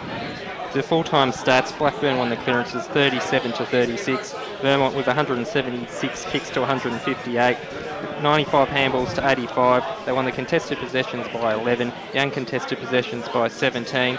Inside 50 count, 48-42 in favour of Blackburn. A lot of tackles throughout the game, 77-70 in favour of Blackburn, including 19-8 inside 50. And Tom Schneider finishing the game with 20 disposals and 2 goals. He had 17 of his disposals to three-quarter time, so when the pressure was on, I certainly thought he was one of their better players. Those are good stats, Gee, you're doing the individual ones too, Super. You've been spot on all afternoon, thanks to Yarra Valley Water. Make sure you be smart and choose tap. The Vermont players congregating in the rooms at the moment. They'll be in deep celebratory mode, it must be said, after a 45-point victory over Blackburn this afternoon. Well, we talked briefly about the ramifications for Blackburn here, and they certainly are a finals chance, that's for sure, but gee, you know, you have to question their premiership capabilities at this point. If they can not produce four-quarter performances, they're never going to take that next step. But I suppose it's a good development side for Blackburn. They still have a lot of young players coming through. Well, mate, Steve, what did you see today was lacking from Blackburn's? Obviously, there's a few obvious things. They couldn't get the score. But is it in the midfield where their composure and skill level let them down, do you think? They just, I think they didn't give Tamanello enough support in the ruck. I mean, it just said Vermont swarmed the duck. They just, you know, McComb and Ellis and Lehman, those guys were just there to win the footy, and particularly the contested footies. As we saw in that last quarter, plenty of uncontested marks there for Vermont. So I think their Blackburn, they did drop their heads, obviously. They had the 2 yellow cards as well. That didn't help. Undisciplined play. I mean, those 2 or 3 free kicks they gave away just, you know, after the whistle. Nonsense. The discipline just wasn't there. You can't underplay the psychology of missing your chances. You can't keep butting your head against the wall when the wall is Vermont. Vermont are that powerful that they don't let you off the hook. You're not playing solo tennis with them being the wall, so to speak. They're going to bounce back hard and cleanly. They will put the score on the board, and And Blackburn were just going, well, we had our chances, now we're going to lose. And then it seemed to just drop off like a flick of the fingers. Yeah. I think one thing Blackburn can learn from is their body language in the final turn. They seem to concede too easily, I think, when Vermont got their run on. Don't you think they didn't show enough resistance in that final quarter? Yeah. Their body language was poor. They had a couple set off. It has to improve. Well, is fitness a problem for the side, or they don't have enough rotations through the midfield, Dan? Because we could talk about their midfield being good enough, but maybe they don't have enough of them. Well, yeah, they've had a lot of players, as I mentioned earlier, the last few weeks that have had to play out games without any rotations. And that's the thing. It's obviously taken a toll, because Damien mentioned that a few of the guys might have dropped their heads. The body language wasn't great, but I just think it's generally a conditioning thing, and it's a fitness thing that a lot of these guys, they might very well be worn out, because they've had to play some pretty serious minutes of footy over the last few weeks to cover for the absences of players that have gone off. Yeah, I thought Danaher was well covered today. Yeah. He was. And then you look at the players like Conker tried to get involved, but everything he seemed to do was hamstrung. There are other top-line players, like McIntyre flashed in and out of the game. So we're talking about some of their best players here. Parker seemed to be ill-disciplined at the wrong times. I reckon Tyler Faulkner was probably up there with Blackburn's best today. He was good. Yeah. The job he did on Jake Best, he didn't give an inch all day. Best had an opportunity or two to kick a couple of goals, but he was held him goalless today. So that was definitely a huge tick for Tyler Faulkner as well. And when he didn't have the footy as well, the body work that he would do, the shepherding off the footy, just the general pressure was fantastic. And we don't often, I suppose, talk about players that do those sorts of things. It's often goals and marks and those types of flashy things that often get our attention. But Tyler Faulkner down back, absolutely fantastic. I'd have to say, I'd throw Sam McCauley into that mix too. Yes. I thought he was great across the half-back line. Lots of hard ball wins, a lot of clearing attempts, and particularly effective in a losing effort there for Blackburn. I think Ben McIntyre went out of the game. He was very good in the first half, but drifted out of the game in the second half. Also, Clay, I thought, showed patches, and he was very good. Tamanello likewise, but not enough depth there for Blackburn in the end, and not enough polish in their disposal, has to be said. Just go ahead. So when we talk about the game needed spread, Vermont have got that in spades. They've got the outriders, so as soon as they can get out of congestion, they've got somewhere to go. Blackburn looked like they were hopeful that there'd be someone up forward who could take a grab as soon as they kicked it. There wasn't a deliberate passage of play where they were linking up. And systematically up forward as well. We saw time and again today that Blackburn would, I suppose, bomb it in. Yes. But who was always sitting under the footy? It was always Joel Perry, whether it's taking a mark and he's got that significant height advantage, or coming over with a fist. The defenders love that sort of stuff, especially tall defenders, because it's their bread and butter. Just a couple of scores coming through. Noble Park just lost to Doncaster. Doncaster getting up by 4 points after, according to the club social media site, tried to lose it in the last 3 minutes. So probably Noble Park had their opportunities. And we'll get Boundary side for an interview in a moment. Lilydale also got the job done. 68-point winners over Mitcham today. So quite a convincing victory there in Division 2. Let's head to Dan Sitzik. Certainly a lot of jubilation there for the Vermont camp today. Oh, there certainly is. And I believe someone's got Tom Schneider to our Boundary Riders. Yes, Tom Schneider, of course, will He's be actually joining going us. to join us. This is a new one. He'll be joining us very shortly. We have a number of Vermont players in the camp at the moment, so we'll certainly interview them and get their word on what's happening. Esmond DePonzo is down Boundary side. Esmond, we got a couple of special guests. Esmond? Thanks a lot for that. Yeah, we've got a couple of guests here this afternoon. Terrific games. We'll just start off with Lachlan Johns. A terrific game this afternoon, Lachlan. And a very strong finish at the end of it with a good 45-point victory this afternoon. I think the coach was reasonably happy today. Yeah, obviously it was a bit of a scrappy game with the wind and the conditions. Made it pretty difficult to string any really good play together, but in the second half we just knew it was going to continue to be a scrap, and credit to our guys, we really knuckled down and just kept forcing it forward and got the rewards at the end. Yeah. And just before I hand it over to the boys, the commentary team, I think, given it was a difficult day with the win, but the delivery and how the ball was delivered, how it was handled, was exceptionally good this afternoon by the Vermont team. Yeah, we tried to do that. We knew running it into the wind, we just need to run it up a bit more and look to hit up those short targets a bit more. it was pretty hard to get any distance on the kicks into that wind, but sort of worked for us in the second half, that's for sure. And Lockie, one of the big moments in the third term is when Mitch Thorpe missed that shot from straight in front, and it seemed to deflate the whole side for Blackburn. They kept trying to penetrate, and then you took a new life halfway through that third term and got on top. Yeah, it was actually a pretty hard kick from, even though it was 15 metres out, but into that wind it was so gusty, you just get a bad time and makes it a pretty hard kick still. But yeah, we knew we'd run with the wind in that quarter and try and get a few goals on the board and sort of hold on to that lead at the end, and we ended up kicking a few more goals in the last quarter, which was sort of nice as well. Sounds like a pump up, because you'd have this exact same kick in the fourth term and you put it through the middle. Does that mean your kick was immense pressure and you're just too good? Nah, like I said, the wind just got lucky with the wind there. It died down and got to put it through. So. Well, you'd have a good insight there because you kicked a goal from that exact same spot, I think, particularly during the game. So you managed to get the accuracy there. Tell us a little bit about the push and shove. Did that reignite you at the half-time break, or was it simply just two sides having a go and battling it out? Yeah, I think it was just a bit of the game. It was like a scrappy game. It just put a bit of fire into it, but it wasn't something we went out there to do. It's not something we try to do or anything like that. It's just, obviously, James Crikis missed those 2 goals at the end and looking to stick up for your mates, so yeah, it was nothing too much. Fantastic. And we also have Tom Schneider on board. Tom, great game from yourself today, particularly up to three-quarter time when the game was on the line. Tell us a bit about how physical it was out there. Was it one of the more intense games you played, particularly in the first half? Yeah, absolutely. When you come into this game, it's probably as close as you're going to get to finals-like atmosphere. Blackburn at Blackburn, they've always got a massive following. So we knew with the windy conditions, like Johnson mentioned, we're just going to have to scrap it out for a little bit. If we play our structures, stick to what we do, we'll eventually start getting on top, and that ended up happening, breaking open late in the third quarter.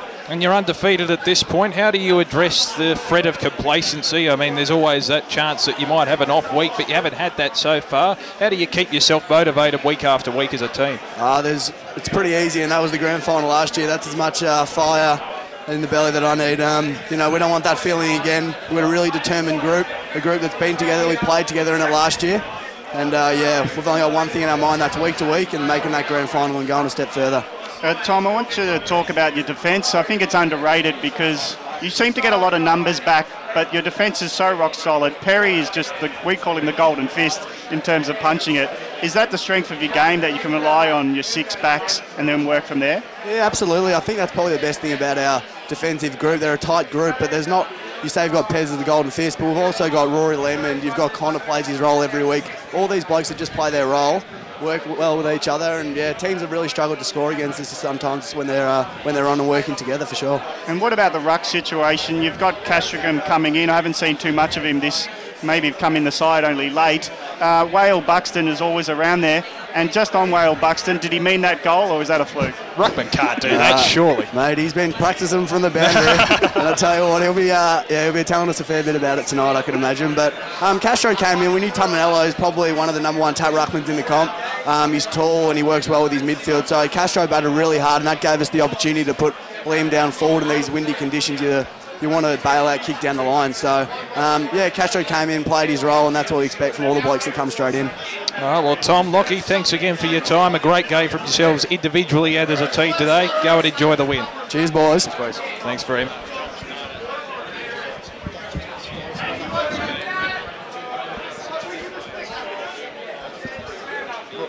Oh.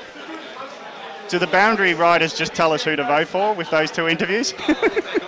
They got the right ones? That's correct.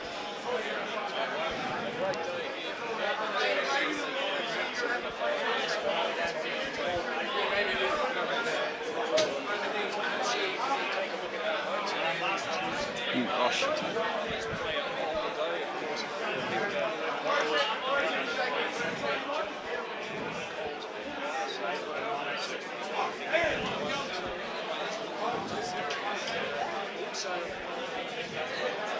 Oh, hip.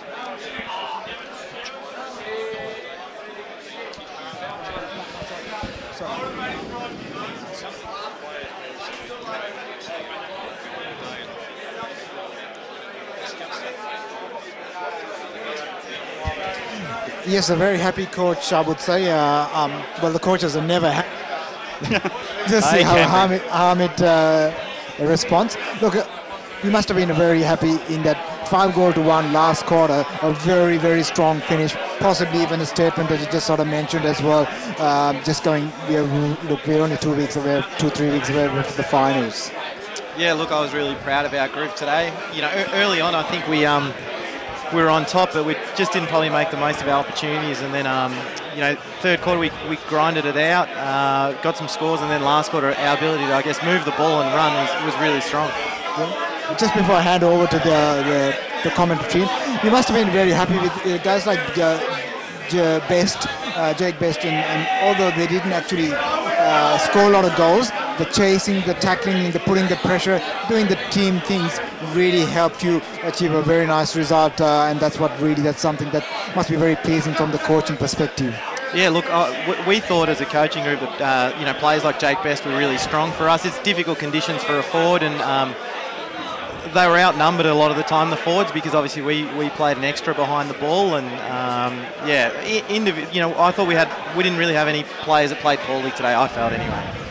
Hamid, great win again. I think a great strength of your team is the numbers to the contest and the ability to cleanly exit the stoppages and those clearances. And another thing is that you've got a great back six that holds up when you're under pressure, and the midfielders must take a lot of confidence from that. Yeah, look, the backs have been exceptional, I think, for a long time. You know, today again, you know, the guys that had jobs, I thought Rory Lehman, he is having an unbelievable year. He did a fantastic job. Joel Perry was outstanding in his job on Ryan Bathy. You know, Lockie Carey played exceptionally well. So, you know, our back six and our ball movement out of there today was really strong, and I guess our midfield, their balance between inside and outside coming together pretty well. You know, as is their balance between offense and defense, which we challenged them a little bit on it in the third quarter. That just fell away a little bit at times, not deliberately, but just concentration. So, yeah, overall pretty happy. And the numbers of goal kickers, I think you had 11 from 11 individual goal kickers. It must mean the opposition doesn't know where to look to man up. The surge forward is very dynamic in that manner. Yeah, look, I think you're really going to struggle to have success deep into the season if you're not, you know, if you have a few different options and avenues. And you know, we feel a lot of our midfielders, you know, Schneider, Johns, Parker, McComb, can all kick goals. I think Johns is nearly up to 28, 29 goals for the year. So it's good to have that, you know, spread of goal kickers. Clearly Best is, you know, kicked 54, 55 for the year. But, you know, now that we've got Cam Purdy back, Kirby McConnell will play next week. You know, we're starting to get a few players back that will hopefully help with our avenues to goal. When does Preto comes back? Is he back in contention in the next week or two? Yeah. So he's been out with injury. Nearly played this week, so he'll be in over the next week or two. Yes. And just lastly, a bit before we let you celebrate, Tom Schneider, we had on just before, mentioned that one of the great motivations for his side this year is the grand final loss last year. Is the pain of last year's grand final loss still something that eats in the hearts of a lot of Vermont players? And I suppose that's not your main motivation, but it would be something there lurking, wouldn't it? Oh, look, I think all the teams in the comp would be playing for that team success, and it's, you know, as a player, it's the best feeling you can have to be in that boat. And I guess I watched last year from a distance, and we fell short, but you know, I think the boys are playing ultimately for team success, and you know, that's why all the extra sessions the boys are doing at the moment and driving themselves is geared around winning premierships. So, you know, that's, you know, I'm more than happy with them, you know, going about their footy the way they are. Well, they're highly motivated. Another win today. Keep it up, and all the best for the rest of the season. Thanks very much for joining us, Hamid. Thanks, boys. Cheers. Hamid Singh, the Vermont senior coach, after yet another victory from the Vermont Football Club today, and they continue their undefeated streak.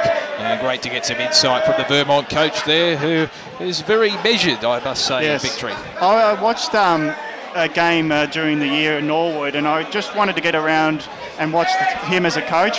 They're very, how should I say, deliberate isn't one word, but very controlled and measured in his in the way he talks to people. Like on the boundary line, you get a lot of loud and energetic people who want to voice their opinion, but he was steady. I reckon he's got them drilled to a game plan that is almost foolproof. If they buy in and they find their space in the grid, or the zone or whatever you want to call it, the job will get done. And I think he realises he's got a great team of players who can do that. How did you find the boundary, you two guys? The Con Caravias versus Ahmed. How did you find they were along the boundary? Yeah, good question. Look, this is the first time I actually saw Hamid coaching and met Hamid. Look, again, very, very controlled, it doesn't let his emotions get away. He just makes sure that everything's in perspective there. It was very relaxed. And I guess Con, different personalities, sometimes it helps to different personalities. But I was very impressed with Hamid today. But Con's also a terrific guy. He also gives us his time, and I'm sure that this team will, in the next 2 years, will develop into a very good side. But it needs a little bit more time for development. Yes.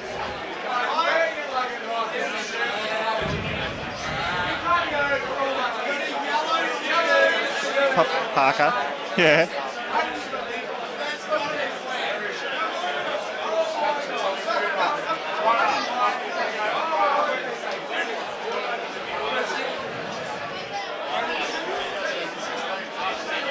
What verbally was he saying, Con, about Blackburn when they deteriorated from halfway through the third term?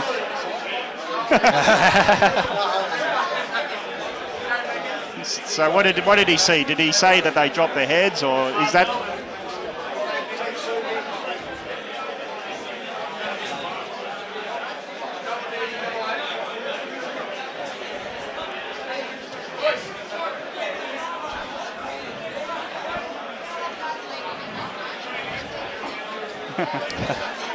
They're always good for frustration to let your voice out on the umpires. Umpires did a good job today. No, I think they did very well. I don't think there were too many decisions that went bad. There was that dubious one, I think, in front of goal for Blackburn in the second term. But aside from that, they did a very good job in what was a very intense game. Yeah. And as you mentioned, Vermont very disciplined in the way they're coached and the way they play. And it's certainly translated onto their on-field success, that's for sure.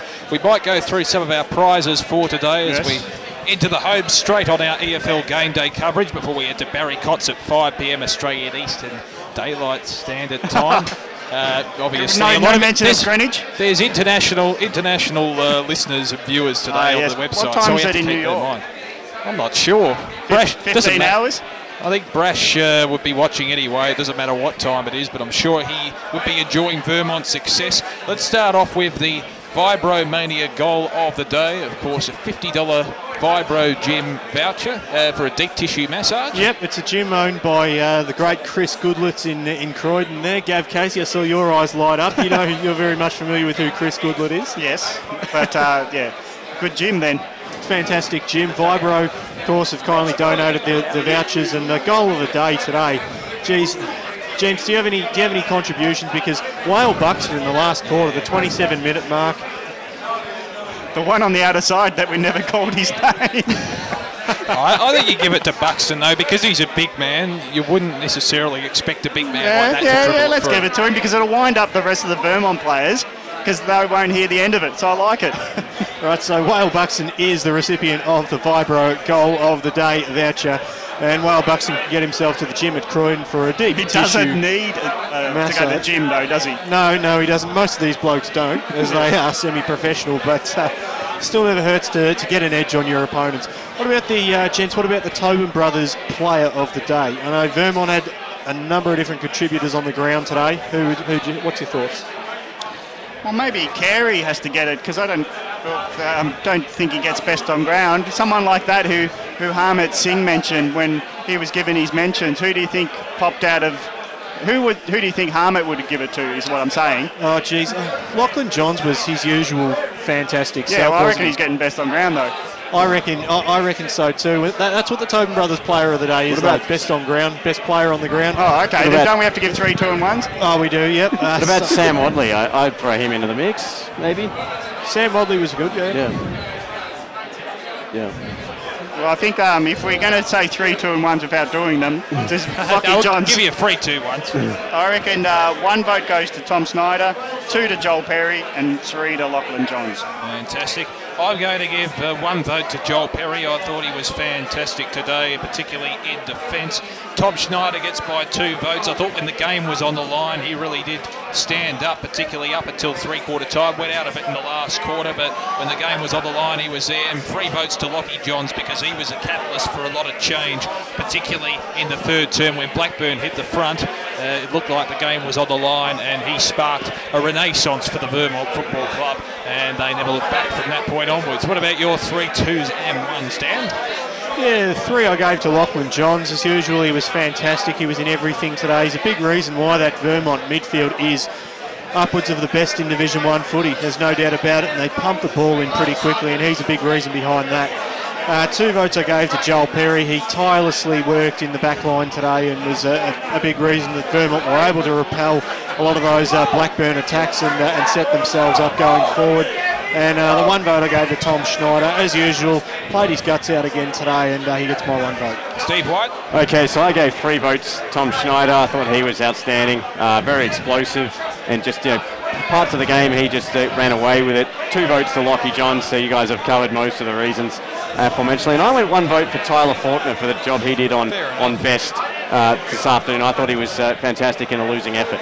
Fantastic. I think those are all our votes at this point. Do our boundary riders have any votes? Who do you think stood out really for the game? Obviously, look, a terrific game by Matthew Tamarillo. He won the ruck, but unfortunately the ball got sharked away from him. Excellent effort by Joel Perry. Yep. And Lachlan Johns, I think, probably was the outstanding player today. Maxi?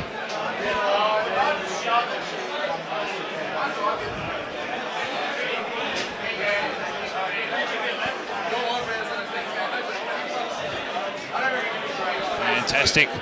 So Lockie Johns wins the Tobin Brothers Player of the Day. He claims a $50 Coles Myer gift voucher, certainly very handy in these tough times economically, so he'll take advantage of that. What about Gav? What would you buy with a $50? I know Coles and Target and those types of companies are probably a bit below your. No, Coles Express. They fill my tank up. I would spend it on petrol. He'd spend it on a windsock, I believe. You wouldn't be spending it on organic food, would you? No? No, you're not one of those? No. Okay, fair enough. That's some goat's cheese toast in Brunswick for you. What is it that Gem Wise eat? Avocado toast. Smashed avo. That's how you That'd take you 50.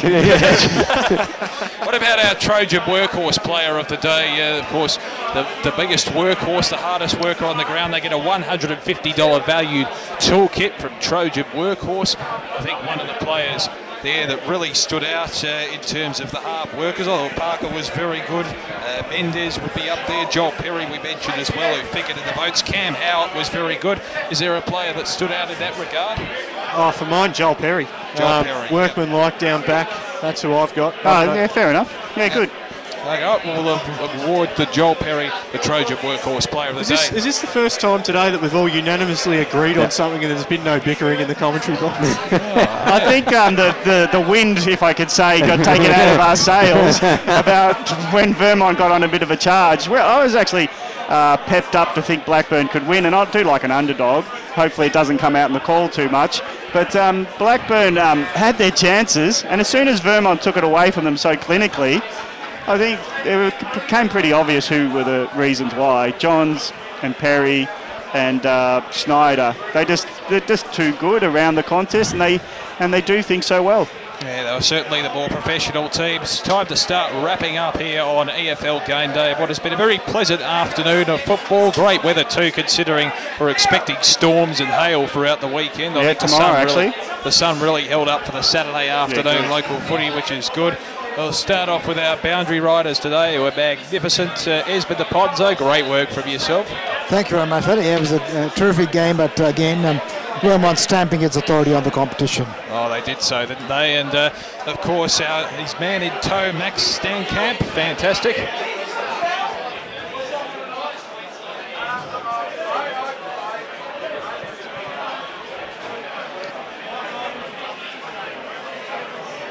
Brilliant work also for Grant Soupy Campbell, who of course is headed home to wallow in tears after Carlton's lost today. They've dropped another one again. Gee, aren't the Bombers looking fantastic though? They're primed for the finals, aren't they, Essendon? Knocking over Carlton by 8 points. Oh yeah, they're in great form. Dripping in sarcasm, that comment.